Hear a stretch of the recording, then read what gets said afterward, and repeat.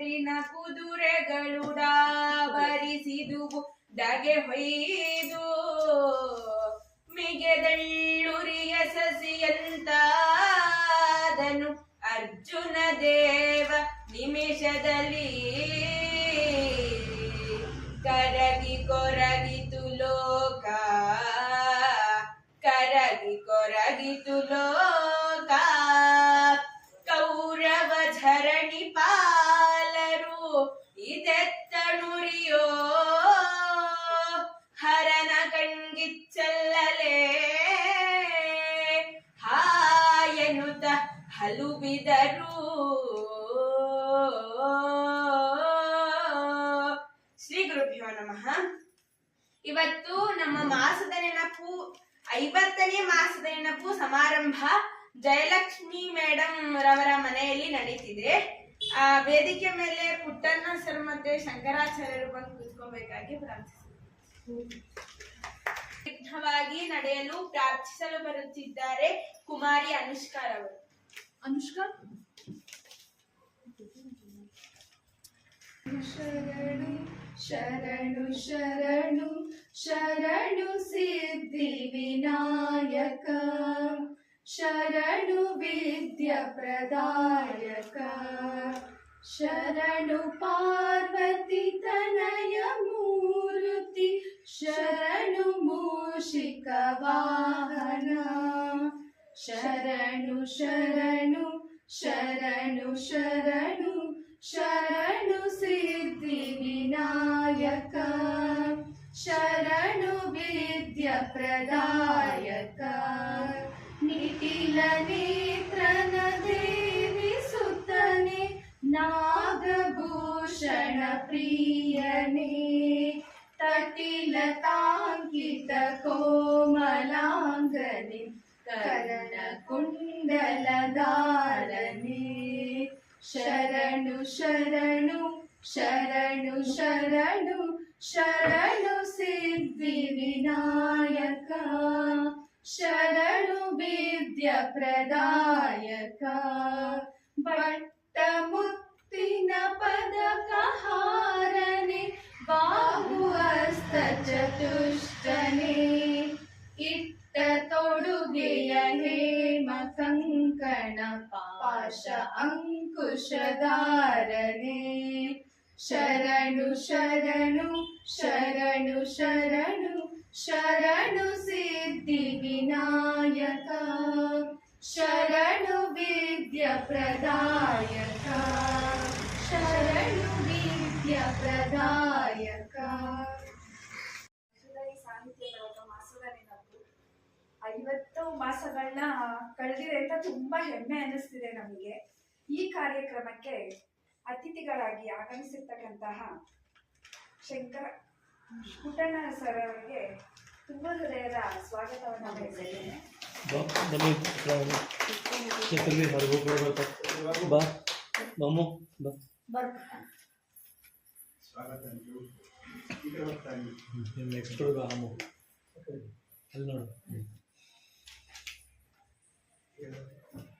ಅಧ್ಯಕ್ಷತೆಯನ್ನು ವಹಿಸಿರ್ತಕ್ಕಂಥ ಸುಟ್ಟುಕು ಸಾಹಿತ್ಯ ಪರಿಷತ್ತಿನ ಶಂಕರಾಚಾರ್ಯರವರಿಗೂ ಸಹ ತುಂಬ ಹೃದಯದ ಸ್ವಾಗತವನ್ನು ಬಯಸಿದ್ದೇನೆ.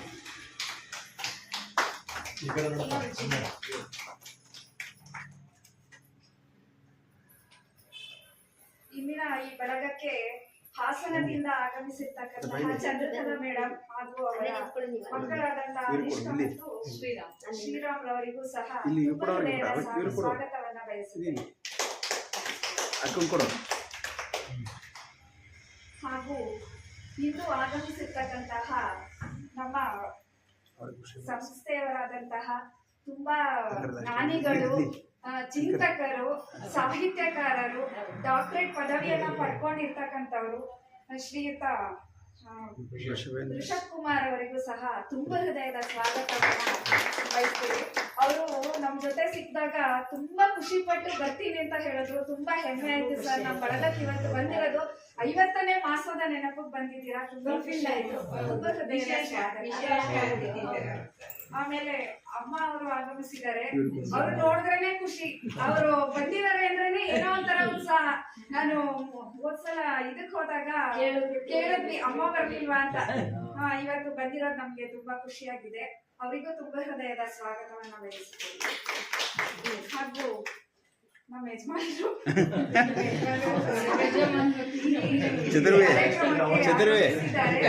ಅವರಿಗೂ ಸ್ವಾಗತಗಳು. ಮತ್ತೆ ಶಾರದೇವರು ಜಯಂತಿ ಮೇಡಮ್ ಅವರು ಮತ್ತು ಅಶೋಕ್ ಅವರು ಆಗಮಿಸಿದ್ದಾರೆ. ಅವರಿಗೂ ಸಹ ತುಂಬಾ ಹೃದಯದ ಸ್ವಾಗತ. ಮತ್ತೆ ಈ ಬಳಗದ ಬೆನ್ನೆಲುಬುಗಳು ಮತ್ತೆ ಪುಟಾಣಿ ಅವರು, ಪ್ರಶಾಂತ್ ಸರ್ ಮತ್ತೆ ಪ್ರೇಮ ಮೇಡಮ್ ಅವರಿಗೂ ಸಹ ತುಂಬಾ ಹೃದಯದ ಸ್ವಾಗತ. ಮತ್ತೆ ಶ್ರೀಧರ್ ಸರ್ ಅವರಿಗೂ ತುಂಬಾ ಹೃದಯದ ಸ್ವಾಗತ. ಮೇಡಮ್ ಜಯಶ್ರೀ ಮೇಡಮ್ ಅವರಿಗೂ ಈ ಬಳಗದಿಂದ ತುಂಬಾ ಹೃದಯದ ಸ್ವಾಗತವನ್ನ ಕೋರ್ತಾ ಇದ್ದೀನಿ. ಪುಟಾಣಿ ಮಕ್ಕಳಿಗೂ ತುಂಬಾ ಹೃದಯದ ಸ್ವಾಗತವನ್ನ ಬಯಸುತ್ತಾ ನನ್ನ ಸ್ವಾಗತವನ್ನ ಆಶಾ ಮೇಡಮ್ ಅವರಿಗೂ ಸ್ವಾಗತಗಳು. ಇನ್ನೊಂದು ಸಿಹಿ ಸುದ್ದಿ ಏನಂದ್ರೆ ನಾಳೆ ನಮ್ಮ ಅಪ್ಪ ಅಮ್ಮಂದು 23ನೇ ವರ್ಷದ ವಿವಾಹವಾರ್ಷಿಕೋತ್ಸವ ಸಾಲೋಕಾನಾಂ ಲೋಕಾನಾಂ ಯದ್ವಿದ್ಯಾ ದರ್ಪಣಾಯ. ಶ್ರೀ ಕ್ಷೇತ್ರದ ಅಧಿದೇವನಾದಂತಹ ಭಗವಾನ್ ಬಾಹುಬಲಿಯ ಪಾದಾರವಿಂದಗಳಲ್ಲಿ ನಮೋಸ್ತುಗಳನ್ನು ಸಮರ್ಪಿಸುತ್ತಾ, ಈ ಬಳಗದ ಪ್ರೇರಕರು ಆಗಿರ್ತಕ್ಕಂಥ ಪರಮ ಪೂಜ್ಯ ಕರ್ಮಯೋಗಿ ಸಸ್ತಿಶ್ರೀ ಚಾರುಕೀರ್ತಿ ಭಟ್ಟಾರಕ ಆ ಸ್ವಾಮೀಜಿಯವರ ಪಾದ ಪದ್ಮಗಳಿಗೂ ನಮೋಸ್ತುಗಳನ್ನು ಸಮರ್ಪಿಸುತ್ತಾ, ಇದಕ್ಕೆ ಸಾಕಷ್ಟು ಪ್ರೋತ್ಸಾಹವನ್ನು ನೀಡ್ತಾ ಇರ್ತಕ್ಕಂಥ ಪರಮ ಪೂಜ್ಯ ಅಭಿನವ ಚಾರುಕೀರ್ತಿ ಭಟ್ಟಾರಕ ಸ್ವಾಮೀಜಿಯವರ ಪಾದ ಪದ್ಮಗಳಿಗೂ ಕೊಡಮಾಡುತ್ತಾ, ವೇದಿಕೆಯ ಮೇಲೆ ನಮ್ಮ ತಾಲೂಕಿನ ಹಿರಿಯರು, ಪತ್ರಕರ್ತರು, ಸಾಹಿತ್ಯಕ್ಕಾಗಿ ಈ ಹಿರಿಯ ವಯಸ್ಸಿನಲ್ಲಿಯೂ ನಿರಂತರ ಸೇವೆಯನ್ನು ಮಾಡ್ಕೊಂಡು ಬರ್ತಾ ತಮ್ಮೊಂದಿಗೆ ತಮ್ಮೆಲ್ಲ ಸುತ್ತಮುತ್ತಲಿನ ಬಾಂಧವರನ್ನು ಬೆಳೆಸ್ಕೊಳ್ತಾ ಒಂದು ನೆಲೆಗಟ್ಟನ್ನು ಚನ್ನರಾಯಪಟ್ಟಣ ತಾಲೂಕಿನಲ್ಲಿ ರೂಪಿಸಿರ್ತಕ್ಕಂತಹ ಶ್ರೀಯುತ ಖ್ಯಾತ ಪತ್ರಕರ್ತರು ಆಗಿರ್ತಕ್ಕಂಥ ಶ್ರೀಯುತ ಪುಟ್ಟಣ್ಣ ಸರ್ ಅವರಿಗೆ ಈ ಬಳಗಕ್ಕೆ ಸುಮಾರು 1 ವರ್ಷಗಳ ಹಿಂದೆ ಇದೇ ಬಳಗಕ್ಕೆ ಅವರು ಬಂದಿದ್ರು. ಆ ನಂತರ ಮತ್ತೆ ಅವರನ್ನು ಕರ್ಸ್ಕೊಳ್ತಕ್ಕಂಥ ಭಾಗ್ಯ ನಮಗೆ ಬಂದಿದೆ ಅಂತ ನಾನು ಹೇಳ್ತಾ, ಈ ಕಾರ್ಯಕ್ರಮದಲ್ಲಿ ಅವರು ಉಪಸ್ಥಿತರಿದ್ದಾರೆ, ಮುಖ್ಯ ಅತಿಥಿಗಳಾಗಿದ್ದಾರೆ. ಅವರಿಗೆ ಧನ್ಯವಾದಗಳನ್ನು ಸಮರ್ಪಿಸುತ್ತಾ, ಮತ್ತು ಶಂಕರಾಚಾರ್ಯರು ನಮ್ಮ ಬಳಗದೊಂದಿಗೆ ಆಗಾಗ್ಗೆ ಇರ್ತಾರೆ, ಚಟುವಟಿಕೆಯಿಂದ ಇರ್ತಾರೆ. ಅವರು ಸಾಕಷ್ಟು ಕಾರ್ಯಕ್ರಮಗಳನ್ನು ಸಹ ನಡೆಸ್ಕೊಡ್ತಾ ಬಂದಿದ್ದಾರೆ. ಇವತ್ತಿನ ಅಧ್ಯಕ್ಷತೆಯನ್ನು ವಹಿಸಿಕೊಂಡಿದ್ದಾರೆ. ಇವರಿಗೂ ಸಹ ಧನ್ಯವಾದಗಳನ್ನು ಸಮರ್ಪಿಸುತ್ತಾ, ವೇದಿಕೆಯ ಮುಂದಿರ್ತಕ್ಕಂಥ ಬಳಗದ ಎಲ್ಲ ಸದಸ್ಯರೇ, ನಮ್ಮ ವೇದಿಕೆ 50 ವಸಂತಗಳನ್ನು ದಾಟಿ ಮುನ್ನುಗ್ತಾ ಇದೆ. ನಾವು 3 ಜನ, 6 ಜನ, 10 ಜನ ಸಂಖ್ಯೆಯನ್ನು ನಾವು ಗಮನವಿಟ್ಕೊಂಡಿಲ್ಲ. ಸಂಖ್ಯೆಗೆ ಹೆಚ್ಚಿನ ಆದ್ಯತೆಯನ್ನು ಕೊಡದೆ ಇಲ್ಲಿ ಚರ್ಚಿಸುವ ವಿಷಯಗಳು ಮತ್ತು ಹೊಸ ಹೊಸ ಅತಿಥಿಗಳನ್ನ ಕರೆಸಿ ಅವರಿಂದ ನುಡಿ ನಮನಗಳನ್ನು, ಅವರ ಹಿತ ನುಡಿಗಳನ್ನ ಕೇಳ್ತಕ್ಕಂಥ ಭಾಗ್ಯ ನಮ್ಗಾಗಿದೆ. ಅಷ್ಟೇ ಅಲ್ಲ, ಈ ನಮ್ಮ ಮಾಸದ ನೆನಪಿನ ಮೂಲಕ ಈ ಒಂದು ಸಹೃದಯಿ ಸಾಹಿತ್ಯ ಬಳಗ ಕೇವಲ ಇದಕ್ಕಷ್ಟೇ ಸೀಮಿತವಾಗದೆ ಪ್ರಾಚೀನ ದೇಗುಲಗಳ ದರ್ಶನದ ಒಂದು ಹಾದಿಯಲ್ಲಿ ನಾವೊಂದು ಕಾರ್ಯಕ್ರಮವನ್ನು ಹಾಕೊಂಡು ಪ್ರತಿ ವರ್ಷ, ಹೋದ ವರ್ಷ ಅಂತೂ 2 ಬಾರಿ ನಾವು ಬೇರೆ ಬೇರೆಯ ಕ್ಷೇತ್ರಗಳಲ್ಲಿನ ಅದು ಪ್ರಾಚೀನ ದೇಗುಲಗಳ ದರ್ಶನವನ್ನ ಮಾಡಿದ್ದೇವೆ. ನಾವು ಸಾಮಾನ್ಯ ಈಗ ಕಟ್ಟಿರ್ತಕ್ಕಂಥ ಮತ್ತು ಐತಿಹಾಸಿಕತೆ ಇಲ್ಲದೆ ಇರ್ತಕ್ಕಂಥ ದೇವಾಲಯಗಳಿಗೆ ಹೋಗೋದಕ್ಕಿಂತ ಪ್ರಾಚೀನ ಕಾಲದಲ್ಲಿ ನಿರ್ಮಾಣ ಮಾಡಿರ್ತಕ್ಕಂಥ ಹಾಗೂ ಅವು ಏನು ನಮಗೆ ಪಾಸಿಟಿವಿಟಿಯನ್ನು ಕೊಡ್ತಕ್ಕಂಥ ಮತ್ತು ಐತಿಹಾಸಿಕ ಹಿನ್ನೆಲೆಯನ್ನು ಹೊಂದಿರತಕ್ಕಂಥ ಕ್ಷೇತ್ರಗಳಿಗೆ ಭೇಟಿ ನೀಡಿ ಅಲ್ಲಿನ ಇತಿಹಾಸ, ಪರಂಪರೆ ಇವುಗಳನ್ನು ತಿಳ್ಕೊಳ್ತಕ್ಕಂಥ ನಿಟ್ಟಿನಲ್ಲಿಯೂ ನಮ್ಮ ಮಾಸದ ನೆನಪು ವಿಶಿಷ್ಟವಾದ ಒಂದು ಯೋಜನೆಯನ್ನು ರೂಪಿಸಿಕೊಂಡು ಸಂತೋಷದಿಂದ ಆ ತಿಂಗಳ ಮೆಲುಕು ಆಗ್ತಕ್ಕಂಥ ಒಂದು ಕಾರ್ಯಕ್ರಮವಾಗಿ ನಾವು ಮಾಡ್ಕೊಂಡು ಬರ್ತಾ ಇದ್ದೀವಿ. ಕೇವಲ ಕೆಲವು ನಮ್ಮ ಸದಸ್ಯರ ಬಳಗದಲ್ಲಿ ಅವರವರ ಮನೆಗಳಲ್ಲಿ, ತಪ್ಪಿದ್ರೆ ಕವಿ ಬಳಗದ ಸೌಧ ಏನಿದೆ ಅದರಲ್ಲಿ ನಿರಂತರವಾಗಿ ಕಾರ್ಯಕ್ರಮಗಳು ನಡ್ಕೊಂಡು ಬರ್ತಾ ಇದೆ. ಇಲ್ಲಿ ಚುಟುಕು ಸಾಹಿತ್ಯ ಅನ್ನಂಗಿಲ್ಲ, ಕವನ ಕಾವ್ಯ ಅನ್ನಂಗಿಲ್ಲ, ಅದರ ಜೊತೆಗೆ ಐತಿಹಾಸಿಕತೆಯ ಬಗ್ಗೆ ಮತ್ತು ಜಾನಪದದ ಬಗ್ಗೆ ಮತ್ತು ಪ್ರಾಚೀನತೆಯ ಬಗ್ಗೆ ಮತ್ತು ಕೆಲವು ಪುಸ್ತಕಗಳ ವಿಮರ್ಶೆ ಇವುಗಳನ್ನು ಕುರಿತಂತೆ ಪ್ರತಿ ಮಾಸದಲ್ಲಿಯೂ ಅವರವರ ಜ್ಞಾನದ ಗುಣಮಟ್ಟಕ್ಕೆ ಅನುಗುಣವಾಗಿ ಆ ಎಲ್ಲರೊಂದಿಗೆ ಮಕ್ಕಳಿಂದ ಹಿಡಿದು ವಯೋಮಾನದವರೆಗೂ ಅವರ ಅನಿಸಿಕೆಗಳನ್ನು ಹಂಚಿಕೊಂಡು ಆ ಮೂಲಕ ನಮ್ಮಲ್ಲಿರ್ತಕ್ಕಂಥ ಜ್ಞಾನದ ಹಂಚಿಕೆಯನ್ನು ಹಂಚಿಕೊಳ್ತಕ್ಕಂಥ ಒಂದು ಶುಭ ಕಾರ್ಯಕ್ರಮವನ್ನಾಗಿ ಈ ಮಾಸದ ನೆನಪು ಮೂಲಕ ಮಾಡ್ಕೊಂಡು ಬರ್ತಾ ಇದ್ದೀವಿ. ನಾನು ಸೇರಿದ್ದು ಈ ಮಾಸದ ನೆನಪಿಗೆ ಸುಮಾರು 12ನೇ ಅಥವಾ 20ನೇ ಮಾಸದ ನೆನಪು ಕಾರ್ಯಕ್ರಮ. ಈಗ 5 ವರ್ಷ ಹಿಂದೆ ಹೊಸದಾಗಿ ನಾನು ಹಾಸನದಿಂದ ಇಲ್ಲಿಗೆ ಮನೆ ಶಿಫ್ಟ್ ಆದ ನಂತರ ಮೊದಲ ಕಾರ್ಯಕ್ರಮ ನಮ್ಮ ಮನೆಯ ಪಕ್ಕದಲ್ಲಿ ನಡೆದಾಗ ಈ ಕಾರ್ಯಕ್ರಮದಲ್ಲಿ ನಾವು ಭಾಗವಹಿಸಿದ್ವಿ. ಅಲ್ಲಿಂದ ನಿರಂತರವಾಗಿ ಮಧ್ಯ ಒಂದು 5-6 ಮಾಸದ ನೆನಪು ಕಾರ್ಯಕ್ರಮ ಬಂದಿಲ್ಲದೆ ಇರ್ಬೋದು, ಆದರೆ ನಿರಂತರವಾಗಿ ಈ ಕಾರ್ಯಕ್ರಮದಲ್ಲಿ ಪಾಲ್ಗೊಳ್ತಾ ಬಂದಿದ್ದೀವಿ. ಸಾಕಷ್ಟು ಹೊಸ ಅತಿಥಿಗಳನ್ನ ಕರೆಸಿದ್ವಿ. ಅದು ತುಂಬಾ ಸಂತೋಷ ಆಗುತ್ತೆ. ಅಂದ್ರೆ ಬೇರೆ ಬೇರೆ ಸ್ಥಳಗಳಿಂದ ಇಚ್ಛೆ ಕೊಟ್ಟು ಬರ್ತಕ್ಕಂಥ, ತಾವಾಗೆ ಬೆಂಗಳೂರಿನಿಂದ ಬರ್ತಕ್ಕಂಥ, ಇವತ್ತು ನಮ್ಮ ಚಂದ್ರಕಲಾ ಮೇಡಮ್ ಹಾಸನಿಂದ ನಮ್ಮ ಬಳಗಕ್ಕೆ ಬಂದಿದ್ದಾರೆ. ಅಂದ್ರೆ ಚನ್ನರಾಯಪಟ್ಟಣದಿಂದ ನಾವು ಶ್ರವಣಬೆಳಗೊಳದವರೇ ಅಂತ ಸೀಮಿತಗೊಳಿಸ್ತೇವೆ. ಈ ಗುಂಪು ಹೊರಭಾಗದಿಂದ ಬರ್ತಕ್ಕಂಥ ಆಲೂರಿನಿಂದ ನಮ್ಮ ಜಯಲಕ್ಷ್ಮಿ ಮೇಡಮ್ ಅವರ ಪತ್ರಕರ್ತರಾಗಿದ್ದ ಅವ್ರ ತಮ್ಮ ಸಹ, ಅವರ ತಂದೆ ತಮ್ಮ ರಾಜಕೀಯ ಅನುಭವಗಳನ್ನ ಹಂಚ್ಕೊಳ್ಳಿಕ್ಕೆ ನಾವು ಕರೆಸ್ಕೊಂಡಿದ್ದೀವಿ 1 ವರ್ಷದ ಹಿಂದೆ. ಅಂದ್ರೆ ಇಲ್ಲಿ ಕೇವಲ ನಾವು ಒಂದು ವಿಷಯಕ್ಕೆ ಮಾನ್ಯತೆ ಕೊಡದೆ ಎಲ್ಲ ವಿಷಯಗಳ ಬಗ್ಗೆ ಚರ್ಚೆ ಮಾಡಿದಾಗ ನಮ್ಮ ಜ್ಞಾನದ ಗುಣಮಟ್ಟ ಜಾಸ್ತಿ ಆಗುತ್ತೆ. ಮುಂದಿನ ಪೀಳಿಗೆಯನ್ನ ಬೆಳೆಸ್ತಕ್ಕಂಥ ನಿಟ್ಟಿನಲ್ಲಿ ನಾವು ಈ ಸದಸ್ಯರು ಕೆಲವರು ಶಿಕ್ಷಕ ವೃಂದದವರು ಇರ್ಬೋದು, ಕೆಲವರು ಪ್ರೊಫೆಸರ್ ವೃಂದದವರು ಇರ್ಬೋದು, ಕೆಲವರು ಸರ್ಕಾರಿ ಅಧಿಕಾರಿಗಳಾಗಿರ್ಬೋದು, ಪತ್ರಕರ್ತರಾಗಿರ್ಬೋದು, ಗೃಹಿಣಿಯರಾಗಿರ್ಬೋದು, ಸಾಹಿತ್ಯದ ಸಣ್ಣ ಅಭಿರುಚಿ ಉಳ್ಳವರು ಆಗಿರ್ಬೋದು, ಮಕ್ಕಳಾಗಿರ್ಬೋದು. ಈ ಬಳಗದಲ್ಲಿ ಅಂಥವನ್ನೆಲ್ಲವನ್ನ ಒಗ್ಗೂಡಿಸಿದ್ದೀವಿ. ನಾವು ಈ ಬಳಗ ಎಲ್ಲರನ್ನ ಸ್ವಾಗತಿಸುತ್ತೆ, ಯಾರನ್ನು ಬಿಟ್ಕೊಡೋದಿಲ್ಲ. ಸ್ವಾಗತಿಸುತ್ತೆ ಹೊರತು ವಾಪಸ್ ಹೋಗಿ ಅಂತ ಯಾವತ್ತೂ ಈ ಬಳಗದಲ್ಲಿ ಹೇಳಿಲ್ಲ. ಕೆಲವರು ತಾವಾಗಿಯೇ ಸಮಯವನ್ನ ಮಾಡ್ಕೊಂಡು ಇಲ್ಲಿ ಬರ್ಬೋದು, ಕೆಲವರು ಆ ಸಮಯವನ್ನ ಬೇರೆ ವಿಷಯಕ್ಕೆ ಯೂಸ್ ಮಾಡಿಕೊಂಡು ಬಳಕೆ ಮಾಡಿಕೊಂಡು ನಮ್ಮ ಬಳಗಕ್ಕೆ ಬರ್ದೇ ಅವರಾಗೆ ನಿಲ್ಲಿಸಿರ್ತಕ್ಕಂಥ ಕೆಲವೊಂದು ಉದಾಹರಣೆಗಳು, ನಿದರ್ಶನಗಳು ಇವೆ. ಆದ್ರೆ ಇದರಲ್ಲಿ ಇಲ್ಲಿ ನಮ್ಮ ಬಳಗ ಅಧ್ಯಕ್ಷ, ಖಜಾಂಚಿ, ಕಾರ್ಯದರ್ಶಿ ಅಥವಾ ಉಪಾಧ್ಯಕ್ಷ ಈ ಯಾವುದೇ ಗೋಜಲುಗಳಿಲ್ಲ. ನಾವೇ ಈ ಎಲ್ಲರೂ ಅಧ್ಯಕ್ಷರೇ, ಎಲ್ಲರೂ ಸದಸ್ಯರೇ. ಅಂದ್ರೆ ಬಳಗದಕ್ಕೆ ಒಂದು ಅಡಿಪಾಯ, ಬೆಳಗದ ಒಂದು ಸ್ತಂಭ, ಆಧಾರ ಸ್ತಂಭ ಅಂದ್ರೆ ಕವಿ ಕುಟುಂಬ. ಆ ಒಂದು ಸ್ತಂಭ ಅಲುಗಾಡಿದ್ರೆ ಸೌರದಿ ಬಳಗವೂ ಸಹ ಅಲುಗಾಡುತ್ತೆ. ಆ ಬಳಗ ಕರೆಕ್ಟ್ ಆಗಿ ಇದ್ರೆ ಮನೆ ಹೇಗೆ ಬಿಗಿಯಾಗಿರುತ್ತೆ ಅಥವಾ ಚಪ್ರ ಹೇಗೆ ಬಿಗಿಯಾಗಿರುತ್ತೆ ಅದೇ ರೀತಿ ಬಳಗವು ಬಿಗಿಯಾಗಿರುತ್ತೆ. ಒಂದ್ಸರಿ ಅಲುಗ್ತು, ಆದ್ರೆ ನಾವೇ ಅದನ್ನ ತಡೆದ್ವಿ, ಅದನ್ನ ಬಿಗಿ ನಿಲ್ಸಿದೀವಿ ಈಗ ಸಿಮೆಂಟ್ ಹಾಕಿ. ಆದ್ರಿಂದ ಅವರೇ ನಮ್ಗೆ ಈ ಬಳಗದ ಬೆನ್ನೆಲುಬು ಅಂದ್ರೆ ಅವ್ರ ಜೊತೆಗೆ ನಾವು ಹೋಗೋದು ಅಷ್ಟೇ ನಮ್ ಕೆಲಸ. ನಾವು ದೋಣಿಲಿ ಕೂತ್ಕೊತೀವಿ, ಅವ್ರು ಕರ್ಕೊಂಡು ಹೋಗ್ತಾರೆ. ಸಾಗರವನ್ನ ಗುರಿ ಮುಟ್ಟಿಸ್ತಕ್ಕಂಥ ಕೆಲಸವನ್ನ ಬಳಗ ಮಾಡ್ತಾ ಇದೆ. ಆ ಬಳಗದ ಇಬ್ಬರು ಸದಸ್ಯರಿಗೆ ಈ ಬಳಗ ಎಲ್ಲ ಸದಸ್ಯರು ಚಿರಋಣಿಯಾಗಿರ್ತಾರೆ. ಯಾಕೆಂದ್ರೆ ಈ ಬಳಗವನ್ನ ಆ ನಿಟ್ಟಿನಲ್ಲಿ ತಮ್ಮ ಏನೇ ಕೆಲಸಗಳಿದ್ರು, ಒತ್ತಡಗಳಿದ್ರು, ಸಂದರ್ಭಕ್ಕನುಗುಣವಾಗಿ ಆಯೋಜನೆಯಿಂದ ಹಿಡಿದು ಅದು ಮುಕ್ತಾಯದವರೆಗೆ ಎಲ್ಲವನ್ನ ಜವಾಬ್ದಾರಿಯನ್ನು ವಹಿಸ್ತಾರೆ. ನಾವು ಟೂರ್ ಪ್ರೋಗ್ರಾಮ್ ಮಾಡಿದಾಗ, ಹೊರಗಡೆ ಹೋದಾಗ ಹೊರಸಂಚಾರದ ಬಗ್ಗೆ ನಿಂತ್ಕೊಂಡ್ವಿ, ಅದರ ಇತಿಹಾಸವನ್ನ ಹೇಳಿದ್ವಿ. ಊರವ್ರಿಗೆ ಆ ಇತಿಹಾಸ ಗೊತ್ತಿರಲಿಲ್ಲ, ಆ ಇತಿಹಾಸವನ್ನ ತಿಳ್ಕೊಂಡ್ವಿ. ಮತ್ತೆ ಊಟ ಹಾಕ್ಸಿದ್ದಾಗ್ಲಿ, ಕರ್ಕೊಂಡೋಗಿದ್ದಾಗ್ಲಿ, ಅವರನ್ನ ಮನೆಗಳ ತಲುಪಿಸಿದ್ದಾಗ್ಲಿ ಎಲ್ಲವೂ ಸಹ ನಮ್ಮ ಪ್ರಶಾಂತ್ ಸರ್ ಮತ್ತು ಕುಟುಂಬ ಉತ್ತಮವಾಗಿ ಕೈಗೊಂಡು ನಮಗೆ ಅದೇ ಖುಷಿ, ಸಂತೋಷ. ಆ ದಿನ ಕಳೆದಿದ್ದೆ ನಮಗೆ ಗೊತ್ತಾಗಿಲ್ಲ. ಅದೇ ರೀತಿ ನಾವು ಯಾಕೆ ಇಲ್ಲಿಗೆ ಬರ್ತೀವಿ ಅಂದ್ರೆ ಈ ಸಮಯ, ಮಧ್ಯಾಹ್ನದ ಸಮಯ ಇದೆಯಲ್ಲ, ಮೊಬೈಲ್ ಇಟ್ಕೊಂಡು ಕಾಲ ಕಳಿಬಹುದು. ಈ ಸಮಯದಲ್ಲಿ ಅಷ್ಟು ಈ ಮಧ್ಯಾಹ್ನ 2 ಗಂಟೆಯಿಂದ ಅದರಿಂದ ಹೊರಬಂದು ನಾವು ಜ್ಞಾನವನ್ನ ಹೆಚ್ಚಿಸಿಕೊಳ್ಳಿಕ್ಕೆ ಇಂತಹ ಹಿರಿಯ ಚೇತನಗಳನ್ನ ಕರೆಸಿ ಅವರಿಂದ ಅನುಭವದ ಮಾತುಗಳನ್ನ ಕೇಳ್ತಾ ಸಾಹಿತ್ಯದ ಚರ್ಚೆಗಳನ್ನ ಮಾಡ್ತಾ ಕಳೆಯುವುದರಿಂದ ನಮ್ಮ ಜ್ಞಾನ ಮಟ್ಟ ಹೆಚ್ಚಾಗುತ್ತೆ ಅನ್ನೋ ದೃಷ್ಟಿಯಿಂದ ಈ ಬಳಗವನ್ನ ಮುನ್ನಡೆಸ್ಕೊಂಡು ನಾವು ಬರ್ತಾ ಇದ್ದೇವೆ.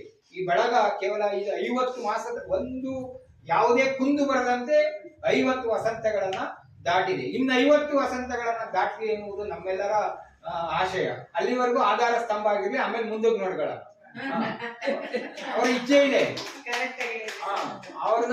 ಅವ್ರ ಕುಟುಂಬದ ಒಂದು ಇಚ್ಛೆ ಇದೆ. ಇದೊಂದು ದೊಡ್ಡ ಪ್ರೋಗ್ರಾಮ್ ಮಾಡ್ಬೇಕು ಈ ಊರಿನಲ್ಲಿ ನಮ್ಮ ಬಳಗದ ವತಿಯಿಂದ ಅಂತ ಬಹಳ ಇಚ್ಛೆ ಇದೆ. ಆ ಇಚ್ಛೆಯನ್ನು ಸಹ 75ರ ಬಳಗದ ಸಹ ತುಂಬೋದ್ರೊಳಗೆ ನಾವೆಲ್ಲ ಅವ್ರಿಗೆ ಸಹಕಾರ ಕೊಟ್ಟು ಅಂತ ಒಂದು ಕಾರ್ಯಕ್ರಮವನ್ನ ಶ್ರವಣಬೆಳಗೊಳದಲ್ಲಿ ಮಾಡಬೇಕು ಅನ್ನೋದು ನಮ್ಮೆಲ್ಲರ ಇಚ್ಛೆ. ಅವ್ರಿಗೆ ತುಂಬಾ ಇಚ್ಛೆ ಇದೆ. ಈ ಬಳಗದಲ್ಲಿ ಅಂತೂ ಇಂತೂ ಹೆಂಗ ತಳ್ಕೊಂಡ್ ಬಂದಿದೀವಿ. ಈ ಬಳಗಕ್ಕೆ ಇದೆ ಅನ್ನುವುದನ್ನ ಜಗತ್ತಿಗೂ ಗುರುತಿಸ್ತೀವಿ. ಈಗಾಗಲೇ ಬೆಂಗಳೂರಿನವರೆಗೂ ಶ್ರವಣಬೆಳಗೊಳದಲ್ಲಿ ಸಹೃದಯಿ ಸಾಹಿತ್ಯ ಬಳಗ ಇದೆ ಅನ್ನುವುದು ಗೊತ್ತಿದೆ. ಯಾಕೆಂದ್ರೆ ಅಲ್ಲಿನ ಸದಸ್ಯರು ಸಹ ಸುಮಾರು ಬಾರಿ ಬಂದಿದ್ದಾರೆ. ಬೆಂಗಳೂರಿಂದ ಬರ್ತಾರೆ ಈ ಬಳಗಕ್ಕೆ. ಒಂದು ವರ್ಷದಲ್ಲಿ ಒಂದು 4-5 ಸಂದರ್ಭಗಳಲ್ಲಿ ಬಂದೇ ಬರ್ತಾರೆ.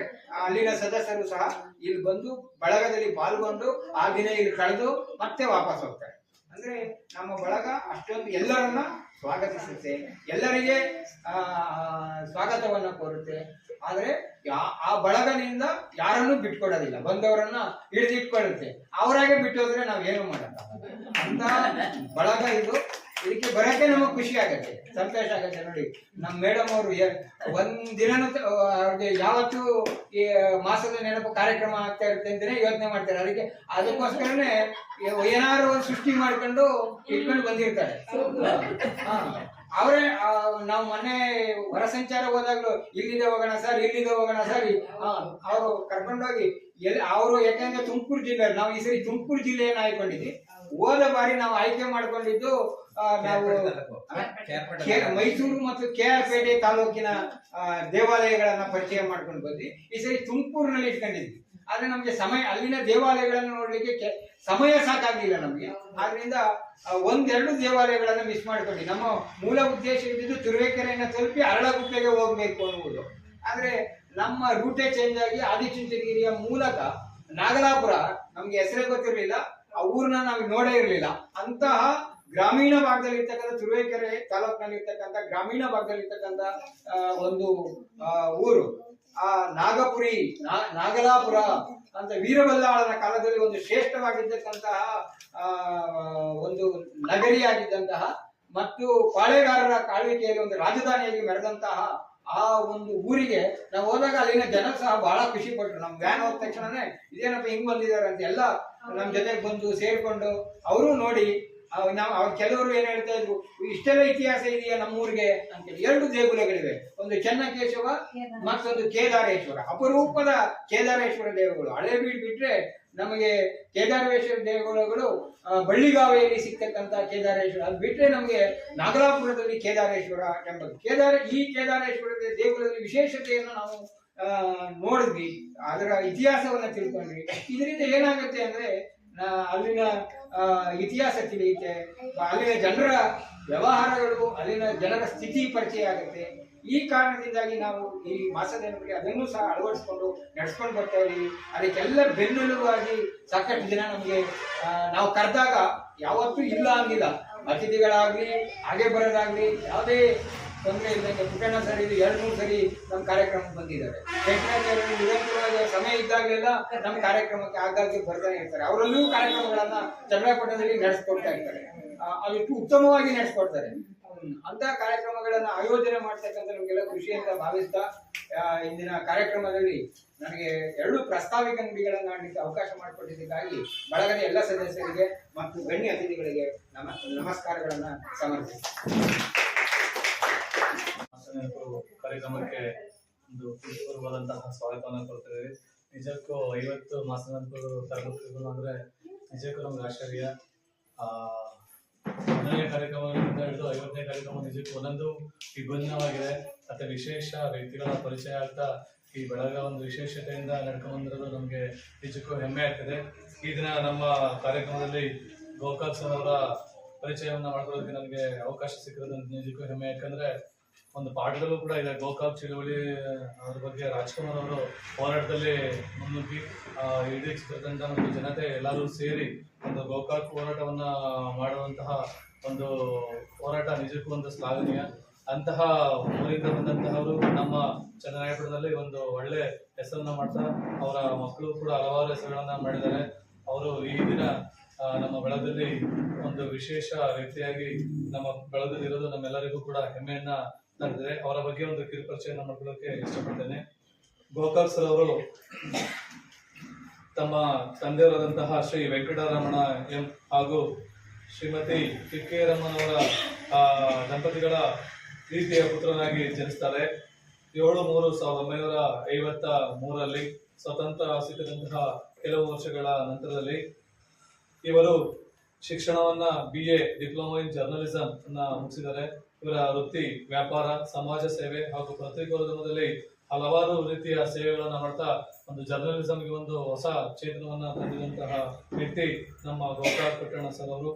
ಇವರ ಪ್ರವೃತ್ತಿಗಳು ಸಂಘಟನೆ, ಹೋರಾಟ, ಸಾಹಿತ್ಯ, ಕಲಾ ಸೇವೆ, ಮುದ್ರಣ, ವ್ಯಾಪಾರ ಇನ್ನೂ ಹಲವಾರು ಕ್ಷೇತ್ರಗಳಲ್ಲಿ ಇವರು ತಮ್ಮನ್ನು ತೊಡಗಿಸಿಕೊಂಡು ತಮ್ಮ ಜೀವನದಲ್ಲಿ ಒಂದು ವಿಶೇಷವಾದಂತಹ ಸೇವೆಯನ್ನ ಮಾಡ್ತಾ ಇದ್ದಾರೆ.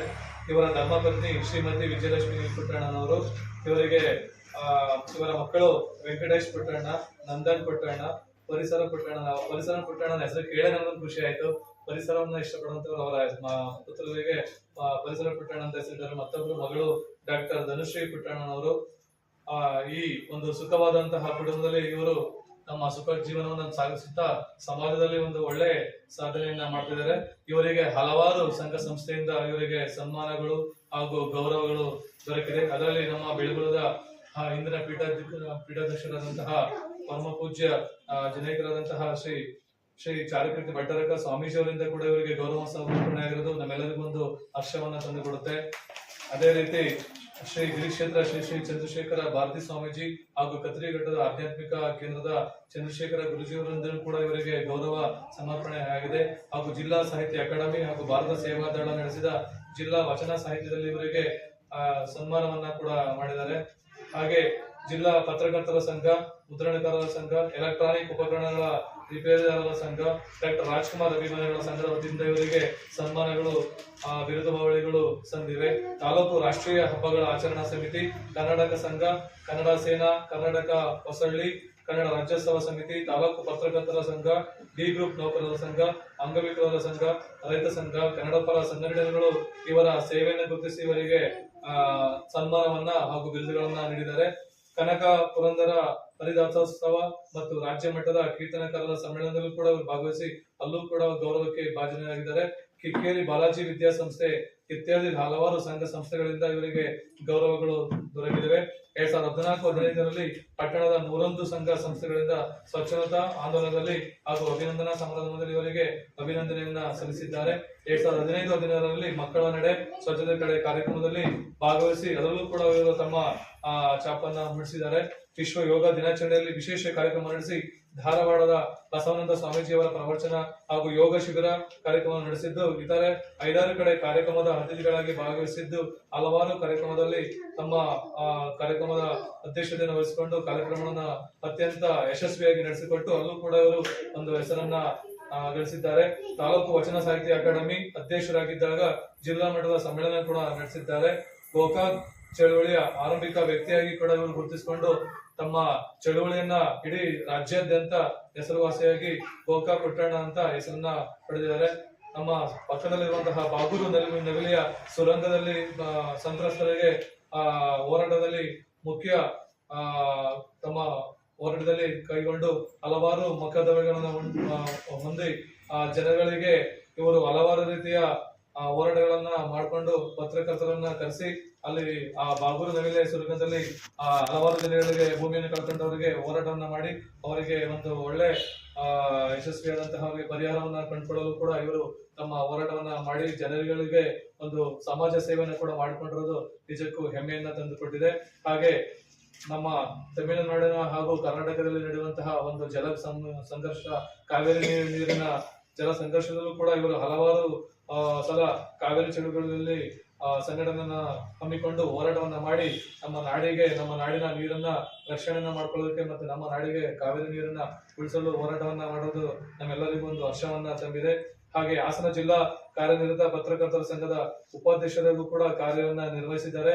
ಹಾಗೂ ತಾಲೂಕು ಪತ್ರಕರ್ತರ ಸಂಘದ ಸಂಸ್ಥಾಪಕ ಅಧ್ಯಕ್ಷರಾಗಿ ಹಲವಾರು ಸೇವೆಯನ್ನ ಮಾಡ್ಕೊಂಡಿದ್ದಾರೆ. ಹಾಗೂ ತಾಲೂಕು ಪತ್ರಕರ್ತರ ಸಂಘದ ಭವನವನ್ನ ನಿರ್ಮಾಣವನ್ನ ಮಾಡಿದ್ದಾರೆ. ಕೇವಲ ಪತ್ರಕರ್ತರಾಗಿ ಸೇವೆಯನ್ನು ಸಲ್ಲಿಸಿದರೆ ಪತ್ರಕರ್ತರಿಗೆ ಒಂದು ಭವನವನ್ನ ನಿರ್ಮಾಣ ಮಾಡೋದು ಒಂದು ಹೆಮ್ಮೆಯಾದಂತಹ ವಿಚಾರ. ನಿಜಕ್ಕೂ ನಿಮ್ಮ ಸೇವೆ ಶ್ಲಾಘನೀಯ ಸರ್. ಅದೇ ರೀತಿ ತಾಲೂಕಿನ ಗ್ರಂಥಾಲಯ ಕಟ್ಟಡ ನಿರ್ಮಾಣ ಹಾಗೂ ನಿರಂತರ ಸ್ಪಂದನೆಯನ್ನು ಮಾಡಿಕೊಂಡು ಓದುಗರಿಗೆ ಗ್ರಂಥಾಲಯದ ಸೌಲಭ್ಯವನ್ನು ಕೂಡ ಮಾಡಿಕೊಟ್ಟಿದ್ದಾರೆ. ಸಾಕ್ಷರತಾ ಆಂದೋಲನದ ಸಂಯೋಜಕರಾಗೂ ಕೂಡ ಕಾರ್ಯಕ್ರಮವನ್ನು ನಡೆಸಿದ್ದಾರೆ. ಯಾಕಂದ್ರೆ ಸಾಕ್ಷರತಾ ಆಂದೋಲನ ಕಾರ್ಯಕ್ರಮ ಹಲವಾರು ಸರ್ಕಾರದ ಹಾಗೂ ಸರ್ಕಾರೇತರ ಕಾರ್ಯಕ್ರಮಗಳಲ್ಲೂ ಭಾಗವಹಿಸಿ ನಮ್ಮ ಛಾಪನ್ನ ಮೂಡಿಸಿದ್ದಾರೆ. ಅದೇ ರೀತಿ ಕಾಚನಹಳ್ಳಿ ಏತ ನೀರಾವರಿ, ಆಲಗೊಂಡನಹಳ್ಳಿ ಏತ ನೀರಾವರಿ ಕೂಡ ಹೋರಾಟದಲ್ಲಿ ಭಾಗವಹಿಸಿ ತಮ್ಮ ನೀರಾವರಿ ಹೋರಾಟದಲ್ಲೂ ಕೂಡ ತಮ್ಮ ಛಾಪನ್ನ ಮೂಡಿಸಿದ್ದಾರೆ. ಹಾಗೂ ಹಾಲಿ ಜಿಲ್ಲೆಯಲ್ಲಿ ದೊಡ್ಡ ಕೆರೆಯಾದ ಹಣತಿ ಕೆರೆ ನೀರು ತುಂಬಿಸಲು ಹೋರಾಟವನ್ನ ಮಾಡಿ ಆ ಹಣತಿ ಕೆರೆಗೆ ನೀರನ್ನು ತುಂಬಿಸಲು ತಮ್ಮ ಜೀವಿತಾವಧಿಯಲ್ಲಿ ತುಂಬಾ ಹೋರಾಟವನ್ನ ಮಾಡಿ ಹಣತಿ ಕೆರೆಗೆ ನೀರು ತುಂಬಿಸಲು ತಮ್ಮ ಸಂಘಟನೆಗಳೊಂದಿಗೆ ಹೋರಾಟವನ್ನ ಮಾಡಿರುವುದು ನಿಜಕ್ಕೂ ಹರ್ಷವನ್ನು ತಂದಿದೆ. ಅದೇ ರೀತಿ ಸಮಾಜದಲ್ಲಿ ಶೋಷಿತರು ಹಾಗೂ ನೊಂದವರ ಪರವಾಗಿ ಹಲವಾರು ವಿಚಾರಗಳ ಪರವಾಗಿ ಇವರು ನ್ಯಾಯಕ್ಕಾಗಿ ಹೋರಾಟವನ್ನ ಮಾಡಿದ್ದಾರೆ. ಅದೇ ರೀತಿ ತಾಲೂಕು ಡಾಕ್ಟರ್ ರಾಜ್ಕುಮಾರ್ ಸಂಘದ ಅಧ್ಯಕ್ಷರಾಗಿ ಕೆಲಸವನ್ನ ನಿರ್ವಹಿಸಿದ್ದಾರೆ. ಭಾರತ್ ಸ್ಕೌಟ್ ಅಂಡ್ ಗೈಡ್ಸ್ ನ ಸಂಸ್ಥಾಪಕ ಕಾರ್ಯದರ್ಶಿಗಳಾಗೂ ಕೂಡ ಕಾರ್ಯವನ್ನ ನಿರ್ವಹಿಸಿದ್ದಾರೆ. ಬಾಹುಬಲಿ ಮಾರ್ಟಿಯಲ್ ಆರ್ಟ್ಸ್ ಕರಾಟೆ ಶಾಲೆಯ ಗೌರವ ಸಲಹೆಗಾರರು ಕೂಡ ಕಾರ್ಯವನ್ನು ನಿರ್ವಹಿಸಿದ್ದಾರೆ. ಜಿಲ್ಲಾ ಮುದ್ರಣಕಾರರ ಸಂಘದ ಸಮನ್ವಯ ಸಮಿತಿಯ ಚೇರ್ಮನ್ ಆಗೂ ಕೂಡ ಕಾರ್ಯವನ್ನು ನಿರ್ವಹಿಸಿದ್ದಾರೆ. ತಾಲೂಕು ಪತ್ರಿಕಾ ವಿತರಕರ ಸಂಘದ ಅಧ್ಯಕ್ಷರಾಗಿ ಸೇವೆಯನ್ನ ಸಲ್ಲಿಸ್ತಾ ಇದ್ದಾರೆ. ತಾಲೂಕು ಮುದ್ರಣಕಾರರ ಸಂಘದ ಗೌರವಾಧ್ಯಕ್ಷರಾಗಿದ್ದಾರೆ. ಸಾಮಾಜಿಕ ಬದುಕು ಮತ್ತು ಮಾನವ ಹಕ್ಕುಗಳ ಜಿಲ್ಲಾ ಗೌರವಾಧ್ಯಕ್ಷರಾಗಿದ್ದಾರೆ. ತಾಲೂಕು ಭಾರತ ಜ್ಞಾನ ವಿಜ್ಞಾನ ಸಮಿತಿ ಮಾಜಿ ಅಧ್ಯಕ್ಷರಾಗಿ ಕಾರ್ಯವನ್ನು ನಿರ್ವಹಿಸಿದ್ದಾರೆ. ತಾಲೂಕು ಗೃಹ ನಿರ್ಮಾಣ ಸಹಕಾರ ಸಂಘದ ಮಾಜಿ ಅಧ್ಯಕ್ಷರಾಗಿ ಸೇವೆಯನ್ನು ಸಲ್ಲಿಸಿದ್ದಾರೆ. ತಾಲೂಕು ವಚನ ಸಾಹಿತ್ಯ ಅಕಾಡೆಮಿಯ ಮಾಜಿ ಅಧ್ಯಕ್ಷರಾಗಿ ಸೇವೆಯನ್ನ ಸಲ್ಲಿಸಿದ್ದಾರೆ. ಚನ್ನರಾಯಪಟ್ಟಣದ ಡಾಕ್ಟರ್ ರಾಜ್ಕುಮಾರ್ ರಸ್ತೆ ನಾಮಕರಣದಲ್ಲಿ ಸಮಾರಂಭದಲ್ಲಿ ಡಾಕ್ಟರ್ ರಾಜ್ಕುಮಾರ್ ಅವರ ಹೆಸರನ್ನ ಚನ್ನರಾಯಪಟ್ಟಣದಲ್ಲಿ ಇಟ್ಟು ಅಲ್ಲೂ ಕೂಡ ಹೋರಾಟವನ್ನು ಮಾಡಿದ್ದಾರೆ.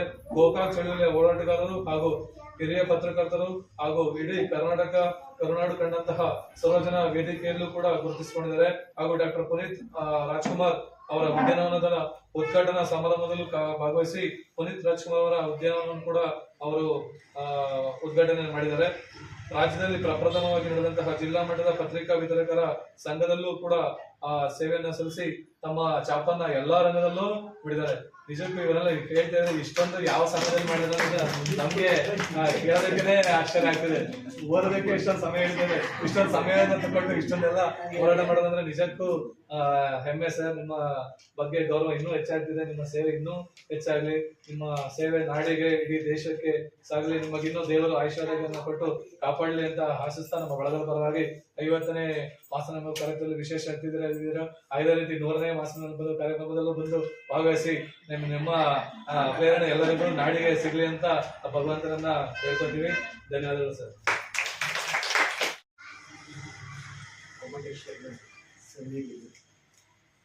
ಚಾರಕೀರ್ತಿ ಭಟ್ಟಾರಕರ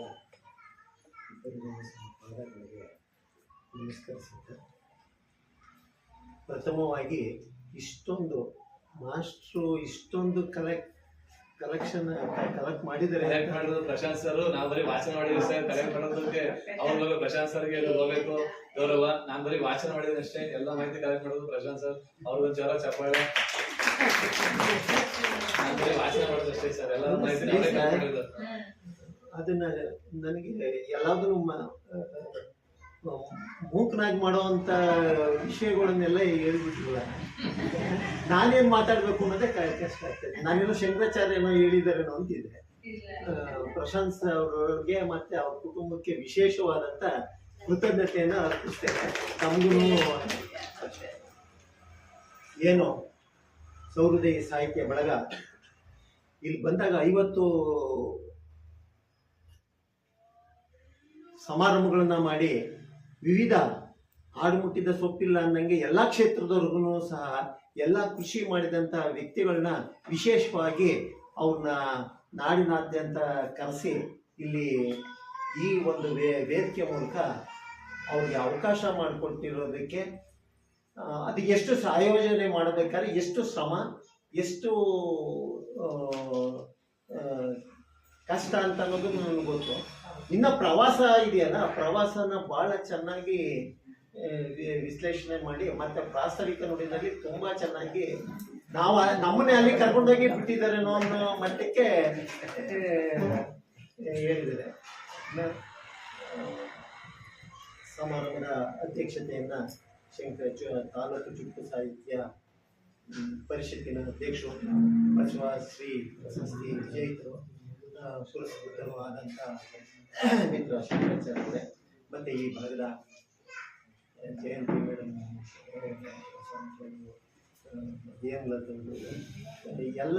ಎಲ್ಲರ ಹೆಸರು ನಾನು ಗೊತ್ತಿಲ್ಲ. ಇನ್ನು ರಾಜ್ಬಾನ್ ಸರ್ದು ಇಲ್ಲಿ ಇರೋರು ಎಲ್ಲಕ್ಕಿಂತಲೂ ಅತ್ಯಂತ ಅವ್ರ ಫ್ಯಾಮಿಲಿ ನನಗೆ ಅವರ ತಂದೆ ಗೋವಿಂದ ಅಣ್ಣ ರಾಜ್ಬಾನ್ ಎಲ್ಲರೂ ಪರಿಚಯ. ಇನ್ನು ಚಂದ್ರಪ್ಪನಿಂದ ಗಿರೀಶ್ ಬಂದರೆ ಹಾಸನಿಂದ ಸಹೋದರರು ಹಿರಿಯರಾದಂಥ ತಾಯಿಗಳಿಂದ ಎಲ್ಲರಿಗೂ ಸಹ ನಾನು ಯಾವ ರೀತಿ ಕೃತಜ್ಞತೆ ಅರ್ಪಿಸ್ಬೇಕು ಅಂತ ಗೊತ್ತಾಯ್ತಾರೆ. ಯಾಕೆಂತಂದರೆ ಸಂಖ್ಯೆಗಿಂತ ಭಾಳ ಚೆನ್ನಾಗಿ ಹೇಳಿದ್ರು, ಸಂಖ್ಯೆಗಿಂತ ಮನಸ್ಸಿದೆಯಲ್ಲ, ಮನಸ್ಸುಗಳಿದೆಯಲ್ಲ ಅದಕ್ಕೆ ಬೆಲೆ ಕಟ್ಟೋದಕ್ಕೆ ಆಗೋದಿಲ್ಲ ಈ ಸಮಯದಲ್ಲಿ. ಅದು ನನಗೆ ವಿಶೇಷತೆ ಅಂದರೆ 50 ವರ್ಷದ್ದು ಅಲ್ಲ, 50 ತಿಂಗಳು ಮಾಸ. ಆ ಮಾಸದ ವಿಶೇಷತೆಯಲ್ಲಿ ಬಹುಶಃ ಎಲ್ಲರೂ ಸೇರಿದ್ರೆ 50 ಇದಕ್ಕೆ ಒಂದು ಬುಕ್ಕನ್ನು ಬಿಡುಗಡೆ ಮಾಡಿಬಿಡ್ತಿದ್ರು. ಯಾರು ಏನೇನೋ ಅಂತ ಆಗಿದೆ. ಇವತ್ತು ಪ್ರಶಾಂತ್ ಸರ್ ಫೋನ್ ಮಾಡಿದಾಗ ಶಂಕರ್ ನಾನು ಹೇಳಿದೆ, ಏನು ಸಮಾರಂಭ ಪರಿಸರದ ಬಗ್ಗೆ ಈ ತಿಂಗಳು ಪರಿಸರ ದಿನಾಚರಣೆ, ಯೋಗ ದಿನಾಚರಣೆ ಎಲ್ಲವೂ ನಡೆದಿದೆ. ಬಟ್ ಶಂಕರಾಚಾರ್ಯ ಹೇಳ್ತಿದ್ರು ವಿಶ್ವಕರ್ಮ ಇದನ್ನೇ ಸಹ ವಿಶೇಷವಾಗಿ ಕಾರ್ಯಕ್ರಮ ಇಟ್ಕೊಂಡಿದ್ದೆ. ನಾನು ಪಾರ್ಕ್ ಗೀರ್ಕು ಅಂತ ಹೇಳಿ ತಿಳ್ಕೊಂಡಿದ್ದೆ.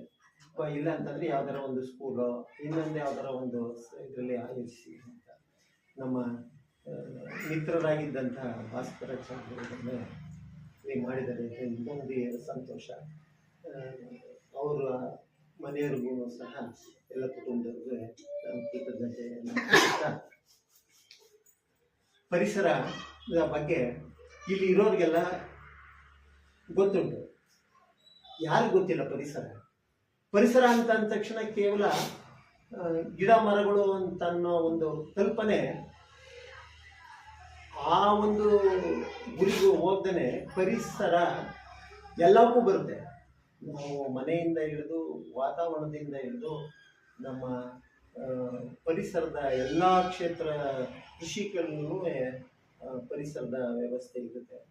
ಪರಿಸರ ದಿನಾಚರಣೆ ಮೊದಲೇ ಹೇಳ್ತಿದ್ರು, ನಿಮ್ಮ ಅವ್ರ ಮಗನ ಪರಿಸರ ಪುತ್ರಣ ಅಂತ ಹೇಳ್ತಿದ್ರು. ಹೌದು, ನಾನು ಎಲ್ಲೂ ಜ್ಯೋತಿಷ್ಯ ಕೇಳಿದ್ವಿ. ಯಾಕೆಂದರೆ ಅವನು ಹುಟ್ಟಿದ ಅವತ್ತು ನಾನು ಹೇಳ್ದಂಗೆ ಸಾಕ್ಷರತಾ ಕೋಆರ್ಡಿನೇಟರ್ ಆಗಿ ಸಿಟಿ ವರ್ಕ್ ಮಾಡ್ತಿದ್ದೆ. ಅವಾಗ ಈ ಪರಿಸರದ ಬಗ್ಗೆ ತುಂಬ ಆಸಕ್ತಿ ನನಗೆ ಗೊತ್ತಿತ್ತು. ಪರಿಸರ ಉಳಿದ್ರೆ ನಾವೆಲ್ಲ ಉಳಿತೀವಿ ಅಂತಂದು ಚಿಕ್ಕದ್ರಿಂದ ಗೊತ್ತಿತ್ತು. ಏಕೆಂದರೆ ನನಗೆ ಚಿಕ್ಕದ್ರಿಂದ ಪ್ರೈಮರಿ ಶಾಲೆಯಲ್ಲೇ ಆ ಬಿ ಯು ಆಫೀಸ್ ಹತ್ರ ಅಲ್ಲಿ ಹಲವಾರು ತೆಂಗಿನ ಮರ ಇದೆ. ಅಲ್ಲಿ ನನಗೆ ವಿದ್ಯಾರ್ಥಿಯಾಗಿದ್ದಲ್ಲೇ 2 ತೆಂಗಿನ ಮರ ನಿನ್ನ ಜವಾಬ್ದಾರಿ ಕಾಪಾಡಬೇಕು ಅಂತ ಗುರುಗಳಿಂದ ಮತ್ತೆ ಇಲ್ಲಿ ತನಕನೂ ಅದನ್ನು ಕಾಪಾಡ್ಕೊಂಡು ಅದರ ಬಗ್ಗೆ ಸ್ಪಂದನೆ ಇದೆ. ಬಟ್ ಯಾವುದನ್ನು ನಾನು ಅತಿ ಪ್ರಚಾರಕ್ಕೆ ನಾನು ತಗೊಳ್ಳಿಲ್ಲ, ಆದರೆ ಅದರಿಂದ ಓಡಲೂ ಇಲ್ಲ. ಹಂಗಾಗಿ ಪರಿಸರ ಅಂತ ನನ್ನ ಮಗನಿಗೆ ಪರಿಸರ ಅಂತ ಈ ಇದರಲ್ಲಿ ಪರಿಸರ ಪುಟಣ ಅಂತಂದ್ರೆ ಸಾಕು.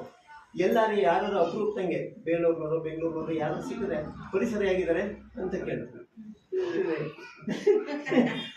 ಅವ್ರು ಕೇಳಿ ಫಸ್ಟ್ ಅವ್ರು ನೋಡಿದವರು ಪರವಾಗಿಲ್ಲ ಹೇಗಿದ್ದಾರೆ ಅಂತ ಅಂತಾರೆ. ಹಂಗೆ ವಿಶೇಷವಾದಂಥ ಒಂದು ಹೆಸರು ಅದಾಗಿದೆ. ಮತ್ತು ಪರಿಸರೇಶ್ವರ, ಆ ಈಶ್ವರನ ಕೃಪೆ ಇದ್ದರೆ ಎಲ್ಲವೂ ಈ ಜಗತ್ತಿನಲ್ಲಿ ಬರುತ್ತದೆ. ಅದರಿಂದ ನಾವು ದೂರ ಆಗೋದಕ್ಕೆ ಸಾಧ್ಯತೆ ಆಗೋದಿಲ್ಲ. ಗೋಕಾಕ್ ಬಗ್ಗೆ ಮಾತಾಡ್ತಿದ್ರು.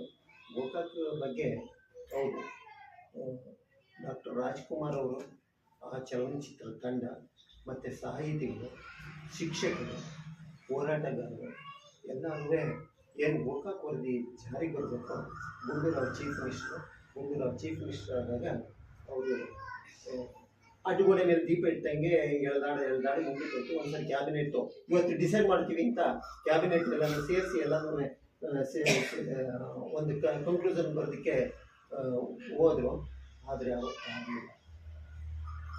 ನನ್ನ ಸ್ನೇಹಿತರು ಚಿಂಚನಗಿರಿ ಕಾಲೇಜಲ್ಲಿ ಸೋಮೇಗೌಡರು ಅಂತ ಅವರು ಪ್ರೆಸ್ ಹತ್ರ ಬಂದು ಕೂತ್ಕೊಂಡು ಇದಕ್ಕೆ ಅಂತಿಮ ಆಗಲೇಬೇಕು, ಇಲ್ಲ ನಾಳೆ ಬೇಕು. ಅವಾಗೆಲ್ಲ ಈ ಫೋನುಗಳು, ಟಿ ವಿಗಳು ಅವಾಗೆಲ್ಲ ಅಷ್ಟೊಂದು ಇವತ್ತು ಫೋನ್ ಅಂತೂ ಇರಲೇ ಇಲ್ಲ. ಕುಂತ್ಕೊಂಡು ಚರ್ಚೆ ಮಾಡಿದಾಗ ಇಲ್ಲ ನೀವು ಕೈ ಎತ್ಕೊಳ್ಳೇಬೇಕು. ಈ ಕ್ಯಾಬಿನೆಟ್ಟಲ್ಲಿ ಶ್ರೀಕಂಠಯ್ಯನವ್ರ ಮಂತ್ರಿಗಳು ಆ ಸರ್ಕಾರದ ವಿರುದ್ಧ ಅವ್ರದೇ ಸಂಸ್ಥೆಯಲ್ಲಿ ಕೆಲಸ ಮಾಡ್ತಿದ್ರೆ ಅವ್ರು ನಿಮ್ಮ ಮೇಲೆ ಗದಾಪ್ರಹಾರ ಮಾಡಿದ್ರೆ ಏನು ಮಾಡ್ತಾರೆ ಅಂತಂದರೆ ಒಂದು ಮಾತು ನನಗೆ ಇವತ್ತು ಪುಟ್ಟಣ್ಣವ್ರು ಇರುವಾಗ ಅವ್ರು ಏನು ಕ್ರಮ ತಗೊಳ್ಳಿ, ನನಗೆ ಪೂರ್ತಿ ಬೆನ್ನೆಲುಬು ಪುಟ್ಟಣ್ಣವ್ರು ಇರ್ತಾರೆ. ಈಗ ನಾಳೆಗೆ ಒಂದು ಒಳ್ಳೆ ಕೆಲಸ ಆಗಬೇಕಾಯ್ತು, ನಾವು ಧ್ವನಿ ಆಗಲೇಬೇಕು, ನಾಳೆಗೆ ಬಂದ್ ಮಾಡಲೇಬೇಕು. ಇಮಿಡಿಯೇಟ್ ಆಗಿ ಎಲ್ಲ ಮೇಲೆ ಅನೌನ್ಸ್ ಮಾಡಿ ಓಟ್ ಬೇಕರಿಗೆ ಮುಂಚೆ ಒಂದು ರಿಕ್ವೆಸ್ಟ್ ಕಟ್ಟಿ ನಾಳೆ ಬಂದ್ ಮಾಡ್ತೀವಿ ಅಂತ. ಆ ಬಂದ್ ಮಾಡಿದ್ದು ಏನಾಯಿತು ಅಂತಂದರೆ, ನಾನು ಯಾವುದೇ ಪ್ರಚಾರಕ್ಕೆ ಇಲ್ಲ ಇನ್ನೊಂದೇನು ಅಂತ ಇಲ್ಲ. ನಮ್ಮಲ್ಲಿ ಹುಟ್ಟುದಾಗಲಿಂದ ಹಲವಾರು ಋಣಗಳು ಇರ್ತವೆ. ನಮ್ಮ ನಾಡು, ನುಡಿ, ಜನ, ತಂದೆ ತಾಯಿಗಳು, ಸ್ನೇಹಿತರು, ಏನಾಗಲಿ ಆ ಋಣಗಳನ್ನ ತೀರ್ಸೋದಕ್ಕೆ ಇದೊಂದು ಚಾನ್ಸು ಅಂತ, ಇದೊಂದು ಅವಕಾಶ ಸಿಕ್ಕಿದೆ ನನಗೆ. ಮತ್ತು ಪ್ರೇರಣೆ ಇದೆ. ಭುವನೇಶ್ವರಿ ತಾಯಿ, ಚಾಮುಂಡೇಶ್ವರಿ ಸ್ವರೂಪಿಣಿ ಅப்புறம் ಪ್ರೇರಣೆ ಇರುತ್ತೆ ಅಂತ ಹೇಳಿ ಸೇವೆ ಮಾಡೋದಕ್ಕೆ ಅಂತ ನಾಳೆ ಬಂದ್ ಮಾಡೋದು. ಅದನ್ನೇನು ಮಾಡಿದ್ರು, ನಮ್ಮ ಪತ್ರಕರ್ತರ ಭೀಷ್ಮಾದಂಥ ಕಾದೃಶ್ಯಮಣ್ಣರು ಎಡಿಟೋರಿಯಲ್ ಕಾಲಮ್ನಲ್ಲಿ ಬರೆದು ಪಕ್ಕದಲ್ಲಿ ನಾವು ಹೋರಾಟದ ಒಂದು ಫೋಟೋ ಹಾಕಿದ್ರು. ಅದೇನಾಯಿತು, ಆ ಫೋಟೋ ಹಾಕಿದ್ದು ಪಕ್ಕದಲ್ಲಿ ತಾಲೂಕುಗಳಲ್ಲಿ, ಡಿಸ್ಟಿಕ್ಗಳಲ್ಲಿ ಎಲ್ಲ ಹೋಯಿತು. ಆ ಕಿಚ್ಚು ಹತ್ತಿದಾಗ ಅದು ರಾಜ್ಯಾದ್ಯಂತ ಆಗಬೇಕು, ರಾಜ್ಯಾದ್ಯಂತ ಇದಕ್ಕೆ ಸರಿಯಾದಂಥ ಆಗಬೇಕು ಅಂತಂದ್ರೆ ಏನು ಕೆಲವರೆಲ್ಲ ಅರೆಸ್ಟ್ ಆದರು. ಅವರೆಲ್ಲ ತೀರ್ಮಾನ ಮಾಡಿ ಚಿಂತಕರೆಲ್ಲ ಕುವೆಂಪು ರಾಜ್ಕುಮಾರ್ ಅವ್ರನ್ನ ಸೆಲೆಕ್ಷನ್ ಮಾಡಿ ಅವರೊಬ್ಬರೇ ಕರೆಕ್ಟಾಗಿ ಇದಕ್ಕೆ ಒಂದು ಶಕ್ತಿ ಅಂತ ಹೇಳಿದಾಗ ರಾಜ್ಯಾದ್ಯಂತ ಅವರು ಶೂಟಿಂಗ್ನಲ್ಲಿ ಬಿಟ್ಟು ನಮ್ಮ ಕನ್ನಡಿಗರಿಗೆ ಏನಾದ ನಾಡಿಗೆ ಧಕ್ಕೆ ಬಂದರೆ ನನಗೆ ಯಾವುದೋ ಅವಶ್ಯಕತೆ ಇಲ್ಲ, ಫಸ್ಟ್ ಅವ್ರಿಗೂ ಅಂತ ಅಂದ್ಬಿಟ್ಟು ಆ ತಂಡ ಹೋದಾಗ ಆ ಧ್ವನಿಗೆ ಸರ್ಕಾರನೂ ನಡುತ್ತೋ ಬಿದ್ದು ಹೋಗ್ತು. ಇದು ಗೋಕಾಕ್ ಇತಿಹಾಸ. ಆದರೆ ಚಂದ್ರಾಪುರದಲ್ಲಿ ಅದು ಪ್ರಾರಂಭ ಆಗಿತ್ತು ಅಂತ ಅನ್ನೋದನ್ನು ತಮ್ಮಗಳಿಗೆ ಗಮನ ಕೊಡ್ತಿದೆ. ಇನ್ನು ಈ ಪರಿಸರ ಅಂತ ಹೇಳಿದ್ರೆ, ಹೌದು ಪರಿಸರ, ನನ್ನ ಕಂಡಂಗೆ ಪರಿಸರ ದಿನಾಚರಣೆ ಸುಮಾರು 2010-11ರಲ್ಲಿ ಈ ಏನೇನು ಆಘಾತ ಆಯಿತೋ ಅದಕ್ಕೆ ಸೊಸಿ ನೆಡುವ ಲಕ್ಷಾಂತರ ಸೊಸಿ ನೆಟ್ಟಿ ನಾವು ಪರಿಸರ ಉಳಿಸ್ಕೊಳ್ಳೇಬೇಕು, ಮರಗಳು ನೆಟ್ಟಿ ಅಂತ ಅನ್ನೋದು ತಂದಾದ್ಮೇಲೆ ಆ ಟೈಮ್ನಲ್ಲಿ ಹುಚ್ಚುಮಾಸ್ತಿ ಗೌಡರು ಕಂದಾಯ ಸಚಿವರಾಗಿದ್ದರು. ನಮ್ಮ ತಾಲೂಕಿಗೆ ಬಂದಿದ್ರಿ ಯಾವುದೋ ಒಂದು ಕಾರ್ಯಕ್ರಮ ಉದ್ಘಾಟನೆ. ಊಟನ ಕಾರೆಯಲ್ಲಿ ಐಬಿನಲ್ಲಿ ಇಟ್ಕೊಂಡಿದ್ರು. ನಾವು ಅವರು ಊಟ ಮಾಡ್ತಾರ ಅವ್ರ ಸ್ಪೀಚಲ್ಲಿ ಕೇಳಾಯಿತು. ಅವರು ಸಂದೇಶವನ್ನು ಕೊಟ್ಟಿದ್ರು, ರಾಜ್ಯ ಸರ್ಕಾರ ಎಲ್ಲ ಅನೌನ್ಸ್ ಮಾಡಿದೆ, ನೀವೆಲ್ಲ ಇದು ಮಾಡಬೇಕು ಅಂತ.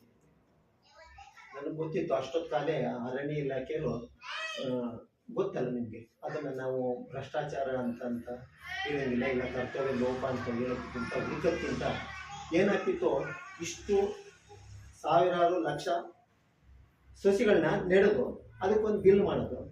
ಏನಾದ್ರು ಅಂತ ಏನಾದ್ರು ಇನ್ಸ್ಪೆಕ್ಷನ್ ಹೋದರೆ, ಸರ್ ಬಿಸಿಲು ಬಂದ್ಬಿಡುತ್ತೆ ಸರ್, ಬೇಸಿಗೆಯಲ್ಲಿ ಎಲ್ಲ ಒಣಗೋಗ್ಬಿಟ್ಟಿದೆ. ಇದು ಸೂಕ್ಷ್ಮವಾದಂಥ ವಿಚಾರ. ನನಗೆ ಭಾಳ ನೋವಾಗಿದೆ.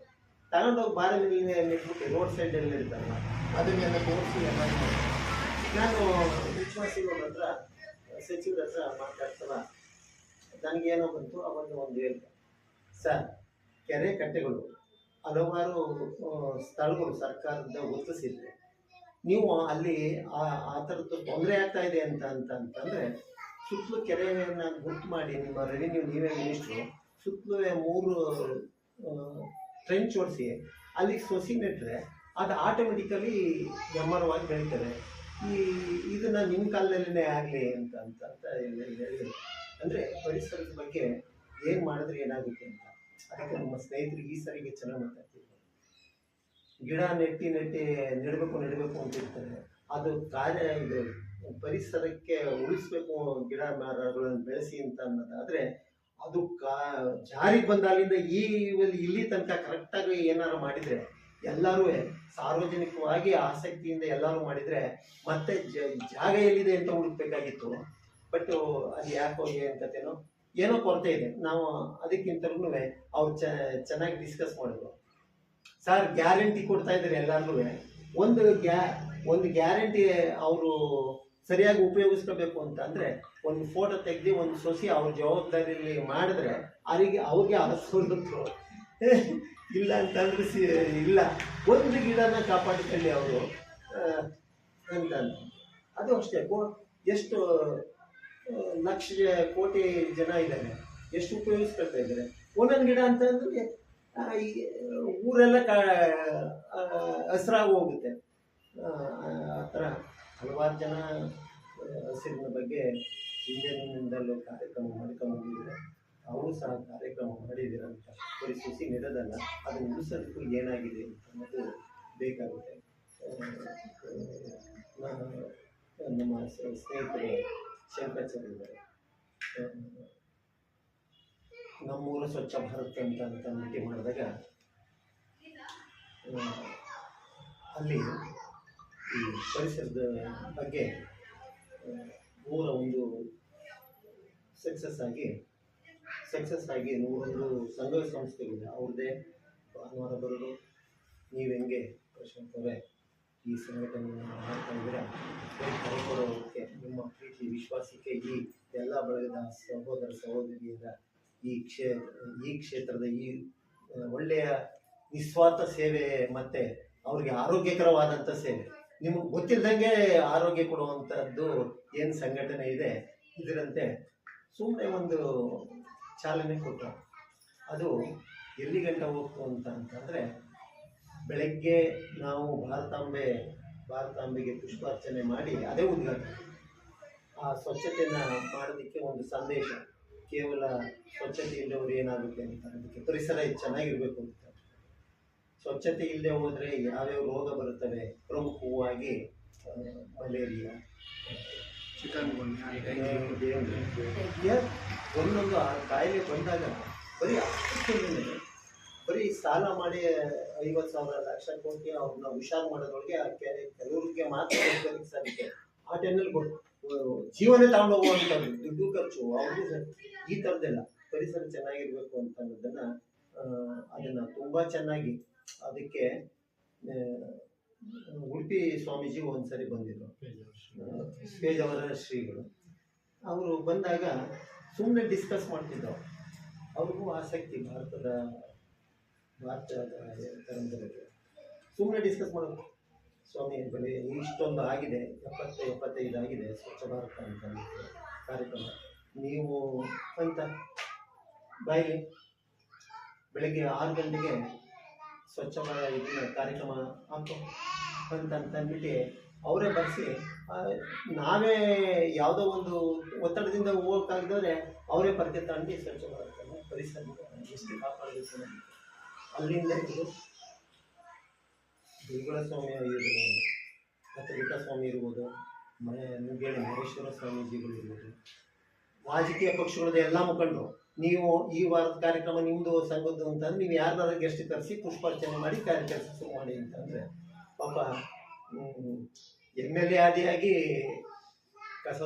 ಇಂಜಿನಿಯರ್ ಯಾರೋ ಪಾಪ ಬೆಳಗಾವಿನಿಂದ ಸುಮ್ಮನೆ ಆಂದಿವೇ ಹೋಗ್ತಿದ್ರು. ನನ್ನ ಸ್ನೇಹಿತರು ನಿಲ್ಲಿಸ್ಬಿಟ್ಟಿದ್ದೇನೋ ಈ ಥರ ಅನ್ನೋದಕ್ಕೆ ಅವರ ಶ್ರೀಮತಿಯವ್ರನ್ನ ಎಲ್ಲರನ್ನ ಕಳಿಸ್ಬಿಟ್ಟು ಕಡೆಗೆ ಅವರು ಇದು ಅಂದರೆ ಅಂತಿಂತರು ಅಂತ ಇಲ್ಲ, ಸಂಘ ಸಂಸ್ಥೆಗಳದ್ದು ಅವರೇ ತಿಂಡಿ ಮಾಡಿಸಿ ಅವರೇ ಮಾಡೋದು.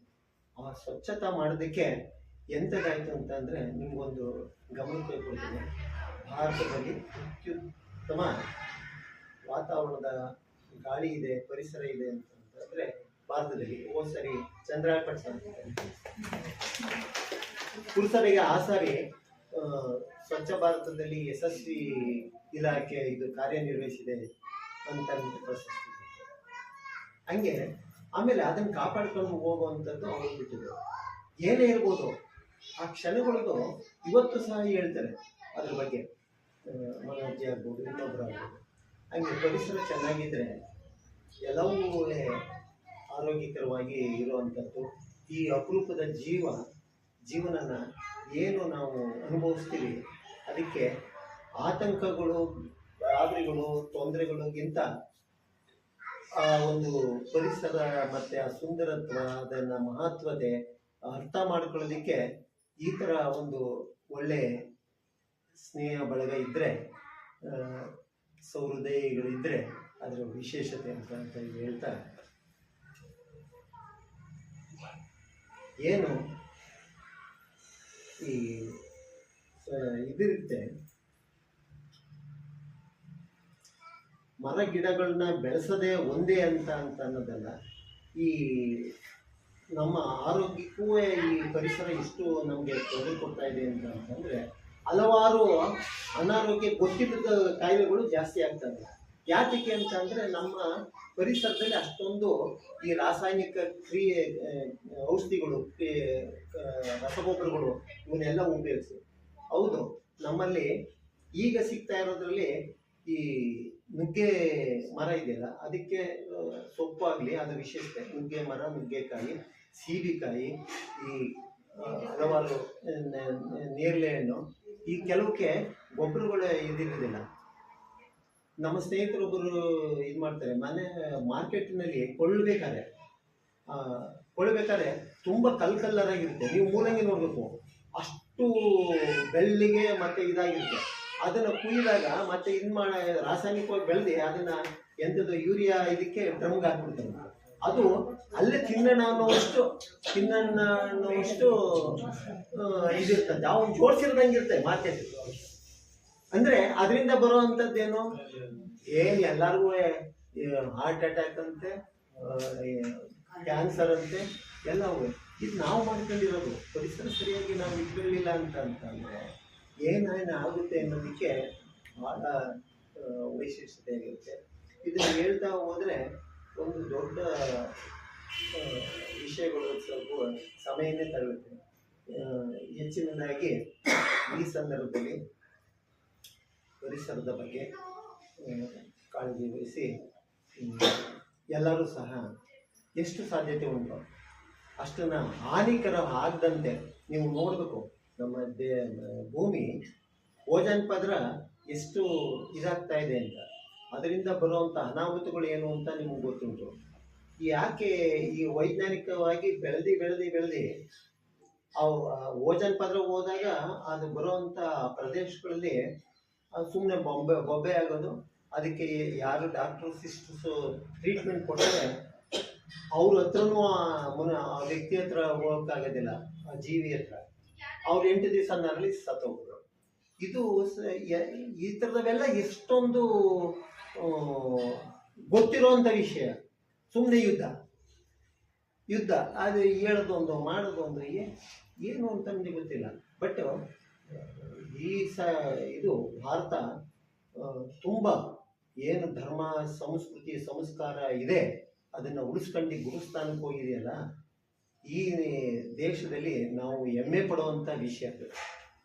ಯಾಕೆ ಅಂತಂದರೆ ಕೆಲವರೆಲ್ಲ ಆಳನ್ನು ರಾಜಕೀಯವಾಗಿ ಮಾತಾಡೋದು, ನೀವು ಯಾವುದು ಎಂಟ್ರಿ ಆಗಿಲ್ಲ ಭಾರತದವರು, ಅವರಿಬ್ಬರು ಯುದ್ಧ ಮಾಡ್ತಾಯಿದ್ರೆ ಏನೋ ಪ್ರಧಾನಿ ಸುಮ್ಮನಿದ್ದಾರೆ. ಗೊತ್ತಿದೆ ಏನೇನು ಯಾವಾಗ ಏನು ಮಾಡಿದ್ರೆ ಏನಾಗುತ್ತೆ. ಅದಕ್ಕೆ ತಟಸ್ಥವಾಗಿದ್ದು ಯಾವ ಕಾಲದಲ್ಲಿ ಸ್ಟೆಪ್ ತಗೋಬೇಕು ಅದನ್ನು ತಗೊಂಡು. ಮತ್ತು ಎಲ್ಲ ದೇಶದಲ್ಲೂ ಆ ಪೆಟ್ರೋಲ್ದು ಪ್ರಾಬ್ಲಮ್ಸು ನಮಗಿಂತ ದೊಡ್ಡ. ಪಾಕಿಸ್ತಾನದಲ್ಲೇ 150 ರೂಪಾಯಿ kg ಟೊಮೊಟೊ, 400-500 ರೂಪಾಯಿ kg ಅಕ್ಕಿ. ಏನಾಗಿದೆ ಈ ಥರದ್ದೆಲ್ಲ ಅಧ್ವಾನ ಮಾಡೋವಂಥದ್ದನ್ನು ಬಿಟ್ಟು ನಾವು ಹೆಂಗೆ ಕಾಪಾಡ್ಕೋಬೇಕು, ನಾವೇನು ಮಾಡಬೇಕು ಅನ್ನೋದನ್ನು ಯೋಚನೆ ಮಾಡೋವಂಥದ್ದು ಎಲ್ಲ ಕ್ಷೇತ್ರದಲ್ಲೂ ನಾನು ಯಾತಕ್ಕೆ ಪರಿಸರ ಅಂತಂದ್ರೆ ಸುಮ್ಮನೆ ಏನೋ ಗಿಡ ನೆಟ್ಟಿ ಏನೋ ಒಂದು ಮಾಡೋದು ಅಂತ ಅನ್ನೋದನ್ನ ಬಿಟ್ಟು ಬಾಕಿದನ್ನೆಲ್ಲ ಪರಿಸರ ಇವೆಲ್ಲ ಪರಿಸರಕ್ಕೆ ಸೇರುವಂಥದ್ದು ಏನಿದೆ ಇದನ್ನೆಲ್ಲವೂ ಸಹ ನಾವು ಕಾಪಾಡ್ಕೊಳ್ಳೋದಕ್ಕೆ ಸ್ಪಂದಿಸಬೇಕು, ಮನಸ್ಸಿರಬೇಕು, ತಿಳುವಳಿಕೆ ಹೇಳಬೇಕು, ತಿಳ್ಕೊಳ್ಳಬೇಕು ಅಂತ ಅನ್ನೋದನ್ನು ನಾನು ಈ ಸಂದರ್ಭದಲ್ಲಿ ಹೇಳಿ, ಈ ಸಂದರ್ಭದಲ್ಲಿ ಏನು 50ನೇ ವರ್ಷದ ಇದಾಗಿದೆ, 1 ಮಾಸನ ದಯವಿಟ್ಟು ಚಂದ್ರಕಣದಲ್ಲಿ ಒಂದು ಮಾಡಿದೆ ಒಂದು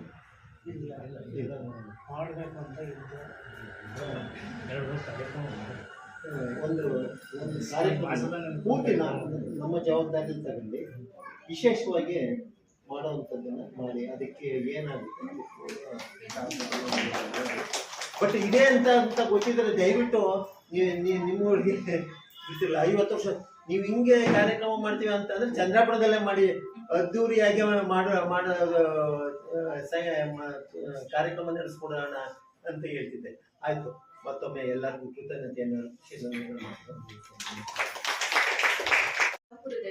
ಸಾಹಿತ್ಯ ಬಳಗದ ಎಲ್ಲರಿಗೂ ನನ್ನ ಧನ್ಯವಾದಗಳು. ಹಾಗೂ ನನಗೆ ಈ ಅವಕಾಶವನ್ನು ಕೊಟ್ಟಂತಹ ತಮ್ಮೆಲ್ಲರಿಗೂ ವಂದನೆಗಳನ್ನು ಮೊದಲೇ ಹೇಳ್ತಾ ಇದ್ದೀನಿ ನಾನು.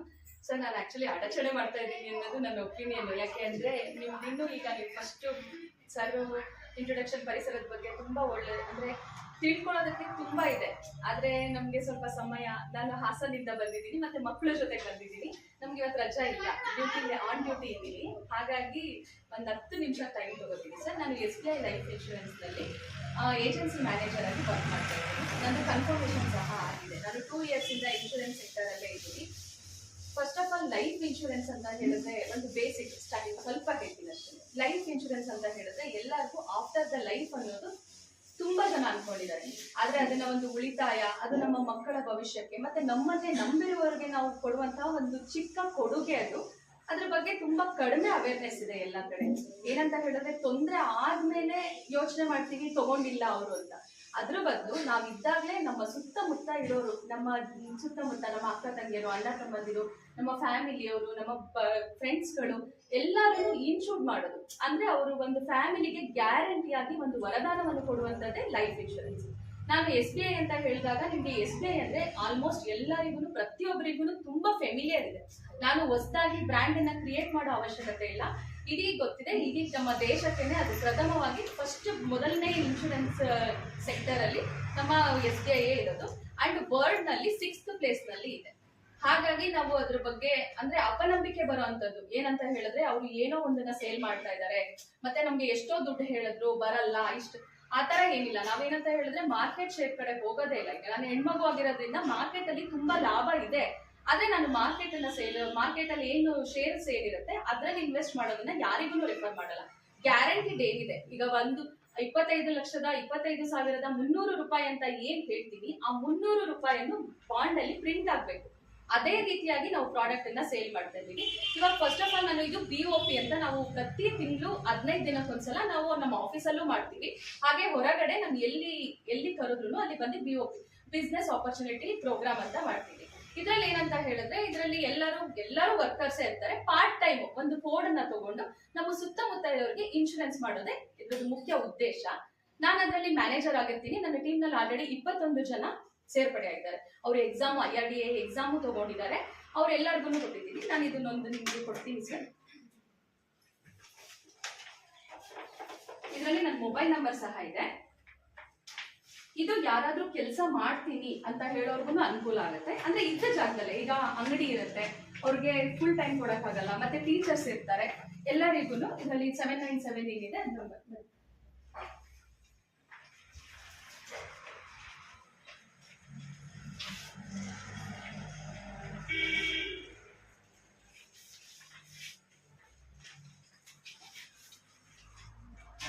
ಅಲ್ಲೇ ಇದೆ ಸರ್.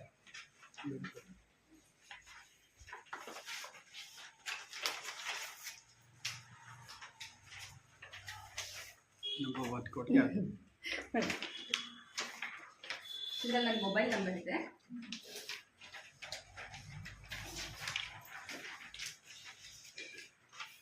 ಮೇಡಮ್ ಇದರಲ್ಲಿ ಕೆಲಸಕ್ಕೆ ಸೇರುವಂತಹ ಅವಕಾಶ ಅಂದ್ರೆ ನೀವು ಇದ್ದ ಜಾಗದಲ್ಲೇ ಮಾಡ್ಬೋದು. ಇದರಲ್ಲಿ ಮತ್ತೆ ನಿಮಗೂ ಸಹ ನೀವೇ ಲಾಗಿನ್ ಗಳನ್ನ ಮಾಡಿ ಪಾಲಿಸಿ ಮನೆ ಅಡ್ರೆಸ್ಗೆ ಅವರಿಗೇನೆ ತಲುಪುತ್ತೆ.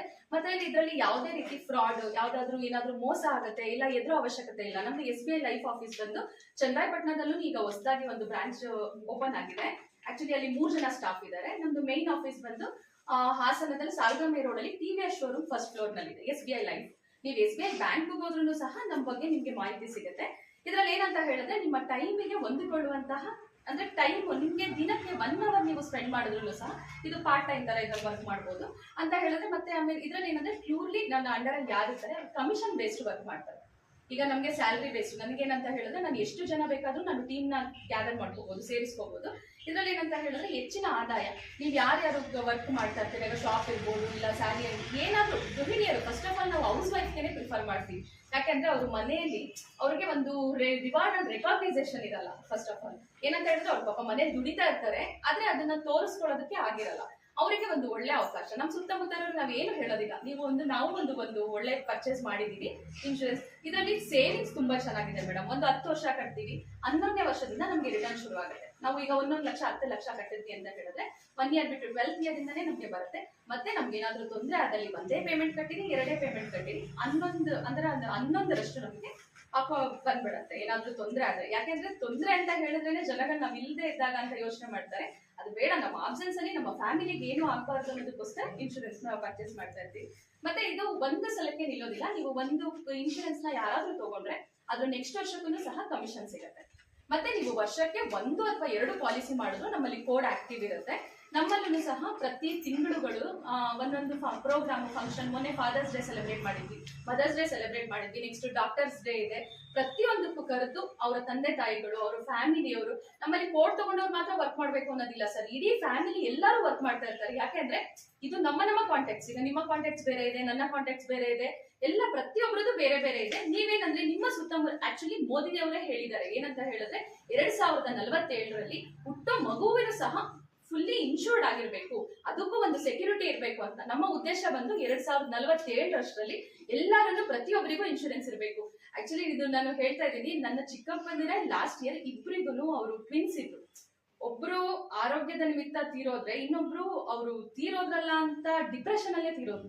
ಬಟ್ ಅವ್ರು ಆ ಟೈಮಲ್ಲಿ ನಮಿಗೂ ಹೇಳಕ್ಕೂ ಆಗಿರ್ಲಿಲ್ಲ ಇದು ತಗೊಳ್ಳಿ ಮಾಡಿ ಅಂತ. ಇವಾಗ ಅವ್ರ ಫ್ಯಾಮಿಲಿ ಎಷ್ಟು ಕಷ್ಟದಲ್ಲಿದೆ ಅಂದ್ರೆ ನಾವು ಹತ್ರದಲ್ಲಿ ನೋಡಿದಾಗ ನಮಗೆ ಗೊತ್ತಾಗುತ್ತೆ.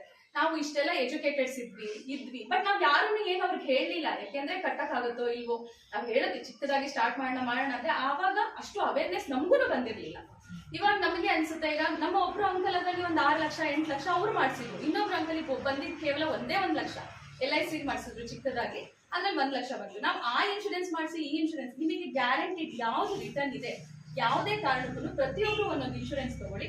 ಮತ್ತೆ SBI ಆದ್ರೆ ನಂಬರ್ 1 ಇದೆ, ರಿಟರ್ನ್ಸ್ ಚೆನ್ನಾಗಿದೆ, ರಿಟೈರ್ಮೆಂಟ್ ಪ್ಲಾನ್ ಕೂಡ ತುಂಬಾ ಚೆನ್ನಾಗಿದೆ ಸರ್. ಇದ್ರಲ್ಲಿ ವರ್ಕ್ ಮಾಡೋದಕ್ಕೆ ಏನಕ್ಕೆ ಬೇಕು ಅಂತ ಹೇಳಿದ್ರೆ ನಾನು ಹೇಳೋದಲ್ಲ, ರಿವಾರ್ಡ್ಸ್, ರೆಕಗ್ನೈಸೇಷನ್, 4 ಇಂಟರ್ನ್ಯಾಷನಲ್ ಟ್ರಿಪ್ಸ್, ಇದೆಲ್ಲದಕ್ಕಿಂತ ಒಂದು ಫ್ಯಾಮಿಲಿನ ಸೆಕ್ಯೂರ್ ಮಾಡಿದಂತಹ ಖುಷಿ ನಮ್ಮಲ್ಲಿ ಇರುತ್ತೆ. ಹಾಗಾಗಿ ನನ್ನ ಮಾತುಗಳನ್ನ ಇದ್ರ ಮೂಲಕ ಮುಗಿಸ್ತಾ ಇದ್ದೀನಿ. ದಯವಿಟ್ಟು ಯಾರಾದ್ರೂ ಕೆಲಸಕ್ಕೆ ಸೇರ್ತೀನಿ ಅಂತ ಹೇಳಿದ್ರೆ ನನಗೆ ಇನ್ಫಾರ್ಮ್ ಮಾಡಿ ಸರ್.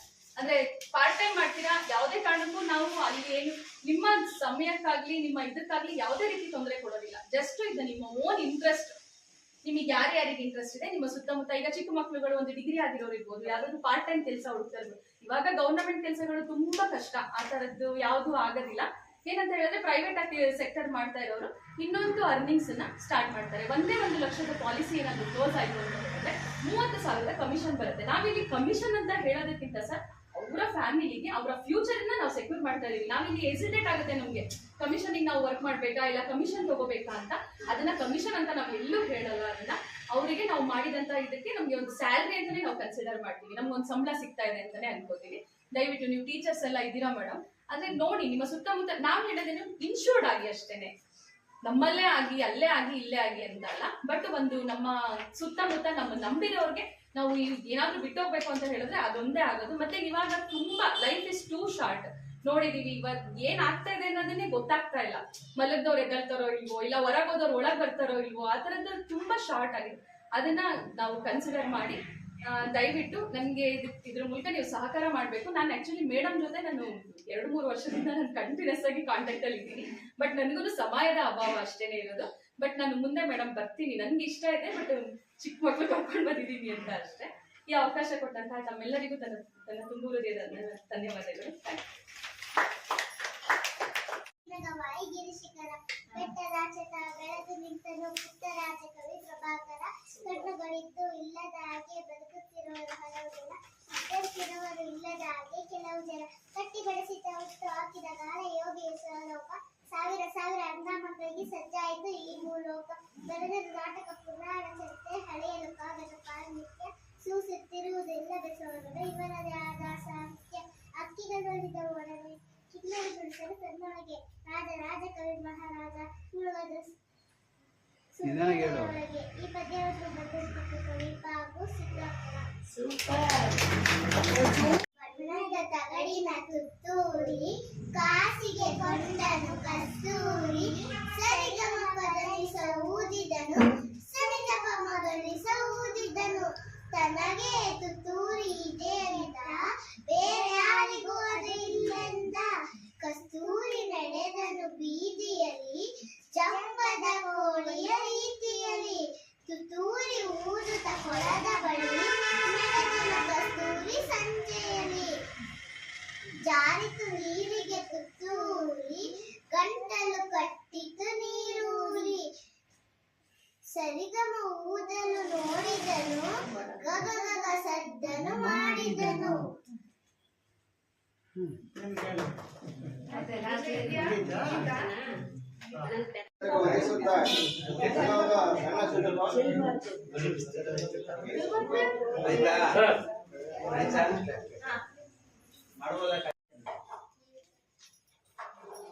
ಎಲ್ಲರಿಗೂ ಒಂದೇ ಸತ ಒಂದು ಸಣ್ಣ ಚುಟುಕು. ಚುಟುಕಿನ ಹೆಸರು ಕಾರಣ.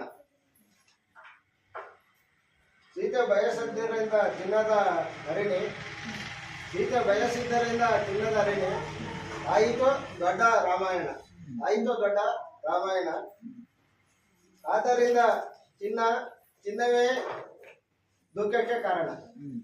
ಆದ್ದರಿಂದ ಚಿನ್ನವೇ ದುಃಖಕ್ಕೆ ಕಾರಣ. ಇನ್ನೊಂದಿದ್ರೆ ನೋಡಿ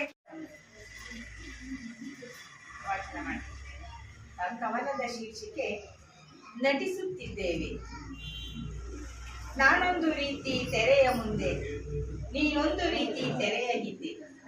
ನಾನೊಂದು ರೀತಿ ತೆರೆಯ ಮುಂದೆ, ನೀನೊಂದು ರೀತಿ ತೆರೆಯ ಹಿಂದೆ. ವರ್ಣರಹಿತ ಜಂಜಡ ಭಾವ ಸಹಿತ ಬದುಕೆಂಬ ರಂಗಮಂಚದ ಮೇಲೆ ನಟಿಸುತ್ತಲೇ ನಾಟಕವಾಡುತ್ತಿದ್ದೇವೆ. ಒಮ್ಮೊಮ್ಮೆ ಮಾತುಗಳ ತಿರುಚುತ್ತಲೇ, ಒಮ್ಮೊಮ್ಮೆ ಮಾತುಗಳ ತಿರುಚುತ್ತಲೇ, ಒಮ್ಮೊಮ್ಮೆ ಹಾವ ಭಾವ ಮರೆಯುತ್ತಲೇ, ಇರುಳು ಬೆಳಕಿನ ಆಟಗಳ ಹಳೆಯುತ್ತಲೇ, ನಿತ್ಯ ಸತ್ಯ ಮನೆ ಮನದಂಗಳಗಳಲ್ಲಿ ನರ್ತಿಸುತ್ತಲೇ ನಟಿಸುತ್ತಿದ್ದೇವೆ. ಪದಪಟ್ಟುಗಳ ಕಟ್ಟಿ ಲಾಲಿ ಹಾಡುತ್ತಲೇ, ಪದಪಟ್ಟುಗಳ ಕಟ್ಟಿ ಲಾಲಿ ಹಾಡುತ್ತಲೇ, ಹಸಿವಿನ ಕೂಸನು ತಟ್ಟಿ ಮಲಗಿಸುತ್ತಲೇ, ದಿನಗೂಲಿ ಗಾಲಿಗಳ ಉರುಳಿಸುತ್ತಲೇ, ಜೀವದಾಟವನ್ನೇ ರಂಗಪಾಠವಾಗಿಸಿ ಪಠಿಸುತ್ತಲೇ ನಟಿಸುತ್ತಿದ್ದೇವೆ. ಕರುಳು ಕೊನರಿದ ಕಾರುಣ್ಯಾಂಕದಲ್ಲಿ, ಕರುಳು ಕೊನರಿದ ಕಾರುಣ್ಯಾಂಕದಲ್ಲಿ, ಮಡಿಲು ದುಂಬಿದ ಸಿರಿ ಒಲವ ಸುಂಕ, ಬಂಧ ಬಂಧುರಗಳ ರನ್ನ ಗಂಬಳಿಯ ಮೇಲೆ ನವರಸ ಭರಿತ ಬಾಳಿನ ನವಭಕ್ಷ್ಯವ ಸವಿಯುತ್ತಲೇ ನಟಿಸುತ್ತಿದ್ದೇವೆ. ಅವರಿವರ ಪಾಡಿನ ಹಗಲು ಗನಸುಗಳ ಲೀಲೆ, ಅವರಿವರ ಪಾಡಿನ ಹಗಲು ಗನಸ ಲೀಲೆ, ಇವರೆದುರು ಅವರ ಕಳುಚುತ್ತಿದೆ ವೇಷಾವೇಶ, ಇವರೆದುರು ಅವರ ಕಳುಚುತ್ತಿದೆ ವೇಷಾವೇಶ. ಭೂಷಣಗಳ ಬಂಢ ಭರಾಟೆಗಳ ಸಜ್ಜಿಕೆ, ಭೂ ಕೈಲಾಸದ ಪರಿ ಪರವಶವಾದಂತೆ ಕನಸುಗಾಣುತ್ತಲೇ ನಟಿಸುತ್ತಿದ್ದೇವೆ. ಸುಖವೋ ದುಃಖವೋ ನೋವೋ ನಲಿವೋ, ಸುಖವೋ ದುಃಖವೋ ನೋವೋ ನಲಿವೋ, ಸೋಲೋ ಗೆಲುವೋ ಹುಟ್ಟೋ ಸಾವೋ, ಕಟ್ಟಿಟ್ಟ ಬುತ್ತಿ ಹೊತ್ತು ಹತ್ತುವ ಜೀವನದ ಬಣ್ಣದ ತೇರು, ಕಟ್ಟಿಟ್ಟ ಬುತ್ತಿ ಹೊತ್ತು ಹತ್ತುವ ಜೀವನ ಬಣ್ಣದ ತೇರು. ಏರು ಆಯುಧಿನ ಏಣಿಗೆ ಏಳು ಆಯುವಿನ ಏಳಿಗೆ ಅಗಣಿತ ಮೆಟ್ಟಿಲು. ಎಣಿಸೆಣಿಸುತ್ತಲೇ ಗುಣಿಸುತ್ತಲೇ ನಡೆಸುತ್ತಿದ್ದೇವೆ.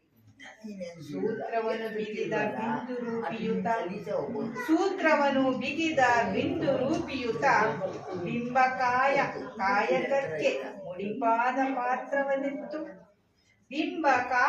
ಕಾಯಕಕ್ಕೆ ಮುಡಿಪಾದ ಪಾತ್ರವನ್ನಿತ್ತು. ಆತ ದೋರಿದ ಕಾಲನಡಿಯಲ್ಲಿ ಗುಣಗಣಗೂಡಿ ಪಡುಮಡುತ್ತ ತಾಲೀಮು ನಡೆಸುತ್ತಲೇ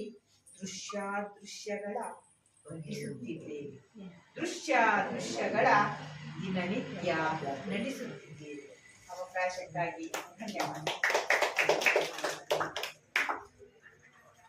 ತುಂಬಾ ಸೊಗಸಾಗಿ ಪ್ರಸ್ತುತ ಸನ್ನಿವೇಶಕ್ಕೆ ಅನುಗುಣವಾಗಿ ನಟಿಸುತ್ತಿದ್ದೇವೆ ಅನ್ನುವಂತಹ ಅರ್ಥಪೂರ್ಣ ಕವನವನ್ನು ವಾಚನ ಮಾಡಿದಂತಹ ಶ್ರೀಮತಿ ಜಯಂತಿ ಚಂದ್ರಶೇಖರ್ ಮೇಡಮ್ ಅವರಿಗೆ ಜೊತೆಗೆ ನನ್ನನ್ನು ಇಲ್ಲಿಗೆ ಆಹ್ವಾನ ಮಾಡಿದ್ದರಮ್ಮ ಹೇಮಲತ ಮೇಡಮ್ ತುಂಬಾ ದಿನಗಳಿಂದ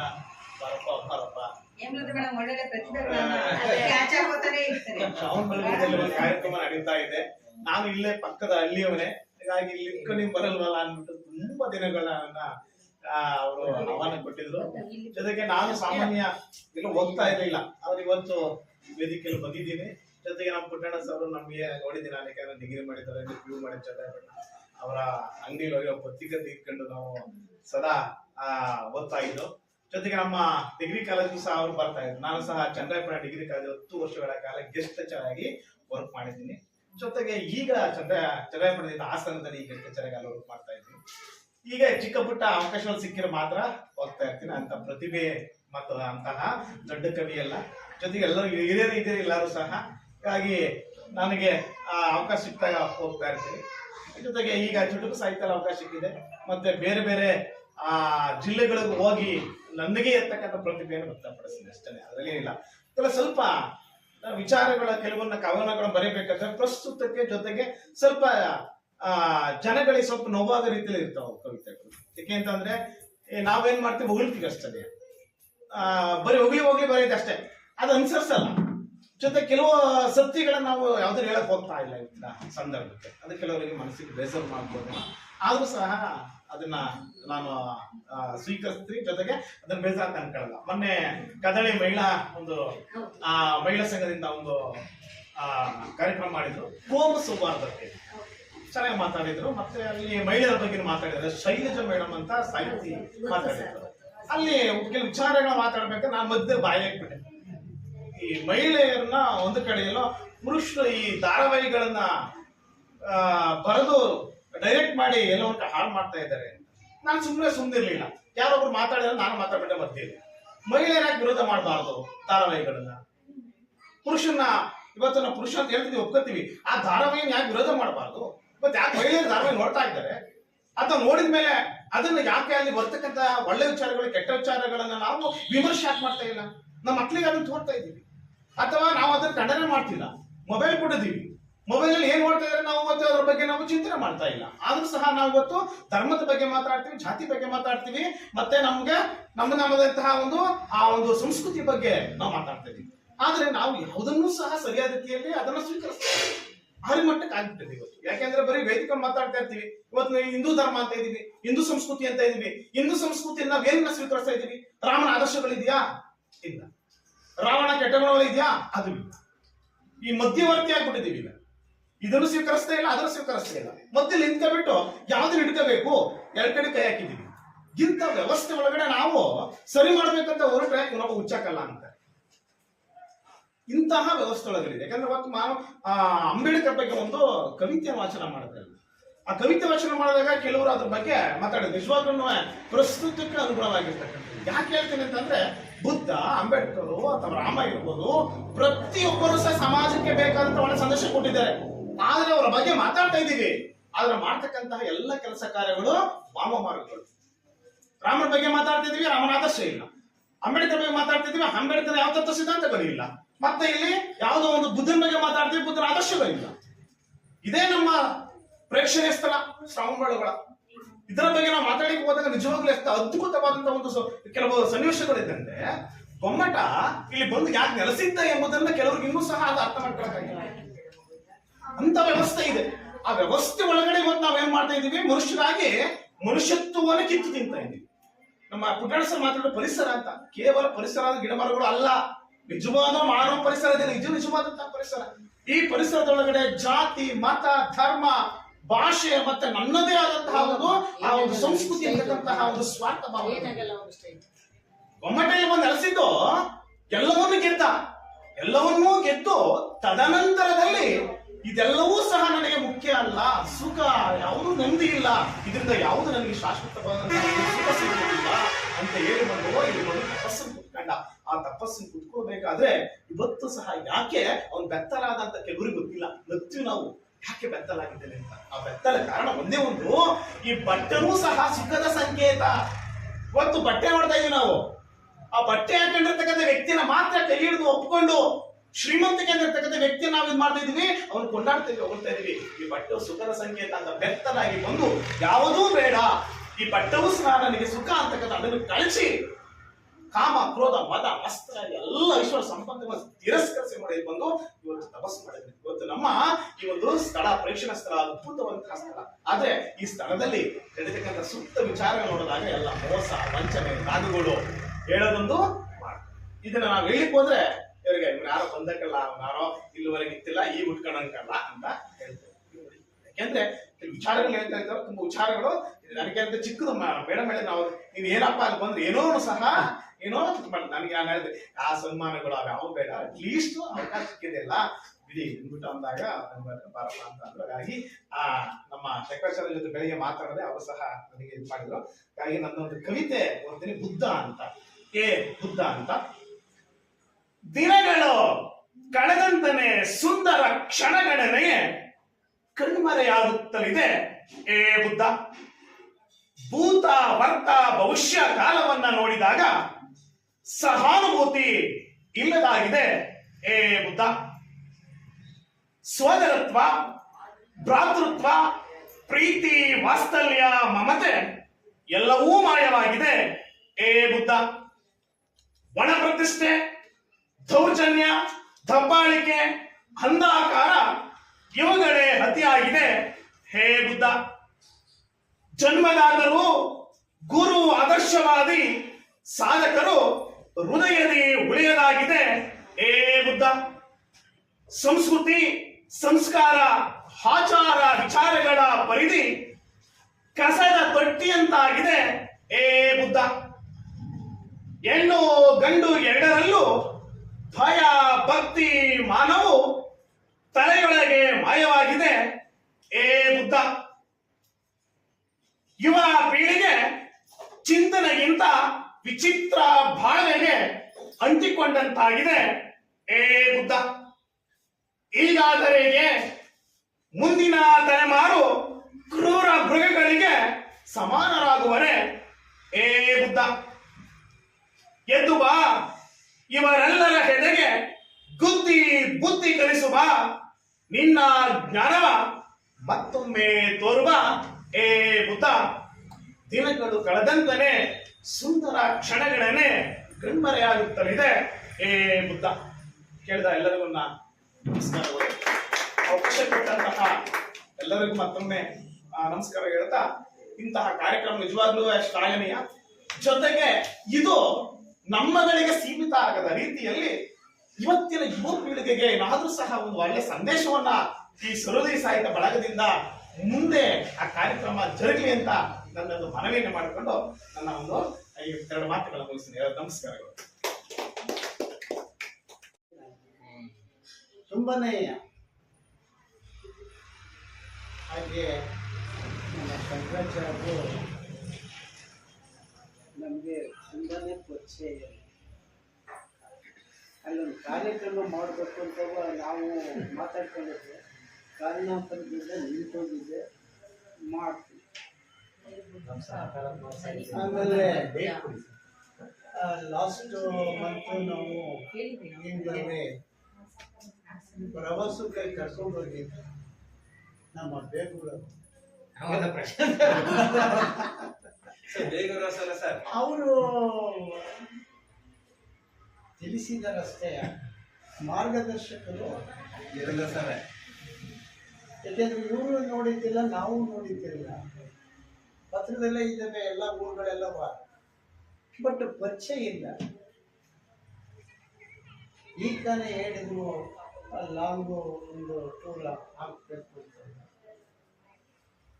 ನೀವು ಮನ್ಸು ಮಾಡಿದ್ರಿ ಲಾಂಗ್ ಟೂರ್ ಒಂದಿನ ನೈಟ್ ಸ್ಟೇ ಖಂಡಿತವಾ ನಡ್ರಿ ಮೇಡಮ್ ಹೋಗೋಣ, ಎಷ್ಟ್ ದಿನ ಆದ್ರೂ ಪರವಾಗಿಲ್ಲ ನಾನು ಬರ್ತೀನಿ ಜೊತೆ ಇರ್ತೀನಿ ನೀವು ಒಪ್ಪಿದ್ರೆ ಖಂಡಿತ ಬರ್ತೀವಿ. ಯಾಕೆ ಅಂತಂತಾನೆ ಪರಿಸ್ಥಿತಿ ನಮ್ಗೆ ಇವ್ರಿಷ್ಟು ಚೆನ್ನಾಗಿ 11 ಗಂಟೆ ರಾತ್ರಿಯಲ್ಲಿ ಬೀಗ ತೆಗಿಸ್ಬಿಟ್ಟು ಹೊರಗೆ ಸೇರಿಸ್ಬಿಟ್ಟು ಬಂದರು.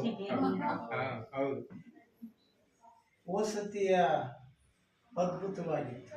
ನಾನೇನು ಇದ್ರ ಬಗ್ಗೆ ಮಾಸದ ನೆನಪುಗಳ ಬಗ್ಗೆ ನಾನು ಮಾತಾಡಕ್ಕೆ ಹೋಗೋದಿಲ್ಲ. ಇದು 50ನೇ ವಾರ, 50 ತಿಂಗಳುಗಳು ವಾರ ಅಂತೇಳಿ ತುಂಬಾ ಚೆನ್ನಾಗಿತ್ತು. ಇದು ನಡೀತಾ ಇರೋದು 50ನೇ ತಿಂಗಳು. ವಸತಿ ಇವ್ರು ಬರಲಿಲ್ಲ.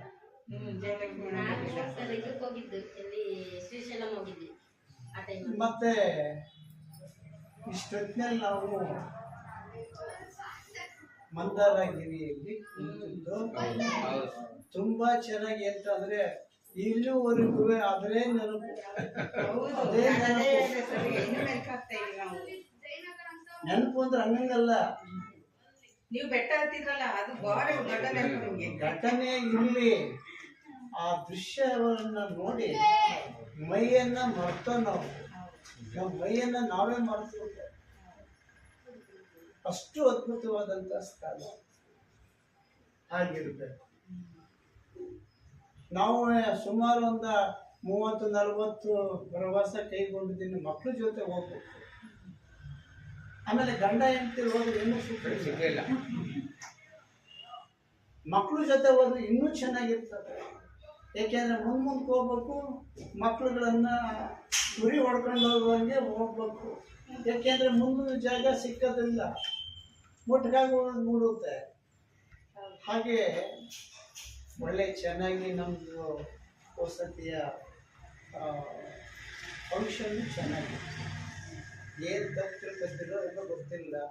ನಮ್ಮ ತಮ್ಮ ಕೈಲಿ ಇವತ್ತು ಬಯಸ್ಕೊತಾರೆ ಇಲ್ಲ ಊಟಕ್ಕೆ. ಯಾಕೆಂದ್ರೆ ಇಲ್ಲಿಂದೆಲ್ಲ ಊಟ ಮಾಡ್ಕೊಂಡು ಮನೇಲಿ ಹೋಗಿ ನೀವು ತಲುಪಬಹುದಾಗಿತ್ತಲ್ಲ. ಏನೊಂದು 25 ಜನಕ್ಕೆ ಅಡುಗೆ ಮಾಡ್ಸಕ್ಕಾಗಿತ್ತಿಲ್ವಾ? ಅಲ್ಲೇ ಕ್ಯಾಂಟೀನ್ನಲ್ಲಿ ತುಂಬಾ ವರ್ಷ ಮನೆಗೆ ಮಾಡ್ತಾ ಇರ್ತಾರೆ ಸ್ಕೂಲ್ ಡೇಗೆ. ಆಮೇಲೆ ಮನೇಲಿ ಹೆಂಗಸರುಗಳು ಇವನೇ ನೋಡ್ತಾರೋ ನಮ್ಮನ್ನೇ ನೋಡ್ತಾರೋ, ಅದರಿಂದ ಬೈತಾರೆ ಇವತ್ತುವರೆಗೂ. ನೀವು ಬರ್ಬೇಕಾದ್ರೆ ಫೋನ್ ಮಾಡಿ ಇಷ್ಟು ಜನ ಬರ್ತಾ ಇದ್ದೀವಿ. ಆದ್ರೂ ಆತಿಥ್ಯ ಇರ್ಲಿ ಮೇಡಮ್, ಇವನು ಯಾರಿಗೆ ಮೋಸ ಮಾಡಿದ್ರು ಇವನಿಗೆ ಮೋಸ ಮಾಡ್ದ. ಮೋಸ ಮಾಡಿಲ್ಲ ಎಲ್ಲೋ. ತುಂಬಾ ಚೆನ್ನಾಗಿತ್ತು. ಹಾಗೆ ನಮ್ಮ ಶಂಕರಾಚಾರ್ಯರಿಗೆ ಒಂದು ರಿಕ್ವೆಸ್ಟ್, ಕೆಲವೇ ತಿಂಗಳಲ್ಲಿ ನಾವು ಅಲ್ಲಿ ಒಂದು ಪ್ರೋಗ್ರಾಮ್ ಹಾಕೊಳ್ಳೋಕ್ಕೆ ಅಂತ ಏರ್ಪಾಡು ಮಾಡ್ತೀವಿ. ಅದಕ್ಕೆ ಸಹಕಾರ ನಮ್ಮ ಪುಟ್ಟಣ್ಣನವರು ಮಾಡ್ತಾರೆ, ಇಲ್ಲ ಅನ್ನೋದಿಲ್ಲ. ಯಾವ್ದು ಸಹಕಾರದಿಂದ ನಾವೇ ನಿಂತ್ಕೊತೀವಿ. ಏನು ದೇವರು ಕೊಟ್ಟದನ್ನು ಏನು ತೊಂದರೆಯಿಲ್ಲ. ನಮ್ಮ ಪುಟ್ಟಣ್ಣನವರು ಅವ್ರನ್ನೊಂದು ರಿಕ್ವೆಸ್ಟ್ ಮಾಡ್ತಾರೆ. ಅವರ ಚರಿತ್ರೆಯನ್ನು ನಾನು ಈಗ ನೋಡಿದಾಗ ತುಂಬಾ ಚೆನ್ನಾಗಿ ಕಲೆಕ್ಟ್ ಮಾಡಿದ್ದಾರೆ. ಯಾಕೆ ಪುಸ್ತಕ ಒಂದು ಬಿಡುಗಡೆ ಮಾಡ್ತಾರೆ? ಅಲ್ಲಲ್ಲ, ನಿಮ್ ಕೈಲಿ ಆಗದೆ ಹೋದ್ರು ಇವನ್ನೇ ತಕೊಂಡು ಯಾಕೆ ಒಂದು ಪುಸ್ತಕ ಪ್ರಿಂಟ್ ಮಾಡಿಸಿ. ಆಮೇಲೆ ಯಾಕೆ ಅಂತಂದ್ರೆ ಬೇಕಾದಷ್ಟು ವರ್ಕ್ ಮಾಡಿದ್ದಾರೆ, ಕೆಲಸ ಮಾಡಿದ್ದಾರೆ. ಕೂತ್ಕೊಂಡು ನೀವೇ ಒಂದೊಂದು ಚರಿತ್ರೆ ಏನು ಬರಿಬೇಕು ಅದನ್ನ ಏಕೆಂದ್ರೆ ಸಾಧನೆ ಮಾಡಿದ್ದಾರೆ. ಏನು ಪುಕ್ಷಟೆ ಅಲ್ಲ, ಸಾಧನೆ ಮಾಡಿದ್ದಾರೆ, ಸಾಕಷ್ಟು ಸಾಧನೆ ಮಾಡಿ ಅದರಿಂದ ಒಂದು ಪುಸ್ತಕವನ್ನು ಬರೆದು ಬಿಡುಗಡೆ ಮಾಡಿ ಇಲ್ಲಿಂದ ಧ್ವನಿಯಾಗಿದ್ದೇನೆ. ದೇವ್ರು ನಾವಿದ್ರೆ ದೇವರು ಅಲ್ಲಲ್ಲ, ನಾವಿದ್ರೆ ದೇವರು. ಅದರಿಂದ ದಯಮಾಡಿ ಅದೊಂದು ಕೆಲಸವನ್ನ ನಾಳೆಯಿಂದಲೇ ಶುರು ಮಾಡಬೇಕು. ಒಂದೆರಡು ಹಾಳೆ ತಗೊಳ್ಳೋದು, ಮಾಹಿತಿ ಸಂಗ್ರಹ ಅಲ್ಲಲ್ಲ, ಒಂದೆರಡು ಹಾಳೆ ತಗೊಳ್ಳೋದು, ಬರೆಯೋದು, ಅಲ್ಲಿ ಮಡಗೋದು. ಬೇಜಾರಾದ್ರೆ ಒಂದು ದಿವಸ ಅದಕ್ಕೆ ಅವಕ್ಕೂ ರೆಸ್ಟ್ ಕೊಡಿ. ಹೋಮ್ವರ್ಕ್ ಕೊಡ್ತಾರ ಮೇಷ್ಟ್ರು. ಆಮೇಲೆ ನಾವು ಸ್ವಪ್ನೇಲೆ ಮೇಡಮ್ ನಾವು ಯಾರು ಏನು ಅಂತ ಗೊತ್ತಾಗೋದಿಲ್ಲ. ಅಂಬೇಡ್ಕರ್ ಈಗ ತುಂಬಾ ಚೆನ್ನಾಗಿ ಮಾತಾಡಿದ್ರು. ವಿಚಾರಗಳನ್ನು ನಾವು ನಮ್ಮ ಚರಿತ್ರೆಯನ್ನು ನಾವೇ ಬರ್ಕೋಬೇಕು, ಇನ್ನೊಬ್ರ ಕೈಯಲ್ಲಿ ಬರ್ಸಕ್ಕೆ ಹೋಗ್ಬಾರ್ದು. ನಾವೇ ಅವನು ನಮ್ಮ ಹುಡುಗನೋ ಹುಡುಗಿನೋ ಅವ್ರು ಪ್ರಿಂಟ್ ಮಾಡಿಸಿದ್ರೆ ಮಾಡಿಸ್ತಾನೆ ಹೋದ್ರೆ ಹಂಗೆ ಬಿದ್ದು. ಈ ಕಾಲದವ್ರು ಪ್ರಿಂಟ್ ಮಾಡಿಸೋದಿಲ್ಲ. ಯಾಕೆ? ಅವ್ರಿಗೆ ಬೇಕಾಗಿರೋದು ಆಸ್ತಿ, ದುಡ್ಡು. ನಮ್ಮ ಚರಿತ್ರೆಯನ್ನು ನಾವೇ ಬರ್ಕೊಂಡು, ಏಕೆಂದರೆ ಸಾಕಷ್ಟು ಕೆಲಸ ಮಾಡಿದ್ದಾರೆ. ನಾವು SLC PUC ಡಿಗ್ರಿ ಎಲ್ಲ ಚನ್ನಪಟ್ಟಣದಲ್ಲೇ ಮಾಡಿ ಎದ್ದು ಅವ್ರ ಮಕ್ಕ ನಾವು ನೋಡ್ಬೇಕು, ನಮ್ಮ ಮಕ್ಕ ಅವ್ರು ನೋಡ್ಬೇಕು. ಆ ಥರ ಇದ್ದಾರೆ ನಾವು ಪುಟ್ಟಣ್ಣವರು. ಇನ್ನು ಶಂಕರಣ್ಣವ್ರು ಬಿಡಿ, ಹೊಸ್ದಾಗಿ ಪರಿಚಯ ಮಾಡಿಕೊಂಡು ಆಮೇಲೆ ಒಂದು 2 ಸತಿ ಬಂದಿದ್ರಿ ಇಲ್ಲಿಗೆ, ಈ ಬಳಗಕ್ಕೆ. ಆಮೇಲೆ ನಾನೇ ಅಲ್ಲಿಗೆ ಕರ್ಕೊಂಡು ಹೋಗೋಕ್ಕೆಲ್ಲ ಏರ್ಪಾಡು ಮಾಡೋಣ ಅಂತ ಮಾಡಿತ್ತು. ಅಕಸ್ಮಾತ್ತಾಗಿ ನಮಗೆ ಸ್ವಲ್ಪ ತೊಂದರೆ ಆಯಿತು.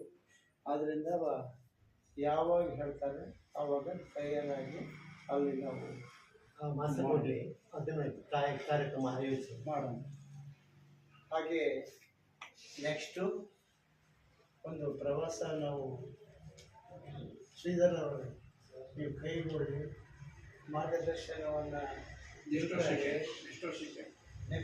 ವರ್ಷಕ್ಕೆ ತಿಂಗಳಿಗೆ ಸರ್ ಕಾಫಿ ಕುಡಿಸಿದ್ರೆ ದುಡ್ಡು ಅಷ್ಟು ಖರ್ಚಾಗೋದಿಲ್ಲ. ನಾವು ಪ್ರವಾಸ ಹೋದ್ವಲ್ಲ, ಆ ಕಾಫಿ ಕುಡಿಯೋ ದುಡ್ಡು ಇಲ್ಲ, ಮಾತ್ರ ತುಂಬ ಚೆನ್ನಾಗಿ. ಹಾಗೆ ಒಳ್ಳೊಳ್ಳೆ ಪ್ಲೇಸ್ಗಳನ್ನ ಒಂದೊಂದು ದಿವಸ ನಾವು ತಿರುಗಾಡ್ಕೊಂಬರೋಣ.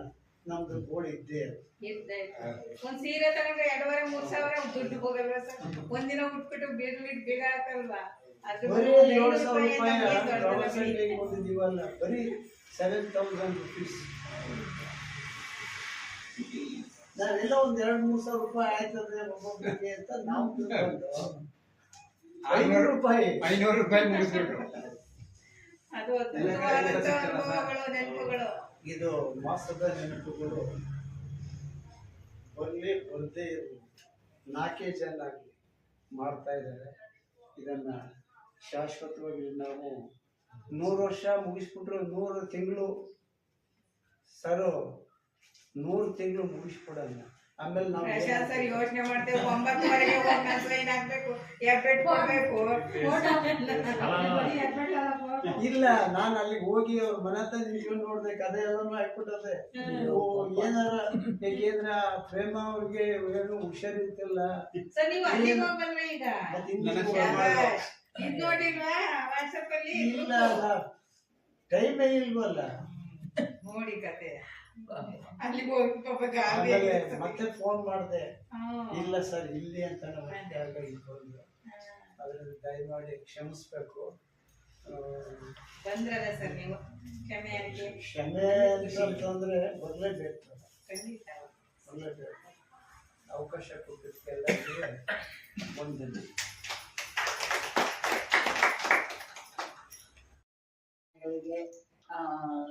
ನನ್ನ ಅನಂತ ನಮಸ್ಕಾರಗಳು. ಏನು ಅಂತಂದರೆ, ಮನೆಯಲ್ಲಿ ಒಂಚೂರು ಕೂತ್ಕೊಳ್ದಾಗ ನಿಂತ್ಕೊಳ್ದಾಗ ಒಂಚೂರು ಆರೋಗ್ಯದ ಬಗ್ಗೆ ಒಂಚೂರು ಕೆಲಸ ಅದು ಮಾಡ್ಕೋತಾ ಇರ್ತೀವಿ. ನಮ್ಮ ಸ್ವಂತದ ಎಲ್ಲನೂ ಆಳು ಕಾಳು ಯಾರನ್ನೂ ಇಟ್ಕೊಂಡಿಲ್ಲ. ನಾವೇ ಎಲ್ಲ ಮಾಡ್ಕೊಳ್ಳೋದ್ರಿಂದ ಒಂಚೂರು ಆರೋಗ್ಯ ಇದ್ದಿದ್ರಲ್ಲಿ ಪರವಾಗಿಲ್ಲ. ಈಗೆಲ್ಲ ಒಂಚೂರು ತಮ್ಮನಿಗೆ ಹುಷಾರಿಲ್ಲ ಅಂತ ಹೋಗಿ 15 ದಿವಸ ಇದ್ದಿದ್ದಕ್ಕೆ ಏನೋ ಒಂಚೂರು ಅಲ್ಲಿ ವ್ಯತ್ಯಾಸ ಆಗ್ಬಿಟ್ಟು 200ಕ್ಕೆ ಹೋಗಿ ಶುಗರ್ ಒಂಚೂರು ಕಾಲು ನೋವು ಅದೇ ಒಂಚೂರು ನೋವಾಗ್ಬಿಟ್ಟಿದೆ. ಈಗ ಟ್ರೀಟ್ಮೆಂಟ್ ತಗೊಳ್ತಾ ಇದ್ದೀನಿ. ಹಾಗಾಗಿ ಏನಾರೋ ಒಂಚೂರು ಕೆಲಸ ಬದುಕು ಮಾಡ್ಕೊಂಡು ಮನೇಲಿ ತರಕಾರಿ ಎಲ್ಲ ಬೆಳ್ಕೊಂಡು ನಾವು ಸ್ವಂತಕ್ಕೆ ಮಾಡ್ಕೊಂಡು ಎಲ್ಲ ಬಿಟ್ಟು ಮಕ್ಕಳು ಮನೆಗೆ ಹೋಗಿ ಸೇರ್ಕೊಂಡು ಆಟ್ಲಾಗಿ ನೋಡ್ಕೊಂಡಿದೀವಿ. ಮನೆಯನ್ನೆಲ್ಲ ಬಿಟ್ಬಿಟ್ಟು ಎಲ್ಲಾನು ಏನೋ ಒಂಚೂರು ಹಪ್ಪಳ ಪೇಣಿ ಸಂಡಿಗೆ ಇಂಥವೆಲ್ಲ ಮಾಡ್ತಾ ಇರ್ತೀನಿ ಮನೇಲಿದ್ರೆ. ಆಮೇಲಿಂದ ಹೂಬತ್ತಿ ಮಂಗಳಾರತಿ ಬತ್ತಿ ಗೆದ್ದೆ ವಸ್ತ್ರ ಇಂಥದ್ನೆಲ್ಲ ಮಾಡಿದ್ದೀನಿ, ಮಾಡ್ತಾ ಇರ್ತೀನಿ. ಟೈಮ್ ಮಾತ್ರ ವೇಸ್ಟ್ ಮಾಡಲ್ಲ. ಮಧ್ಯಾಹ್ನ ಎಲ್ಲ ಸಿಕ್ಕಾಬಟ್ಟೆ ಮಲಿಕೊಳ್ಳಲ್ಲ, 1 ಗಂಟೆಗೆ ಮಲಿಕೊಳ್ತೀನಿ ಹೋಗ್ತೀವಿ. ಹಾಗಾಗಿ ಯಾರು ಏನು ಬೇಕಾದರೂ ತಗೊಳ್ಳಿ, ಬೇಕು ಅನ್ಸಿದ್ರೆ. ಈಗ ವಯಸ್ಸೆಷ್ಟು ನಿಮಗೆ? 77 ವರ್ಷ. ಇನ್ನಿಷ್ಟೇನೋ ಮಾಡ್ತೀನಿ ಅಷ್ಟೇ, ಇನ್ನೇನು ಇಲ್ಲ ಅಂತ ಹೇಳ್ತಾನೆ ಅಮ್ಮ. ಎಷ್ಟು ಮಾಡ್ತಿದ್ದೀರಲ್ಲ? 77 ವರ್ಷ. ಏನೋ ಒಂಚೂರು ಬೇಸರ ಕಳೆಯುತ್ತಂದ್ರೆ ಒಬ್ಳೇ ಇರ್ತೀನಲ್ಲ, ಕೆಲಸ ಮಾಡ್ತಿರ್ತೀನಿ ಮನೇಲಿ. ಯಾವಾಗ್ಲೂ ಹೊಲ ಮನೆಗೆಲ್ಲ ಹೋಗಿ ಕೆಲಸ ಮಾಡಿದ್ದೀನಿ. ಈಗ ಅದೆಲ್ಲ ಆಗಲ್ಲ, ಹೋಗೋಕ್ಕಾಗಲ್ವಲ್ಲ. ಹುಡುಗರು ಬೈತಾರೆ, ಅಮ್ಮ ಬಿದ್ದು ಎದ್ದು ಮಾಡಿದ್ರೆ ಕಷ್ಟ ಆಗತ್ತೆ ಅಂತ. ಇನ್ನೊಬ್ರು ಹೊರೆ ಆಗ್ಬಾರ್ದು ಅಂತ ಮನೆಯಲ್ಲೇ ಸಣ್ಣ ಕೆಲಸಗಳು ಕೂತ್ಕೊಂಡು ಮಾಡ್ಕೊತೀನಿ. ಟೈಮ್ ಪಾಸ್ ಆಗ್ಬೇಕಲ್ಲ, ಹಾಗಾಗಿ ಮಾಡ್ತೀನಿ. ಈಗ ಹಳೆ ಹೆಂಗೆ? ಪರವಾಗಿಲ್ಲ ಅಳಿಯ. ಅಯ್ಯೋ ರಾಮ, ದೇವರಂತ ಮನುಷ್ಯರು ಅಂದ್ರೆ ತುಂಬಾ ಚೆನ್ನಾಗಿ ನಾವು ನೋಡ್ತಾರೆ. ಎದ್ದಾಗ ಬೈಯಲ್ಲ ಅಜ್ಜಿ, ಬಿದ್ದಾಗ ಬೈತಾರೆ. ತುಂಬಾ ಖುಷಿ ಆಯ್ತು ಅಮ್ಮ. ನಿಮ್ಮ ಇದೇ ಸ್ಫೂರ್ತಿ ಒಂಥರ. 3 ವರ್ಷ ಬದುಕ್ತಾಯಿ, 3 ವರ್ಷ ಪ್ರವಾಸಕ್ಕೆ ಬಂದಿದ್ರೆ ಇನ್ನೂ ಖುಷಿ ಆಗಿತ್ತು. ಜನ ಎಲ್ಲ ಭಕ್ತಿ ಆಗಿದೆ ಅಂದ್ಬಿಟ್ರು ನಮ್ಮಳಿಯ. ನಮ್ಗೇನೋ ತುಂಬಾ ಇಷ್ಟ ಆಯ್ತು. ಆಗೋಗಿದೆ ಅಮ್ಮ ಅಂತ ಮಗಳು ಅಂತಲ್ಲ, ಹೋಗ್ಲಿ ಬಿಡಪ್ಪ ನಾನು ಬರ್ತೀನಿ. ಹೇಗೆ ವಿವಿಧ ಧರ್ಮದ ಸಂಸ್ಕೃತಿಗಳು ಬೆರೆತು ಹೋಗಿರುವ ಭಾರತದಲ್ಲಿ, ಅದೇ ಸಂಸ್ಕೃತಿಯೊಳಗೆ ಇಡೀ ಭಾರತವನ್ನ ಎತ್ತಿ ಕಟ್ಟಿ ನಿಲ್ಲಿಸಿದಂತ ಶಕ್ತಿ ಇದ್ರೆ ಅದು ಜೈನ ಸಂಸ್ಕೃತಿಗೆ ಇದೆ. ಆ ಪರಂಪರೆ ನಮ್ಮ ಸಾಹಿತ್ಯದಲ್ಲಿ, ಪುರಾಣಗಳಲ್ಲಿ, ಶಾಸನಗಳಲ್ಲಿ ಲಭ್ಯವಿದೆ. ಈಗ ನಮ್ಮ ಕರ್ನಾಟಕದಲ್ಲಿ ಸಿಕ್ಕಿರ್ತಕ್ಕಂಥ ಹೆಚ್ಚಿನ ಜೈನ ಶಾಸನಗಳು ನಮಗೆ ಒಂದು ಮಾಹಿತಿಯನ್ನು ಒದಗಿಸಿಕೊಡ್ತವೆ. ಈ ಜೈನ ಧರ್ಮದಲ್ಲಿ ಶ್ರುತ ಪಂಚಮಿ ಅನ್ನುವ ಒಂದು ಪರ್ವವನ್ನು ಆಚರಣೆ ಮಾಡ್ತೀವಿ. ನಾವು ಯಾಕೆ ಆಚರಣೆ ಮಾಡ್ತೀವಿ? ನಾವು ಹಿಂದೂ ಪರಂಪರೆಯಲ್ಲಿ ಸರಸ್ವತಿ ಶಾರದಾ ಪೂಜೆಯನ್ನ ಮಾಡಿ ಮಕ್ಕಳಿಗೆ ಅಕ್ಷರಾಭ್ಯಾಸವನ್ನ ಮಾಡ್ತಕ್ಕಂಥದ್ದು ರೂಢಿ. ಅದೇ ರೀತಿ ಮೂಲ ಸಂಸ್ಕೃತಿ ಜೈನ ಸಂಸ್ಕೃತಿಯಲ್ಲಿಯೂ ಸಹ ಈ ಸರಸ್ವತಿ ದೇವಿಯನ್ನ ಪೂಜಿಸ್ತಕ್ಕಂತಹ, ಶಾರದಾಂಬೆಯನ್ನ ಪೂಜಿಸ್ತಕ್ಕಂತಹ ಕಲ್ಪನೆಗಳು ನಮ್ಮ ಪುರಾಣಗಳಲ್ಲಿ, ಇತಿಹಾಸಗಳಲ್ಲಿ ದಾಖಲಾಗಿವೆ, ಶಾಸನಗಳಲ್ಲಿ ದಾಖಲಾಗಿವೆ. ಇಂತಹ ವಿಷಯಗಳನ್ನು ಇಟ್ಕೊಂಡು 1-2 ವಿಷಯಗಳನ್ನ ಮಾತನಾಡ್ತೇವೆ. ಶ್ರುತ ಪಂಚಮಿ ಅನ್ನುವುದು ಇದೇ ತಿಂಗಳಲ್ಲಿ ಬರುತ್ತೆ. ಜೂನ್ 19ನೇ ತಾರೀಕು ಪಂಚಮಿ ದಿನ, ಜ್ಯೇಷ್ಠ ಪಂಚಮಿ ದಿನ ಈ ಒಂದು ಶ್ರುತ ಪಂಚಮಿಯನ್ನ ಆಚರಣೆ ಮಾಡ್ತಾರೆ. ಯಾಕೆ ಈ ಶ್ರುತ ಪಂಚಮಿಯನ್ನ ಪರ್ವದ ರೀತಿಯಲ್ಲಿ ಆಚರಣೆ ಮಾಡ್ತಾರೆ ಅಂದ್ರೆ, ಜೈನರಲ್ಲಿ 24 ತೀರ್ಥಂಕರಿದ್ದಾರೆ. ಭಗವಾನ್ ಆದಿನಾಥರಿಂದ ಹಿಡಿದು ಮಹಾವೀರರವರೆಗೆ.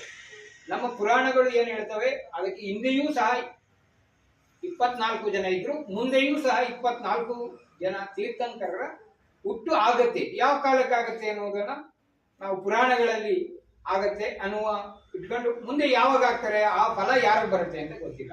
ಈ ತೀರ್ಥಂಕರರಾಗುವುದು ಅಥವಾ ಸುಲಭದ ಮಾತಲ್ಲ. ಇವರು 16 ಭವಗಳನ್ನ ಎತ್ತುತ್ತಾರೆ.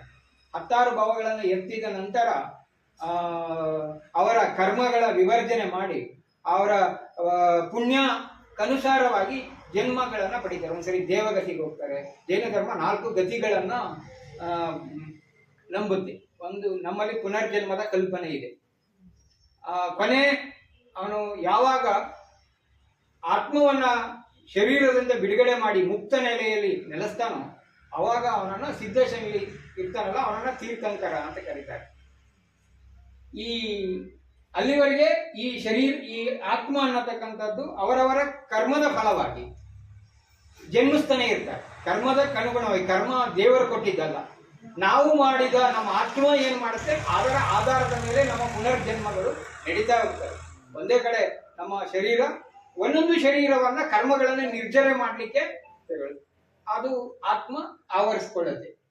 ಒಂದೊಂದೇ ಆ ಕರ್ಮ ವಿವರಣೆ ಕೊನೆ ಯಾವ ಭವದಲ್ಲಿ ಮಾತ್ರ ತೀರ್ಥಂಕರಾಗ್ಲಿಕ್ಕೆ ಸಾಧ್ಯ ಅಂದ್ರೆ ಅವನು ಮನುಷ್ಯ ಭವದಲ್ಲಿ ಹುಟ್ಟಿದಾಗ ಮಾತ್ರ ತೀರ್ಥಂಕರಾಗ್ಲಿಕ್ಕೆ ಸಾಧ್ಯ ಅನ್ನುವುದು ಜೈನ ಪುರಾಣಗಳು ನಮಗೆ ತಿಳಿಸ್ಕೊಳ್ತವೆ. ಇಂಥ ಪುರಾಣಗಳು ಹೇಗೆ ಬಂದ್ವು, ಯಾವ ರೀತಿ ಬಂದ್ವು ಅಂದ್ರೆ ಭಗವಾನ್ ಆದಿನಾಥ ತೀರ್ಥಂಕರರ ಕಾಲದಿಂದನೂ ಪರಂಪರೆ ಏನಿತ್ತಪ್ಪ ಅಂದ್ರೆ ಶಾಸ್ತ್ರಗಳು ನಿಮಗೆ ಗೊತ್ತಿದೆ. ಹಿಂದೂ ಪರಂಪರೆಯಲ್ಲಿ ವೇದಗಳನ್ನ ಮೊದಲು ಏನ್ ಮಾಡ್ತಾ ಇದ್ರು, ಶ್ರುತಜ್ಞಾನದ ಮೂಲಕವೇ ಇರ್ತಾ ಇತ್ತು. ವೇದಗಳು ಮೊದಲು ಬಂದಿದ್ದು ಯಾವ ಆಚಾರ್ಯರು ಕಲ್ತ್ಕೊಂಡ್ರು ಅದನ್ನ ಮತ್ತೊಬ್ಬರಿಗೆ ಹೇಳಿ, ಅದರಿಂದ ಬಾಯಿಂದ ಬಾಯಿ ನಮ್ಮ ಜಾನಪದ ಇತಿಹಾಸವು ಅದನ್ನೇ ಹೇಳಿ. ಅದೇ ರೀತಿ ಜೈನ ಧರ್ಮದ ಪುರಾಣಗಳು, ಜೈನ ಧರ್ಮದ ಜ್ಞಾನ ಧವಲ, ಮಹಾಧವಲ, ಜಯಧವಲ ಗ್ರಂಥಗಳಲ್ಲಿ ಅಡಕವಾಗಿವೆ.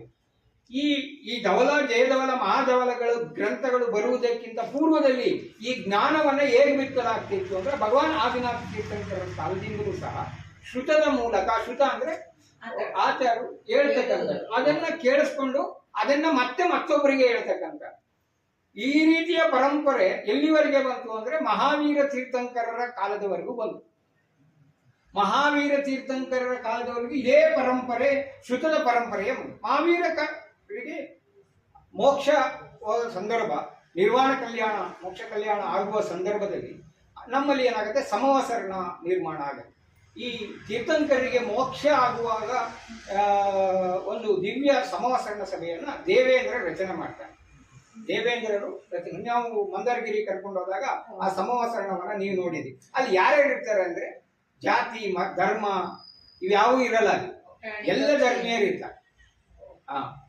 ಮತ್ತೆ ಅಲ್ಲಿ ಉತ್ತಮ ಸಮ್ಯಕ್ ದೃಷ್ಟಿಗಳಾಗಿರ್ತಾರೆ. ಯಾರು ಒಳ್ಳೆಯದನ್ನ ಬಯಸ್ತಾರೆ, ಯಾರು ಒಳ್ಳೆಯ ದರ್ಶನವನ್ನ ಮಾಡ್ತಾರೆ, ಯಾರು ಒಳ್ಳೆಯ ಜ್ಞಾನವನ್ನ ಪಡ್ಕೊಳ್ತಾರೆ ಅಂಥವರಿಗೆ ಆ ಸಮವಸರಣ ಸಭೆಯಲ್ಲಿ ಅವಕಾಶ ಇರುತ್ತೆ. ತೀರ್ಥಂಕರಾಗುವವರು ಕೊನೆಯ ದಿನ, ಆ ಕೊನೆಯ ಸಂದರ್ಭದಲ್ಲಿ ಸಿಂಹಪೀಠದಿಂದ ಮೇಲ್ಭಾಗದಲ್ಲಿ, ಭೂಮಿಯಿಂದ ಮೇಲ್ಭಾಗದಲ್ಲಿ ಸಿಂಹಪೀಠ ಇರುತ್ತೆ. ಸಿಂಹಪೀಠದಿಂದ ಮೇಲ್ಭಾಗದಲ್ಲಿ ಅವರು ಯಾವುದಕ್ಕೂ ಅದು ಪೀಠ ಇರೋದಿಲ್ಲ. ನೀವು ನೋಡಿದಿರಿ ಮೊನ್ನೆ, ಅಲ್ಲಿ ನೋಡಿದಾಗ ನೀವು ಅದೇ ರೀತಿ ಅಲ್ಲಿದೆ. ಆ ಮೇಲ್ಗಡೆ ವೃಕ್ಷ ಇರುತ್ತೆ. ಆ ಸಮವಸರಣ ಸಭೆ ಒಂದು ಕಡೆ ಇರೋದಿಲ್ಲ. ಅದನ್ನ ಪ್ರವಾಸ ಒಂದ್ ಕಡೆಯಿಂದ ಮತ್ತೊಂದ್ ಕಡೆಗೆ, ಒಂದೊಂದ್ ಕಡೆಯಿಂದ ಮತ್ತೊಂದ್ ಕಡೆಗೆ ಅಲ್ಲಿರ್ತಕ್ಕಂಥ ಧರ್ಮಚಕ್ರವನ್ನು ನಡೆಸ್ತಕ್ಕಂಥ ಸರ್ವಣ್ಣ ಯಕ್ಷ ಅಂತಕ್ಕಂಥವನು ನಡೆಸ್ಕೊಂಡು ಹೋಗ್ತಾನೆ. ಈ ರೀತಿಯ ಧರ್ಮಸಭೆ ಒಂದ್ ಕಡೆಯಿಂದ ಮತ್ತೊಂದು ಕಡೆಗೆ ಹೋಗಿ ವಿಹಾರ ಸಂದರ್ಭದಲ್ಲಿ ಪ್ರಚಾರಗಳನ್ನ ಮಾಡುತ್ತೆ.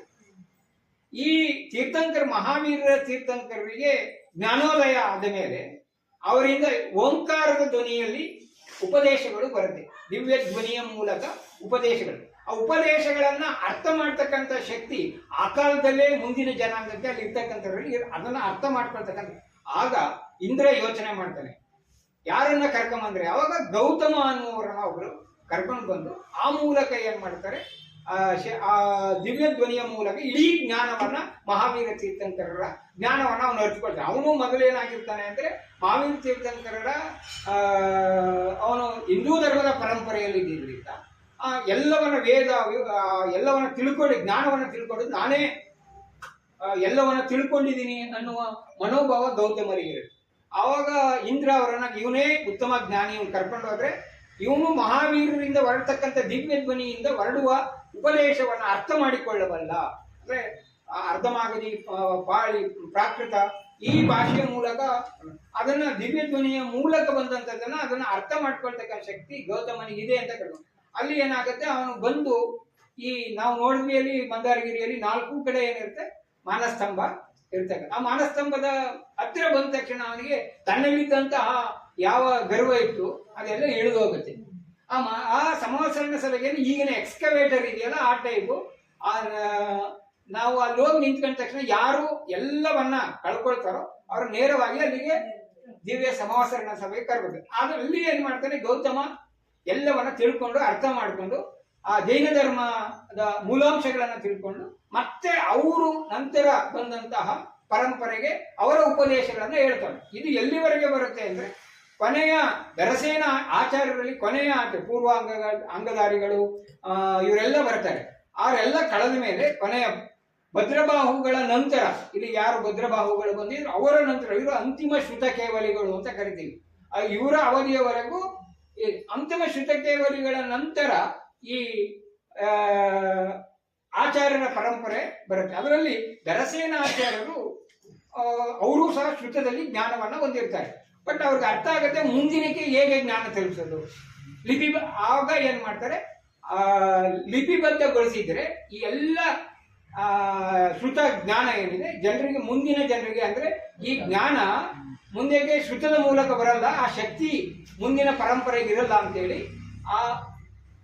ಅದನ್ನು ಪರೀಕ್ಷೆ ಮಾಡ್ತಾರೆ. ಯಾರು ನಾನು ಹೇಳ್ತಕ್ಕಂಥ ಜ್ಞಾನವನ್ನು ಅರ್ಥ ಮಾಡಿಕೊಂಡು ಲಿಪಿಬದ್ಧಗೊಳಿಸಬಲ್ಲರು ಅನ್ನೋದನ್ನ ಅವರನ್ನ ಪರೀಕ್ಷೆ ಮಾಡಿ ಅವರೆಲ್ಲರ ಜ್ಞಾನವನ್ನ ತಿಳ್ಕೊಂಡು ಇಬ್ಬರು ವ್ಯಕ್ತಿಗಳಿಗೆ, ಪುಷ್ಪದಂತ ಮತ್ತು ಭೂತಬಲಿ ಆಚಾರ್ಯರಿಗೆ ಈ ಪರಂಪರೆಯನ್ನು ಬೆಳೆಸ್ಕೊಂಡು ಹೋಗ್ಬೇಕು ಅಂತೇಳಿ ಆ ದಿನ ಕೂರಿಸಿ ಶ್ರುತ ಪಂಚಮಿಯ ದಿನ ಈ ಲಿಪಿಬದ್ಧಗೊಳಿಸ್ಲಿಕ್ಕೆ ಶುರು ಮಾಡ್ತಾರೆ. ಅವಾಗಲೇ ಶಾಸ್ತ್ರ ಲಿಪಿಬದ್ಧ ಆಗತ್ತೆ.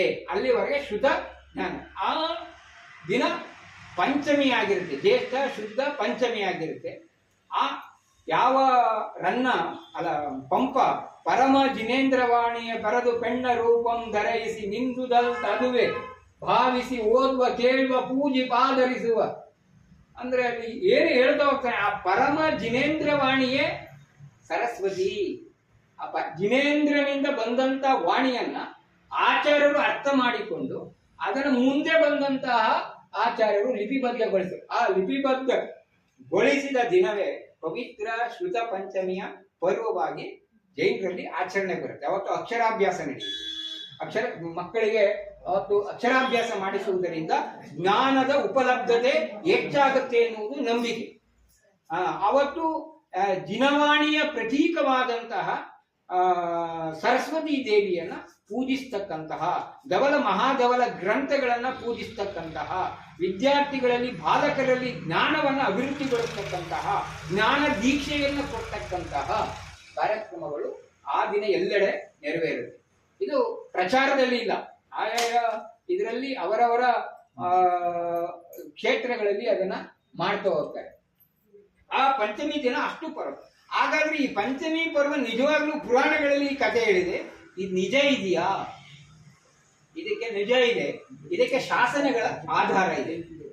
ಶಾಸನಗಳ ಆಧಾರ ಇಲ್ಲದೆ ನಾವು ಯಾವುದೇ ದಾಖಲೆಗಳನ್ನ, ಇತಿಹಾಸವನ್ನ ಸೃಷ್ಟಿ ಮಾಡಬೇಕಾದ್ರೆ ಪ್ರಮುಖವಾಗಿ ಆಧಾರ ಪುರಾಣಕ್ಕಿಂತ ಹೆಚ್ಚಾಗಿ ಶಾಸನಗಳ ಲಭ್ಯತೆ ಮುಖ್ಯವಾಗಿರುತ್ತೆ. ಶಾಸನಗಳಿಲ್ಲ ಅಂದ್ರೆ ಯಾವ ನೀವು ಇತಿಹಾಸಕಾರರ ಮುಂದೆ ತೆಗೆದುಕೊಂಡಾಗ ಅವರು ಅದು ಒಪ್ಪೋದಿಲ್ಲ, ದಾಖಲೆ ಇದೆಯಾ ಅಂತ ಕೇಳ್ತಾರೆ. ಪುರಾಣ ಅಂದ್ರೆ ಕಲ್ಪನೆ ಅವ್ನು ಬರ್ಬಿಟ್ಟಿರ್ತಾನೆ, ಶಾಸನ ಆಗಲ್ಲ, ಅಲ್ಲಿ ನಡೆದಿದ್ದನ್ನ ಹೇಳ್ತಾರೆ. ಇಲ್ಲಿಯೇ ಇದ್ದಂತಹ ಶ್ರವಣಬೆಳಗೊಳದಲ್ಲೇ ಇದ್ದಂತಹ ಗಂಗರಾಜ ಅವರ ಸಂಬಂಧಿಗಳಲ್ಲಿ ಒಬ್ಬರಾಗಿರ್ತಕ್ಕಂಥ ಚಾವುಂಡ, ಆ ಚಾವುಂಡನ ಹೆಂಡತಿ ದೇವಿಯಕ್ಕ, ಅವಳ ಮುಖಾಂತರ ಶ್ರುತ ಪಂಚಮಿಯ ದಿನ ಎಷ್ಟೋ ಕಾರ್ಯಕ್ರಮಗಳನ್ನು ನಡೆದಿರ್ತಕ್ಕಂಥದ್ದು ಶ್ರವಣಬೆಳಗೊಳದ 10ಕ್ಕೂ ಹೆಚ್ಚು ಶಾಸನಗಳಲ್ಲಿ ಲಭ್ಯತೆ ಇದೆ. ಅಷ್ಟೇ ಅಲ್ಲ, ಶಿವಮೊಗ್ಗ ಜಿಲ್ಲೆಯ ಮಂಡಳಿ ಗ್ರಾಮ ಅಂತ ಒಂದು ಗ್ರಾಮ ಇದೆ. ಶಿವಮೊಗ್ಗ ಜಿಲ್ಲೆ ಶಿಕಾರಿಪುರ ತಾಲೂಕಿನಲ್ಲಿ ಮಂಡಳಿ ಗ್ರಾಮ ಇದೆ. ಆ ಮಂಡಳಿ ಗ್ರಾಮ ಇವತ್ತು ಜೈನರ ಧರ್ಮದ ಒಂದು ಕುರುಹುಗಳಿಲ್ಲ. ಅದರ ಸುತ್ತಮುತ್ತ ಬನ್ನಿಕೆರೆ, ಪುರಲೆ ಈ ಗ್ರಾಮಗಳಿವೆ. ಅಲ್ಲಿ ಮತ್ತೆ ಚಿಕ್ಕಮಾಗಡಿ ಇಂತೆಲ್ಲ ಗ್ರಾಮಗಳಿವೆ. ಎಲ್ಲ ಅಲ್ಲೆಲ್ಲೋ ಒಂದೆರಡು ಕೆಲವು ಕಡೆ ಏನಿದೆ ಜೈನ ದೇಗುಲಗಳ ಕುರುಹುಗಳು ಇವೆ. ಅಲ್ಲೊಂದು ಬೆಟ್ಟದ ಮೇಲೆ ಜೈನ ಬಸದಿ ಇತ್ತು ಅನ್ನುವ ಉಲ್ಲೇಖ ಶಾಸನದಲ್ಲಿ ಲಭ್ಯ ಆಗಿದೆ. ಆ ಮಂಡಳಿ ಗ್ರಾಮದಲ್ಲಿ ಈ ಯಾರು ದೇವಿಯಕ್ಕ ಅಥವಾ ರವಿದೇವಿಯಕ್ಕ ಅನ್ನೋದನ್ನ ಅಲ್ಲಿ ಆಳ್ವಿಕೆ ಮಾಡ್ತಾ ಇರ್ತಕ್ಕಂಥ ಗಂಗರ ರಾಜ, ನಾವು ಹೇಳ್ತೀವಿ ಗಂಗ ಸಾಮ್ರಾಜ್ಯ, ಈ ಮೂರನ್ನೇ ಹೇಳ್ತೀವಿ. ಯಾವ ಮೂರನ್ನೇ ಹೇಳ್ತೀವಿ? ತಲವನಪುರ ಅಥವಾ ತಲಕಾಡು, ಮಣ್ಣೆ ಅಥವಾ ಮಾನ್ಯಕೇಟ, ಮಾನ್ಯಪುರ, ಇನ್ನೊಂದು ಹೇಳ್ತೀವಿ ಕೋಲಾಲಪುರ ಅಥವಾ ಕೋಲಾರ. ಈ ಮೂರೇ ರಾಜಧಾನಿ. ಅದಕ್ಕೂ ಪೂರ್ವದಲ್ಲಿ ಗಂಗರು, ಈ ಭಾಗದ ಗಂಗರು ಹುಟ್ಟುಕೊಳ್ಳುವುದಕ್ಕಿಂತ ಮುಂಚೆ ಒರಿಸ್ಸಾ ಭಾಗದಿಂದ ಗಂಗರು ಇಲ್ಲಿಗೆ ಬರ್ತಾರೆ. ಅವರ ಜೊತೆಯಲ್ಲೇ ಮುಂದೆ ಸಾಮ್ರಾಜ್ಯವನ್ನು ಉಳಿಸಿಕೊಂಡು ಹೋಗು ಕನ್ನಡ ನಾಡಿನಲ್ಲಿದ್ದಂತಹ ಈ ಕಾವೇರಿ ಪ್ರದೇಶದಲ್ಲಿದ್ದಂತಹ ಗಂಗರು, ತಲಕಾಡಿನ ಗಂಗರು, ಕುವಲಾಲಪುರದ ಗಂಗರು, ಮಣ್ಣೆಯ ಗಂಗರು. ಈಗ ಈ ಪರಂಪರೆ ಹಿಂದೆ ಎಲ್ಲಿತ್ತು ಅಂದ್ರೆ ಮಂಡಲಿ ಗ್ರಾಮದಲ್ಲಿ ಗಂಗಾ ಸಾಮ್ರಾಜ್ಯ ಸ್ಥಾಪನೆ ಆಗಿತ್ತು. ಗಂಗಾ ಸಾಮ್ರಾಜ್ಯ ಸ್ಥಾಪನೆ ಆಗಲಿಕ್ಕೆ ಆಚಾರ್ಯ ಸಿಂಹನಂದಿಗಳು ಅವರಿಗೆ ಪ್ರೇರಕ ಶಕ್ತಿಯಾಗಿದ್ದು. ಜೈನ ಆಚಾರ್ಯರು ಸಿಂಹನಂದಿಗಳು ಅವರಿಗೆ ಪ್ರೇರಕ ಶಕ್ತಿಯಾಗಿ ಆ ಗಡಿಗ ಮತ್ತು ಮಾಧವನ ಮೂಲಕ ಗಂಗಾ ಸಾಮ್ರಾಜ್ಯ ಪ್ರಾರಂಭ ಆಗ್ತಾ ಹೋಗುತ್ತೆ.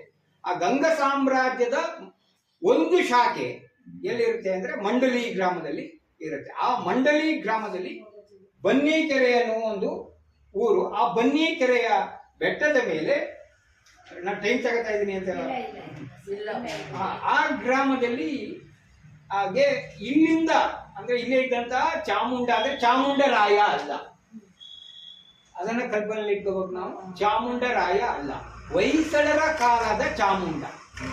ಈ ಗಂಗರಾಜ ಅಂದ್ರೆ ಗಂಗಾ ಸಾಮ್ರಾಜ್ಯದ ರಾಜ ಅಲ್ಲ, ಅವನು ಹೊಯ್ಸಳರ ವಿಷ್ಣುವರ್ಧನನ ದಂಡನಾಯಕ. ನಾವು ಇಷ್ಟನ್ನ ಅರ್ಥ ಮಾಡ್ಕೋಬೇಕು ಫಸ್ಟ್. ಇಲ್ಲಿ ಚಾಮುಂಡರಾಯ ಬಂದ, ಬಾಹುಬಲಿಯನ್ನ ಸ್ಥಾಪನೆ ಮಾಡ್ದ, ಬಾಹುಬಲಿಯ ಸ್ಥಾಪನೆ ಆಗುತ್ತೆ. ಇಲ್ಲೇ ಕೊನೆಗೆ ಅವನು ನೆಲೆಸ್ತಾನೆ ಎನ್ನುವ ಉಲ್ಲೇಖಗಳು ದೊರೀತವೆ.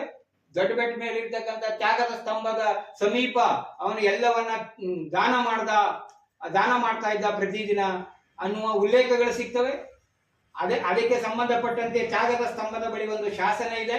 ಆ ಶಾಸನದಲ್ಲಿ ಮುಂದೆ ಬಂದಂತ ಹೆಗ್ಗಡೆ ಕಣ್ಣ ಅನ್ನುವನು ಆ ಭಾಗವನ್ನ ನಿಷೇಧಿ ಶಾಸನ ಆಗ್ಬೇಕಾಗಿತ್ತು, ಅದನ್ನ ಅಳಿಸ್ತಾನೆ. ಅಲ್ಲಿ ಯಕ್ಷನನ್ನ ಪ್ರತಿಷ್ಠಾಪಿತ ಮಾಡಲಾಗಿದೆ ಎಂಬುದನ್ನು ಬರೀತಾರೆ.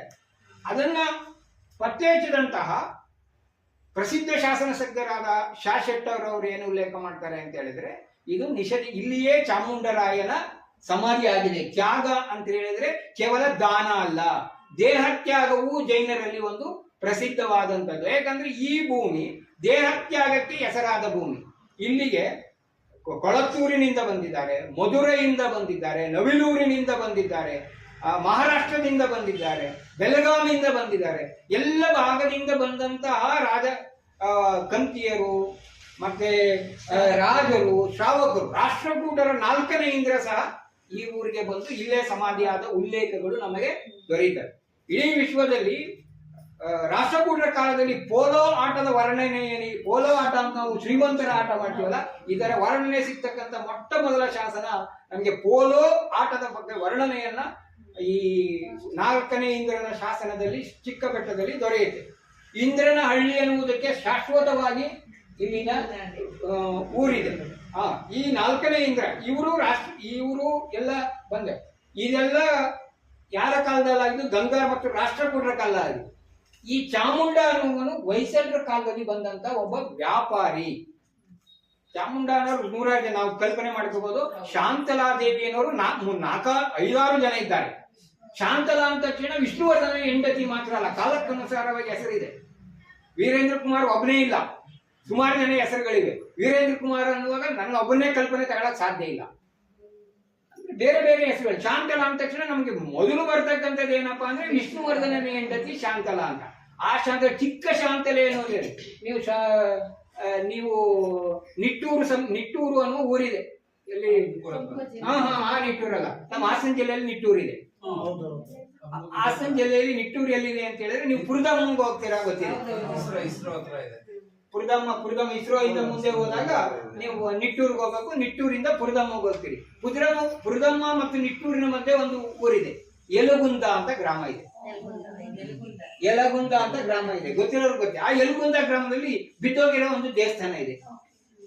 ಅದರ ಮುಂದೆ ಚಿಕ್ಕ ಶಾಂತಲೆಯ ಶಾಸನ ಇದೆ. ಚಿಕ್ಕ ಶಾಂತಲೆ ಅದನ್ನ ಕಟ್ಟಿದ್ರು. ಚಿಕ್ಕ ಶಾಂತಲೆ ಯಾರಪ್ಪ ಅಂದ್ರೆ ವಿಷ್ಣುವರ್ಧನ ಕೊನೆಯ ಮಡದಿಯ ಹಿರಿಯ ದೇವಿಯ ಕೊನೆಯ ಮಡದಿ. ಅಂದ್ರೆ ಪಟ್ಟದ ರಾಣಿಯರು ಬೇಕಾದಷ್ಟು, ರಾತ್ರಿಗೆ ರಾಣಿಯರು ಬೇಕಾದಷ್ಟು. ಪಟ್ಟದ ರಾಣಿಯರು ಇಬ್ರೆ, ಯಾರಿಗೆ? ವಿಷ್ಣುವರ್ಧನ್. ಒಂದು ಲಕ್ಷ್ಮಿ, ಮತ್ತೊಬ್ಳು ಶಾಂತಲೆ. ಶಾಂತಲೆ ಸತ್ತದ ಮೇಲೆ ಶಾಂತಲೆಯ ಒತ್ತಾಯಕ್ಕೆ ಲಕ್ಷ್ಮಿಯನ್ನ ಮದುವೆ ಆಗ್ತಾನ ಅಷ್ಟೇ. ಇನ್ನು ಪಟ್ಟದ ರಾಣಿಯಿಂದ ಶಾಂತಲೆಯನ್ನು ಬಿಟ್ಕೊಡ್ಲಿಕ್ಕೆ ಅವನಿಗೆ ಇಷ್ಟ ಇರಲ್ಲ. ಅದೇನೇ ಕಥೆ ಇರಲಿ. ಅದು ನಾನು ಯಾಕೆ ಬಂದೆ ಅಂದ್ರೆ ಇಂಥ ಶಾಂತಲೆಯ ನಾನು ಎಲ್ಲೆಲ್ಗೂ ಹೋಗ್ಬಿಡ್ತೀನಿ. ಆಮೇಲೆ ಇಷ್ಟೆಲ್ಲ ಇದು ಎಲ್ಲಿ ಕರ್ಕೊಂಡು ಯಲಗುಂದದಲ್ಲಿ ಇದೆ. ಈ ರೀತಿ ಶಾಂತಲೆಯರು ಬೇಕಾಗಿತ್ತು. ಮತ್ತೆ ಮರಿಯಾನೆ ದಂಡನಾಯಕರ ಭರತಿಮಯ್ಯ ದಂಡನಾಯಕನ ಮಗಳು ಸಹ ಶಾಂತಲೆ. ಅಂದ್ರೆ ಶಾಂತಲೆ ಹೆಸರು ಬೇಕಾದಷ್ಟು ಇದೆ. ಈ ಚಾಮುಂಡರಾಯ ಆದ್ಮೇಲೆ ಇಲ್ಲಿ ಬರೀ ಬಾಹುಬಲಿ ಇತ್ತು ಅಷ್ಟೇ. ಈ ಊರಲ್ಲಿ ಇಷ್ಟೊಂದು ದೊಡ್ಡದಾಗಿ ಬೆಳೆದಿರಲಿಲ್ಲ. ಅಥವಾ ಈ ಊರ್ ಮಧ್ಯ ಇಲ್ಲೆಲ್ಲ ನಿಮ್ಗೆ ಏನು ಮಠ ಗಿಟ ಎಲ್ಲ ಇದೆಯಲ್ಲ ಯಾವೂ ಇರ್ಲಿಲ್ಲ. ಯಾವ ಕಾಲದಲ್ಲಿ ಚಾಮುಂಡರಾಯನ ಕಾಲದಲ್ಲಿ ದೊಡ್ಡಪೇಟೆ ಇತ್ತು, ಚಿಕ್ಕಪೇಟೆ ಇತ್ತು. ಈ ನಿಮ್ಮ ಕೊಳ ಅದೇ ರೀತಿ ಸಾಮಾನ್ಯ ಕೊಳ ಅಷ್ಟೇ. ಅಲ್ಲಿಂದ ನಿಮ್ಮ ಅಕ್ಕನ ಬಸ್ತಿ ಇದೆಯಲ್ಲ ಆ ಜಾಗದಲ್ಲಿ ಸಣ್ಣ ಮಠ ಇತ್ತು. ಅಂದ್ರೆ ಅದು ಮೂಲ ಚಾಮುಂಡರಾಯ ಹೋದ ಮೇಲೆ ಅಲ್ಲಿ ಮಠ ಸ್ಥಾಪನೆ ಆಗತ್ತೆ. ನೇಮಿಚಂದ್ರ ಸಿದ್ಧಾಂತ ಚಕ್ರವರ್ತಿಗಳ ನಂತರದಲ್ಲಿ ಅಲ್ಲಿ ಮಠ ಸ್ಥಾಪನೆ ಆಗುತ್ತೆ. ಈಗಿನ ಸ್ಥಳದಲ್ಲಿ ಮಠ ಇರಲಿಲ್ಲ. ಇದು ಮೈಸೂರು ಸಂಸ್ಥಾನದ ಅರಸರ ಕಾಲದಲ್ಲಿ ಈ ಮಠ ಪ್ರಾರಂಭ ಆಗುತ್ತೆ. ಕಲ್ಲೆಯ ಶೆಟ್ಟಿ ಎನ್ನುವನು ಇದನ್ನ ಸ್ಥಾಪನೆ ಮಾಡ್ತಾನೆ. ಅವನು ಯಾವ್ದೋ ಉದ್ದೇಶಕ್ಕೆ ಇನ್ನೊಂದಿನ ನಿಮ್ಗೆ ಆ ಕಥೆಯನ್ನ ಪೂರ್ತಿ ಹೇಳ್ತೀನಿ. ಆ ಒಂದು ಏನಿತ್ತು ಆ ಪ್ರದೇಶ ಮಾತ್ರ ಅವಾಗಿದ್ದು. ಆಮೇಲೆ ಇಲ್ಲಿಗೆ 12ನೇ ಶತಮಾನಕ್ಕೆ ಬಂದಿದೆ. ರಾಮಾನುಜಾಚಾರ್ಯರು ಬರ್ತಾರೆ. ರಾಮಾನುಜಾಚಾರ್ಯರ ಪ್ರಭಾವಕ್ಕೆ ತೊಣ್ಣೂರಿನಲ್ಲಿ ರಾಮಾನುಜಾಚಾರ್ಯರು ವಿಷ್ಣುವರ್ಧನನನ್ನ ಭೇಟಿ ಆಗ್ತಾರೆ. ಅಲ್ಲಿ 700 ಜಿನಾಲಯಗಳಿರ್ತವೆ. ಇದೆಲ್ಲ ಕಥೆ ಅಲ್ಲ, ಇದೆಲ್ಲ ಉಲ್ಲೇಖ. ತೊಣ್ಣೂರಿನಲ್ಲಿ 700 ಜಿನಾಲಯಗಳನ್ನ ವಿಷ್ಣುವರ್ಧನ ಏನೋ ಬದಲಾವಣೆಯಾಗಿ ರಾಮಾನುಜಾಚಾರ್ಯರ ಪ್ರಭಾವಕ್ಕೊಳಗಾಗಿ ಬದಲಾವಣೆ ಆಗ್ತಾನೆ ಅನ್ನೋದು ಇತಿಹಾಸದಲ್ಲಿ ದಾಖಲಾಗಿದೆ. ಆ ಜಿನಾಲಯಗಳು ನಾಶ ಆಗ್ತವೆ ಎನ್ನುವ ದಾಖಲೆಯನ್ನು ತೊಣ್ಣೂರಿನ ಕಥೆಯನ್ನು ವಿವರಣೆ ಮಾಡಿರ್ತಕ್ಕಂಥ ಶಾಸನ ತಜ್ಞರು ವರ್ಣನೆ ಮಾಡ್ತಾರೆ. ಅದು ಏನೇ ಇದ್ಕೊಳ್ಳಿ. ಅದಾದ್ಮೇಲೆ ಅದಕ್ಕೆ ಪ್ರತಿಸ್ಪರ್ಧಿಯಾಗಿ ಬೇಲೂರು ಮತ್ತು ಹಳೇಬೀಡನ್ನ ವಿಷ್ಣುವರ್ಧನ ಬೆಳೆಸ್ತಾನೆ. ಆಗ ಜೈನ ಧರ್ಮವನ್ನ ಅನುಸರಿಸಿರ್ತಕ್ಕಂಥ ಗಂಗರಾಜ ಹಳೇಬೀಡು ಮತ್ತು ಬೇಲೂರಿಗೆ ಪ್ರತಿವಾದಿಯಾಗಿ ಒಂದು ಜೈನ ಶ್ರದ್ಧಾ ಕೇಂದ್ರವನ್ನು ಬೆಳೆಸಬೇಕು ಅನ್ನುವ ಉದ್ದೇಶವನ್ನ ಇಟ್ಕೊಳ್ತಾರೆ. ಅದಕ್ಕೆ ಪ್ರತಿಯಾಗಿ ಶ್ರವಣಬೆಳಗೊಳವನ್ನ ಕಟ್ಟಿ ಬೆಳೆಸುವುದು ಅವನು ಬೆಳೆಸ್ತಾನೆ. ಅವನು ಏನ್ ಮಾಡ್ತಾನೆ, ಯುದ್ಧಗಳಿಗೆ ಹೋಗ್ತಾನೆ. 3-4 ಯುದ್ಧ ಮಾಡ್ತಾನೆ. ನಾವು ಏನು ತಿಳ್ಕೊಂಡಿದೀವಿ ಇತಿಹಾಸದಲ್ಲಿ ವಿಷ್ಣುವರ್ಧನ ಸಾಮ್ರಾಜ್ಯವನ್ನ ಗೆದ್ದ ಅಂತ. ವಿಷ್ಣುವರ್ಧನ ಎಲ್ಲೂ ಸಾಮ್ರಾಜ್ಯವನ್ನ ಗೆದ್ದಿಲ್ಲ. ಕೆಲಸ ಮಾಡಿದವ್ರು ಬೇರೆ. ಇಲ್ಲಿ ದಂಡನಾಯಕನ ಪಾತ್ರ, ಗಂಗರಾಜನ ದಂಡನಾಯಕನ ಪಾತ್ರ ಇದೆ. ಚೋಳರ ಆದಿಯಮ್ಮನನ್ನ ಸೋಲಿಸಿದ್ದು ಗಂಗರಾಜ. ಕಣ್ಣೇಗಾಲದಲ್ಲಿ ಚಾಲುಕ್ಯರನ್ನ ಸೋಲಿಸಿದ್ದು ಗಂಗರಾಜ. ಹೀಗೆ 3-4 ಯುದ್ಧ ಮಾಡ್ತಾನೆ. 3-4 ಯುದ್ಧ ಮಾಡಿದಾಗ ನಾವಾಗಿದ್ರೆ 3-4 ಯುದ್ಧಗಳನ್ನು ಗೆದ್ದಾಗ ವಿಷ್ಣುವರ್ಧನ ಏನ್ ಮಾಡ್ತಾನೆ, ಗಂಗರಾಜನಿಗೆ ಆಸೆ ಪಟ್ಟು ನಿಂಗೆ ಏನ್ ಬೇಕು ತಗ ಅಂತಾನೆ. ನಾವಾಗಿದ್ರೆ ಏನ್ ಮಾಡ್ತಿದ್ವಿ, ನನಗೆ ಒಂದು ಪ್ರದೇಶ ಬಿಟ್ಕೊಡು, ಅಥವಾ ನಂಗೆ ಆಳ್ವಿಕೆ ಬಿಟ್ಕೊಡು, ನಂಗೆ ಆಭರಣಗಳನ್ನು ಕೊಡು, ಅಥವಾ ನಂಗೆ ಅದಷ್ಟು ಜಾಗ ಕೊಟ್ಬಿಡು, ಏನಾದ್ರು ಕೇಳ್ತಿದ್ವೋ ಏನೋ. ಇವತ್ತು ಕಾಲನೇ ಆಗಿದೆ. ಏನ್ ಒಂದ್ ಸ್ವಲ್ಪ ಸೇವೆ ಮಾಡಿದ್ರು ನಮ್ಗೆ ಏನಾದ್ರು ನಾವು ಒಂದು ಕಡೆ ಮಾತಾಡಿದ ತಕ್ಷಣ ಏನಾದ್ರು ಸನ್ಮಾನ ಮಾಡ್ತೀವೇನೋ ಅಂತ ಯೋಚನೆ ಮಾಡ್ತಿರ್ತೀವಿ ಅಂತ ಜನ ನಾವು. ನಿರೀಕ್ಷೆಯನ್ನು ಇಟ್ಕೊಂಡೇ ಹೋಗೋದು ನಾವು. ನಿರೀಕ್ಷೆಯಿಂದ ಎಲ್ಲೂ ಹೋಗಲ್ಲ. ಈಗ ಉಪನ್ಯಾಸ ಕರೆಸೋರು ಸುಮಾರು ಜನ ಇರ್ತಾರೆ. ಉಪನ್ಯಾಸ ಕರೆಯೋದಾಗ ಎಷ್ಟು ಕೊಡ್ತೀರಾ ಅಂತ ಕೇಳೋ ಜನನೂ ಇದ್ದಾರೆ. ಇದ್ದಾರೆ ಅಂತ ಅನುಭವಗಳನ್ನ ನಾವು ಸಹ ಕೆಲವೊಂದು ಕಾರ್ಯಕ್ರಮಗಳನ್ನ ಏರ್ಪಾಡು ಮಾಡುವಾಗ ಅನುಭವಿಸಿದ್ವಿ. ಅಂತ ಸ್ಥಿತಿ ಏನು ಮಾಡಕ್ಕಾಗಲ್ಲ. ಆದ್ರೆ ಈ 3 ಯುದ್ಧಗಳನ್ನ ಗೆದ್ದಾಗ ಗಂಗರಾಜ ಕೇಳಿದ್ದೇನಪ್ಪಾ ಅಂದ್ರೆ ಒಂದ್ಸರಿ ಏನ್ ಮಾಡ್ತಾನೆ, ಪರಮಾಗ್ರಾಮವನ್ನ ಕೇಳ್ತಾನೆ. ಪರಮಾಗ್ರಾಮವನ್ನ ತೆಗೆದುಕೊಂಡೋಗಿ ಗೊಮ್ಮಟೇಶ್ವರನ ಜೀರ್ಣೋದ್ಧಾರಕ್ಕೆ ಮತ್ತೆ ಪರಮಾಗ್ರಾಮವನ್ನ ಶಾಸನ ಬಸದಿಯ ಇರ್ತಕ್ಕಂತಹ ಜೀರ್ಣೋದ್ಧಾರಕ್ಕೆ, ಪೂಜೆಗೆ ವಗೈರೆಗೆ ಬಳಸ್ಕೊಳ್ತಾನೆ. ಪರಮಾಗ್ರಾಮ ಇದೇ ಶಾಸನ ಅಲ್ಲಿದೆ. ನೀವು ಏನು ಹೇಳ್ತೀವಲ್ಲ, ಆಗ ಜಕ್ಲಮ್ಮ ಟೆಂಪಲ್ ಹಿಂಭಾಗದಲ್ಲಿ ಇದೆಯಲ್ಲ ಆ ಶಾಸನದಲ್ಲಿ ಉಲ್ಲೇಖ ಇದೆ. ಅದೇ ರೀತಿ ಮುಂದೆ ಬಂದಾಗ ಬೇರೆ ಬೇರೆ ಗ್ರಾಮಗಳನ್ನ ಕೇಳಿ ಇಲ್ಲೆಲ್ಲ ಏನ್ ಮಾಡ್ತಾನೆ, ಅದನ್ನೆಲ್ಲ ಈ ಗ್ರಾಮವನ್ನ ಉನ್ನತೀಕರಿಸಕ್ಕೆ ಅವ್ನು ಬೆಳೆಸ್ತೀವಿ. ನಾವೆಲ್ಲೂ ಗಂಗರಾಜನನ್ನ ಇಲ್ಲೆಲ್ಲೂ ಈಗಲೂ ಕಾಣಲ್ಲ. ಶ್ರವಣಬೆಳಗೊಳ ಈ ಸ್ಥಿತಿಗೆ ಬರ್ಬೇಕಂದ್ರೆ ಮೂಲ ಯಾರಪ್ಪ ಅಂದ್ರೆ ಗಂಗರಾಜ. ಗಂಗರಾಜ ಕೇವಲ ಹಳೇಬೀಡು ನಿಂತ್ಕೊಂಡು ಈ ಕೆಲಸ ಮಾಡ್ತಾ ಇದ್ದ. ಕೊನೆಗೆ ಅವನು ಅನ್ನಿಸ್ತು, ನಾನು ಅಲ್ಲಿದ್ರೆ ಈ ಕೆಲಸ ಆಗಲ್ಲ ಅಂತ ಹೆಂಡತಿ, ಮಕ್ಕಳು, ಅಜ್ಜ, ಅಣ್ಣ, ತಂದೆ, ತಾಯಿ ಎಲ್ಲಾರನ್ನೂ ಹೊಡೆಸ್ಕೊಂಡು ಕರ್ಕೊಂಡ್ ಬಂದ್ಬಿಟ್ಟ. ಎಲ್ಲಿಗೆ? ಶ್ರವಣಬೆಳಗೊಳಕ್ಕೆ. ಅವನಿರಕ್ಕೆ ಜಾಗ ಬೇಕಾಗಿತ್ತು. ಅವನಿರೋ ಜಾಗ ಇದಕ್ಕೆ ಒಂದು ಶ್ರವಣಬೆಳಗೊಳಕ್ಕೆ ಈ ಕಡೆಗೆ ಪ್ರದೇಶ ಇಲ್ಲದೆ ಇದ್ರಿಂದ ಶ್ರವಣಬೆಳಗೊಳ ಆ ಕಡೆಗೆ ಜಿನ್ನಾಪುರ ಗ್ರಾಮವನ್ನ ಕಟ್ಟ. ಅವನೇ ಕಟ್ಟಿದ್ದು ಜಿನ್ನಾಥಪುರ ಗ್ರಾಮವನ್ನ. ಇಡೀ ಗಂಗರಾಜನ ಕುಟುಂಬ ಜಿನ್ನನಾಥಪುರದಲ್ಲಿ ಇತ್ತು. ಅಲ್ಲಿ ದಿನಾ ಮುನಿಗಳಿಗೆ ಸೇವೆ, ಗುರುಕುಲ, ಅಲ್ಲಿ ಜೈನ ಧರ್ಮದ ಪ್ರಭಾವನೆ, ಇಂಥ ಕಾರ್ಯಕ್ರಮಗಳು ಜರುಗಿದೆ. ಅಲ್ಲಿ ಅನ್ನ ಛತ್ರವನ್ನ ನಿರ್ಮಾಣ ಮಾಡ್ದ. ಇವತ್ತೆಲ್ಲ ಬಿದ್ದೋಗಿದೆ, 2 ಬಸ್ತಿ ಉಳ್ಕೊಂಡಿದೆ. ಅದು ರೇಖಿಮಯ್ಯನ ಕಾಲದಲ್ಲಿ ಶಾಂತಿನಾಥ ತೀರ್ಥಂಕರ ಬಸ್ತಿ ನಿರ್ಮಾಣ ಆಗಿದೆ. ಅಲ್ಲಿ ಪೂರ್ಣ ನೆಲೆಸ್ತಾರೆ. ಅಲ್ಲೆಲ್ಲ ಅಗ್ರಹಾರ, ಜೈನ ಒಂದು ಅಗ್ರಹಾರವಾಗಿ ಅದು ಪ್ರತಿವಾದ ಬೆಳೆತಾರೆ. ಆ ನಂತರ ಇದು ಮುಂದಕ್ಕೆ ಈ ಭಾಗ ಇಲ್ಲಿಂದ ಈ ಕಡೆಗೆ ಶಾಂತಗಳ ಹೊರತು ಇಲ್ಲಿಂದ ಈ ಕಡೆಗಲ್ಲ.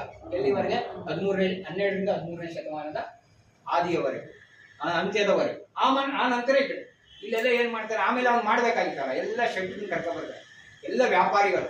ಇವತ್ತಿನ ನಿಮ್ಮ ಮೊಸಳೆ ಗ್ರಾಮ ಇದೆ ಹೊಳೆನರಸೀಪುರದ ಹತ್ರ. ಆ ಮೊಸಳೆ ಗ್ರಾಮದಲ್ಲಿ ಜೈನ ವರ್ತಕರಿರ್ತಾರೆ. ಅದ್ರ ಪಕ್ಕದಲ್ಲಿ ಮಣಿಕಲಪುರ ಅಥವಾ ಮರ್ಕೂಲಿ ಅಂತಿದೆ, ನೀವು ಕೇಳಿರ್ಬೇಕು. ಈಗ ಶಾಂತಿ ಗ್ರಾಮದಿಂದ ಒಳಗಡೆ ಹೋದ್ರೆ ಮರ್ಕೂಲಿ ಅಂತ ಒಂದು ಗ್ರಾಮ ಇದೆ. ಆಮೇಲೆ ಈಗಲೂ ಹಸಿರು ಶಿಲೆಗಳು ಅಲ್ಲಿ ದೊರೆತವೆ. ಮದ್ರಾಸ್ಗೆ ಆಂಜನೇಯನ ಮಾಡ್ಲಿಕ್ಕೆ ಅಲ್ಲಿನ ಒಂದು ಕಲ್ಲನ್ನು ತೆಗೆದುಕೊಂಡಂತ ಉದಾಹರಣೆಗಳನ್ನ ಕೇಳಿ. ಹಸಿರು ಗಣಿ ಈಗಲೂ ನಡೀತಾ ಇದೆ, ಗಣಿ ಉದ್ಯಮ ನಡೀತಾ ಇದೆ. ಅಲ್ಲಿ ರತ್ನದ ವ್ಯಾಪಾರಿಗಳು ಜಾಸ್ತಿ ಇರ್ತಾರೆ. ಆ ರತ್ನದ ವ್ಯಾಪಾರಿಗಳನ್ನೆಲ್ಲ ಗಂಗರಾಜ ಇಲ್ಲಿ ಕರ್ಕೊಂಡ್ಬರ್ತಾನೆ. ಈ ಶ್ರವಣಬೆಳಗೊಳದ ಬಾಹುಬಲಿಯ ಸುತ್ತ ಏನ್ ಗಂಗಾ ಸುತ್ತಾಲಯವನ್ನು ನಿರ್ಮಾಣ ಮಾಡಿದ್ದಾರೆ, ಆ ಎಲ್ಲ ವರ್ತಕರು ಸೇರಿ ಅವರನ್ನ ನಿರ್ಮಾಣ ಮಾಡಿದ್ದಾರೆ. ಯಾವ್ದನ್ನ ಅಲ್ಲಿವರೆಗೆ ಬಾಹುಬಲಿಯ ಸುತ್ತ ಯಾವುದೇ ನೇರವಾಗಿ ಬಾಹುಬಲಿಯನ್ನ ಕಾಗದ ಕಂಬದಿಂದ ನೇರವಾಗಿ ಹೋಗಿ ನೋಡುವುದಾಗಿತ್ತು. ಅದರ ಸುತ್ತ ಯಾವುದೇ ಕೋಟೆ ಯಾವುದೂ ಇರಲಿಲ್ಲ. ಅದೇ ಆ ನಂತರ ಇಲ್ಲಿ ಏನು ಚರಂಡಿಗಳನ್ನು ಮಾಡಿಸ್ಬೇಕಾಗಿತ್ತು, ಇಲ್ಲಿ ಏನು ರಸ್ತೆಗಳನ್ನು ಮಾಡಿಸ್ಬೇಕಾಗಿತ್ತು, ಅವನ ಅತ್ತಿಗೆಯ ಒಡಗೂಡಿ ಮಾಡ್ತಾನೆ. ಅದಕ್ಕೆ ಜಕ್ಕಿ ಹಬ್ಬೆ ಅನ್ನೋಳು ಆ ಅತ್ತಿಗೆ, ಅವಳು ಮತ್ತು ಗಂಗರಾಜ ಇಬ್ರು ಸೇರ್ಕೊಂಡು ಆಚಾರ್ಯ ಸುಭಚಂದ್ರ ಸಾರರು ಅವಾಗ ಭಟ್ಟಾರಕರಾಗಿರ್ತಾರೆ. ಅವರ ಮುಖಾಂತರ ಈ ನಗರವನ್ನ ಬೆಳೆಸ್ತಾರೆ. ಇದು ಈ ಕುಟುಂಬದಲ್ಲಿ ಇದ್ದಂತಹ ದೇಮತಿ ಅಥವಾ ರವಿದೇವಿ ಅಕ್ಕನನ್ನ ಬೂತುಗ ಪರ್ಮಾಡಿ ಗಂಗನಿಗೆ ಮಂಡಳಿ ಸಾಮ್ರಾಜ್ಯದ ಅಧಿಪತಿಗೆ ಕೊಟ್ಟು ಮದುವೆ ಮಾಡ್ತಾರೆ. ಆ ಸಂದರ್ಭದಲ್ಲಿ ಈ ಅವಳು ಶ್ರುತ ಪಂಚಮಿ ಪರ್ವವನ್ನ 14 ವರ್ಷಗಳ ಕಾಲ ಹಿಡಿತಾಳೆ. 14 ವರ್ಷಗಳ ಕಾಲ ಶ್ರುತ ಪಂಚಮಿಯನ್ನ ಆಚರಣೆ ಮಾಡ್ಕೊಂಡು ಬರ್ತಾರೆ. ಅಲ್ಲಿ ಬನ್ನಿಕೆರೆ ಅನ್ನುವ ಗ್ರಾಮದಲ್ಲಿ ದೊಡ್ಡ ದೇಗುಲವನ್ನ, ಜೈನ ದೇಗುಲವನ್ನ, ಅವಾಗ ಆ ಸಂದರ್ಭದಲ್ಲಿ ಈ ಜೈನ ಸಿದ್ಧಾಂತಗಳು ಎಲ್ಲಿದ್ವು ಅಂದ್ರೆ ಈ ನಮ್ಮ ಅಕ್ಕನ ಬಸ್ತಿ ಹಿಂಭಾಗದಲ್ಲಿ ಸಿದ್ಧಾಂತ ಬಸದಿ ಅಂತಿದೆ, ಕೆಲವರು ನೋಡಿದ್ರಿ. ಅಲ್ಲಿ ಸಿದ್ಧಾಂತ ಗ್ರಂಥಗಳಿಟ್ಕೊಂಡು ಭಟ್ಟಾರಕರು ಅವಾಗೆಲ್ಲ ಮುನಿ, ಈಗೆಲ್ಲ ಈ ಕಾವ್ಯ ತರಿಸಲ್ಲ, ಆ ಕಾವ್ಯಧಾರಿಗಳ ಭಟ್ಟಾರಕರಲ್ಲ, ಮುನಿಗಳೇ, ದಿಗಂಬರ ಮುನಿಗಳಾಗಿದ್ದಂತ ಭಟ್ಟಾರಕರೇ ಈ ನೆಲೆಯನ್ನು, ಅವ್ರಿಗೆ ಜಾಸ್ತಿ ಇದನ್ನ ಬೆಳೆಸಬೇಕು ಅನ್ನೋದು ಇರಲಿಲ್ಲ. ಆದ್ರೆ ಇಡೀ ಮಠವನ್ನ ನೋಡ್ಕೊಳ್ತಕ್ಕಂಥ ಆಡಳಿತ ಶಕ್ತಿ ಬೆಳೀತಾ ಬೆಳೀತಾ ಬಂದಂತೆ ಮುಂದೆ ಈ ಕಲಿಯುಗದ ಪ್ರಭಾವ ಮತ್ತೆ ಜನರ ಈ ಒತ್ತಡಕ್ಕೆ ಅನುಗುಣವಾಗಿ ಮುಂದೆ ಜೈನ ದಿಗಂಬರ ಸಾಧುಗಳು ಓಡಾಡುವುದು ಕಷ್ಟದಾಯಕವಾದಾಗ ಈ ಕಾವ್ಯ ಪರಂಪರೆಯ ನಂತರ ಭಟ್ಟಾರಕರಲ್ಲಿ ಉಟ್ಕೊಳ್ಳೋದು. ಈ ಅವರು ಏನ್ ಮಾಡ್ತಾರೆ, ಅಲ್ಲಿ ಸಿದ್ಧಾಂತ ಗ್ರಂಥಗಳನ್ನು ಇಟ್ಟು, ಆಗ ಪರಂಪರೆಯಲ್ಲಿ ಸಿದ್ಧಾಂತ ಪರಂಪರೆಯಲ್ಲಿ ಹೆಚ್ಚು ಜ್ಞಾನಿಗಳಾಗಿದ್ದವರು ಆ ಕಾಲಕ್ಕೆ 12ನೇ ಶತಮಾನದ ಅವಧಿ, 12-13ನೇ ಶತಮಾನದ ಅವಧಿಯಲ್ಲಿ ಶಿವಚಂದ್ರಾಚಾರ್ಯರು ಅತ್ಯಂತ ಪ್ರಮುಖ ಜ್ಞಾನಿಗಳಾಗಿರ್ತಾರೆ. ಇಲ್ಲಿಂದ ಅವರನ್ನ ಅಲ್ಲಿ ಕರೆಸ್ಕೊಳ್ತಾಳೆ. ಯಾರು? ದೇವಿ ಅಕ್ಕ. ಅಲ್ಲಿ ಕರೆಸ್ಕೊಂಡು ಶಾಸ್ತ್ರ ಗ್ರಂಥಗಳನ್ನ ಬರೆಸ್ತಾರೆ. ನಾವು ಪುಸ್ತಕ ಪ್ರಿಂಟ್ ಮಾಡಿಸೋದಕ್ಕೆ ಸುಲಭ, ಶಾಸ್ತ್ರ ಗ್ರಂಥಗಳನ್ನ ಕೈಯಲ್ಲಿ ಬರೆಸಿ ಈ ಧವಲ ಗ್ರಂಥಗಳನ್ನ ಪ್ರತಿಗಳನ್ನ ಮಾಡಿಸಿ ಬೇರೆ ಬೇರೆ ಕಡೆಗೆ ಅವಳು ಕೊಡ್ತಾಳೆ. ಅಂದ್ರೆ ಆ ಶ್ರುತ ಪಂಚಮಿಯ ದಿನವೇ ಮಾಡ್ತಾರೆ. ಜ್ಞಾನದ ಧಾರಣೆ ಜಾಸ್ತಿ ಆಗುತ್ತೆ, ವ್ರತ ಮಾಡಿದ್ರೆ ಅದರ ಪ್ರಭಾವ ಜಾಸ್ತಿ ಆಗುತ್ತೆ, ಜ್ಞಾನದ ಪ್ರಭಾವನೆ ಜಾಸ್ತಿ ಆಗುತ್ತೆ ಅನ್ನೋ ಉದ್ದೇಶದಿಂದ ಆ ದಿನ ಅಲ್ಲಿ ಮಾಡಿಸಿ ಅದ್ದೂರಿಯಾಗಿ ಪಂಚಕಲ್ಯಾಣವನ್ನು ನೆರವೇರಿಸಿ ಆಚಾರ್ಯರನ್ನ ಬೀಳ್ಕೊಡ್ತಾರೆ. ಎಲ್ಲಿಗೆ? ಮತ್ತೆ ಶಿವಚಂದ್ರಾಚಾರ್ಯರು ಬರ್ತಾರೆ. ಅಲ್ಲಿಂದ ಧವಲ ದೇವದೇವರ ಗ್ರಂಥಗಳ ಸಂಗ್ರಹ ನಮ್ಮ ಈ ಸಿದ್ಧಾಂತ ಬಸದಿದೆ. ಆ ನಂತರ ಮುಂದೆ ಅದು ಬೇರೆ ಕಡೆಗೆ ಮೂಡಿಬಿದ್ರೆ ಹೋಯ್ತು ಅಂತ ಅನ್ನುವ ದಾಖಲೆಗಳು ಸಿಗ್ತವೆ. ಇಂತಹ ಶ್ರುತ ಪಂಚಮಿಯ ದಿನವೇ ಸಾಕಷ್ಟು ಗ್ರಂಥಗಳನ್ನ ಬರೆಸ್ತಕ್ಕಂತಹ, ಮುಂದೆ ಅತಿಮಬ್ಬೆ ಸಹ ಪನ್ನನ ಶಾಂತಿನಾಥ ಪುರಾಣವನ್ನ ಬರೆಸಿ 1000 ಪ್ರತಿಗಳನ್ನು ಮಾಡಿಸಿ ಹಂಚಿದ ಉಲ್ಲೇಖಗಳು ನಮಗೆ ಸಿಗ್ತವೆ. ಶ್ರುತ ಪಂಚಮಿಯ ದಿನ ಭೂಮಿ ದಾನ ಮಾಡಿದಂತಹ ದಾಖಲೆಗಳು ಬರುತ್ತೆ. ಶ್ರುತ ಪಂಚಮಿಯ ದಿನ ಶಾಲೆಗಳನ್ನ ಆರಂಭ ಮಾಡಿದಂತಹ ದಾಖಲೆಗಳು ದೊರೀತವೆ. ಇವೆಲ್ಲವೂ ಶಾಸನಗಳಲ್ಲಿ ಲಭ್ಯ ಇರ್ತಕ್ಕಂಥ ದಾಖಲೆಗಳಾಗಿವೆ. ಹಾಗಾಗಿ ಶ್ರುತ ಪಂಚಮಿಯ ಪರ್ವ ಅತ್ಯಂತ ಒಂದು ಶ್ರೇಷ್ಠ ಪರ್ವವಾಗಿ ಜೈನರಲ್ಲಿ ಮಾಡಿಕೊಂಡು ಮುಂದುವರಿಸ್ಕೊಂಡು ಬಂದಿದ್ದಾರೆ. ನಾವು ಇನ್ನಷ್ಟು ಹೇಳ್ತಾ ಹೋದ್ರೆ ನಾವು ಸಮಯ ಜಾಸ್ತಿ ಆಗುತ್ತೆ, ವಿಚಾರಗಳು ಎಲ್ಲೆಲ್ಲೂ ಆಗುತ್ತೆ ಅನ್ನುವ ಮಾತನ್ನ ಮಾಡಿಸಿ ಇಷ್ಟಕ್ಕೆ ಸೀಮಿತಗೊಳಿಸಿ ನನ್ನ ಒಂದು ಮಾತನ್ನ ಮುಗಿಸ್ತಾ ಇದ್ದೀನಿ ಅಂತ. ನಮ್ಮ ಒಂದು ಪ್ರತಿ ಮಾಸದಲ್ಲೂ ಒಂದಿಷ್ಟು ನಮ್ಮ ಬೆಳಗುಳದ ಬಗ್ಗೆನೇ ಹೇಳಿ. ನಮ್ಗೆ ಏನು ಗೊತ್ತಿಲ್ಲ, ಗೊತ್ತಿಲ್ಲ ಬೆಳಗುಳದ ಬಗ್ಗೆ. ಹೌದು, ನಮ್ಮೂರ್ ಬಗ್ಗೆ ನಾವು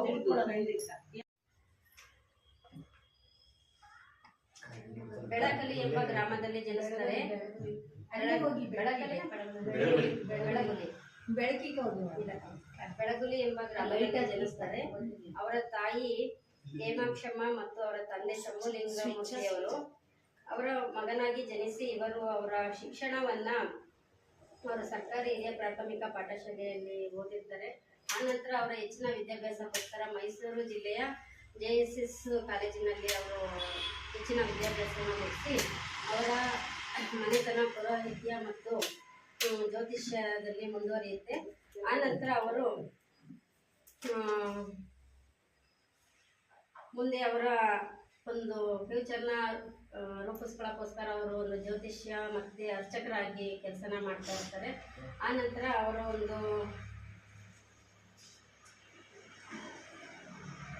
ಸ್ವಚ್ಛ ಭಾರತ ಅಭಿಯಾನದಲ್ಲಿ ಮತ್ತು 108 ಸಂಘಗಳ ಸಂಘ ಸಂಸ್ಥೆಗಳನ್ನು ಮಾಡಿದ್ದಾರೆ.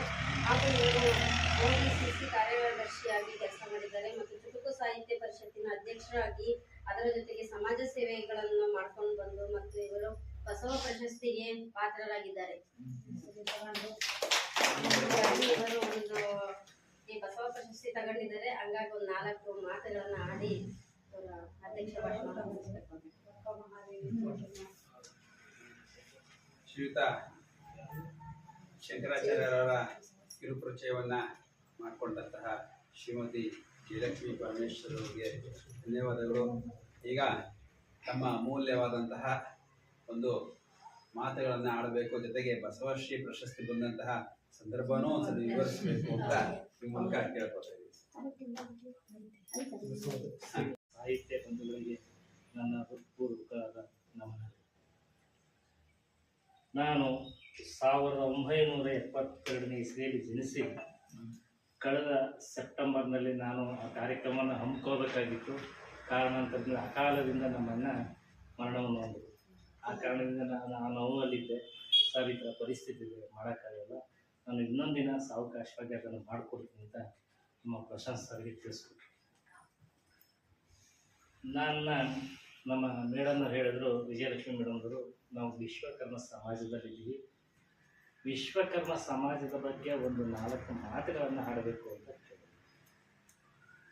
ವಿಶ್ವಕರ್ಮ ಸಮಾಜ ಇರ್ತಕ್ಕಂಥದ್ದು ಕೇವಲ ಒಂದು ಜನಾಂಗೀಯ ಅಲ್ಲ. ಯಾಕಂತಂದರೆ ನಮ್ಮ ವಿಶ್ವಕರ್ಮರು ಹೇಗೆ ಅಂತಂದರೆ ದೇವಶಿಲ್ಪಿ ಆಗಿರ್ತಾರೆ. ಅಂದರೆ ಚತುರ್ಮುಖನ ಬ್ರಹ್ಮನ 2ನೇ ಸ್ವರೂಪಿಯಾಗಿರ್ತಕ್ಕಂಥವ್ರು ವಿಶ್ವಕರ್ಮ ಅಂತ ಹೇಳಿ. ವಿಶ್ವಕರ್ಮ ಅವರು ನಮ್ಮ ದೇವಾನುದೇವತೆಗಳಿಗೆ ಪುರೋಹಿತರಾಗಿ ಮತ್ತೆ ಅಲ್ಲಿ ಪಂಚಕಸುಬುಗಳನ್ನು ಮಾಡಿಕೊಡ್ತಾರೆ. ಏನು ಮರಗೆಲಸ ಆಗಿರ್ಬೋದು, ಕಬ್ಬಣಿ ಕೆಲಸ ಆಗಿರ್ಬೋದು, ಎಳಕಲ್ ಕೆಲಸ ಆಗಿರ್ಬೋದು, ವಿಗ್ರಹ ಕೆಲಸ ಆಗಿರ್ಬೋದು, ಅಥವಾ ಮತ್ತು ಈ ಪಂಚಕಸುಬುಗಳಲ್ಲಿ ದೇವತೆಗೆ ಇಂದ್ರನ ಕೂಡ ವಜ್ರಾಯುಧವನ್ನು ಮಾಡಿಕೊಟ್ಟಂಥವರು ಶ್ರೀ ವಿಶ್ವಕರ್ಮರು ಅಂತ ಹೇಳ್ತಾರೆ. ಹಾಗೆ ಅದಾದ ನಂತರ ಶ್ರೀಕೃಷ್ಣ ಪರಮಾತ್ಮನಿಗೆ ದ್ವಾರಕಾ ನಗರವನ್ನ ನಿರ್ಮಾಣ ಮಾಡಿಕೊಟ್ಟಂಥವರು ಶ್ರೀ ವಿಶ್ವಕರ್ಮರು. ಆದರೆ ಅವರ ಮಕ್ಕಳು 5 ಜನ ಇರ್ತಾರೆ. ಮನು, ಮಯ, ತ್ವಷ್ಟ್ರ, ಶಿಲ್ಪ, ವಿಶ್ವಕರ್ಮ.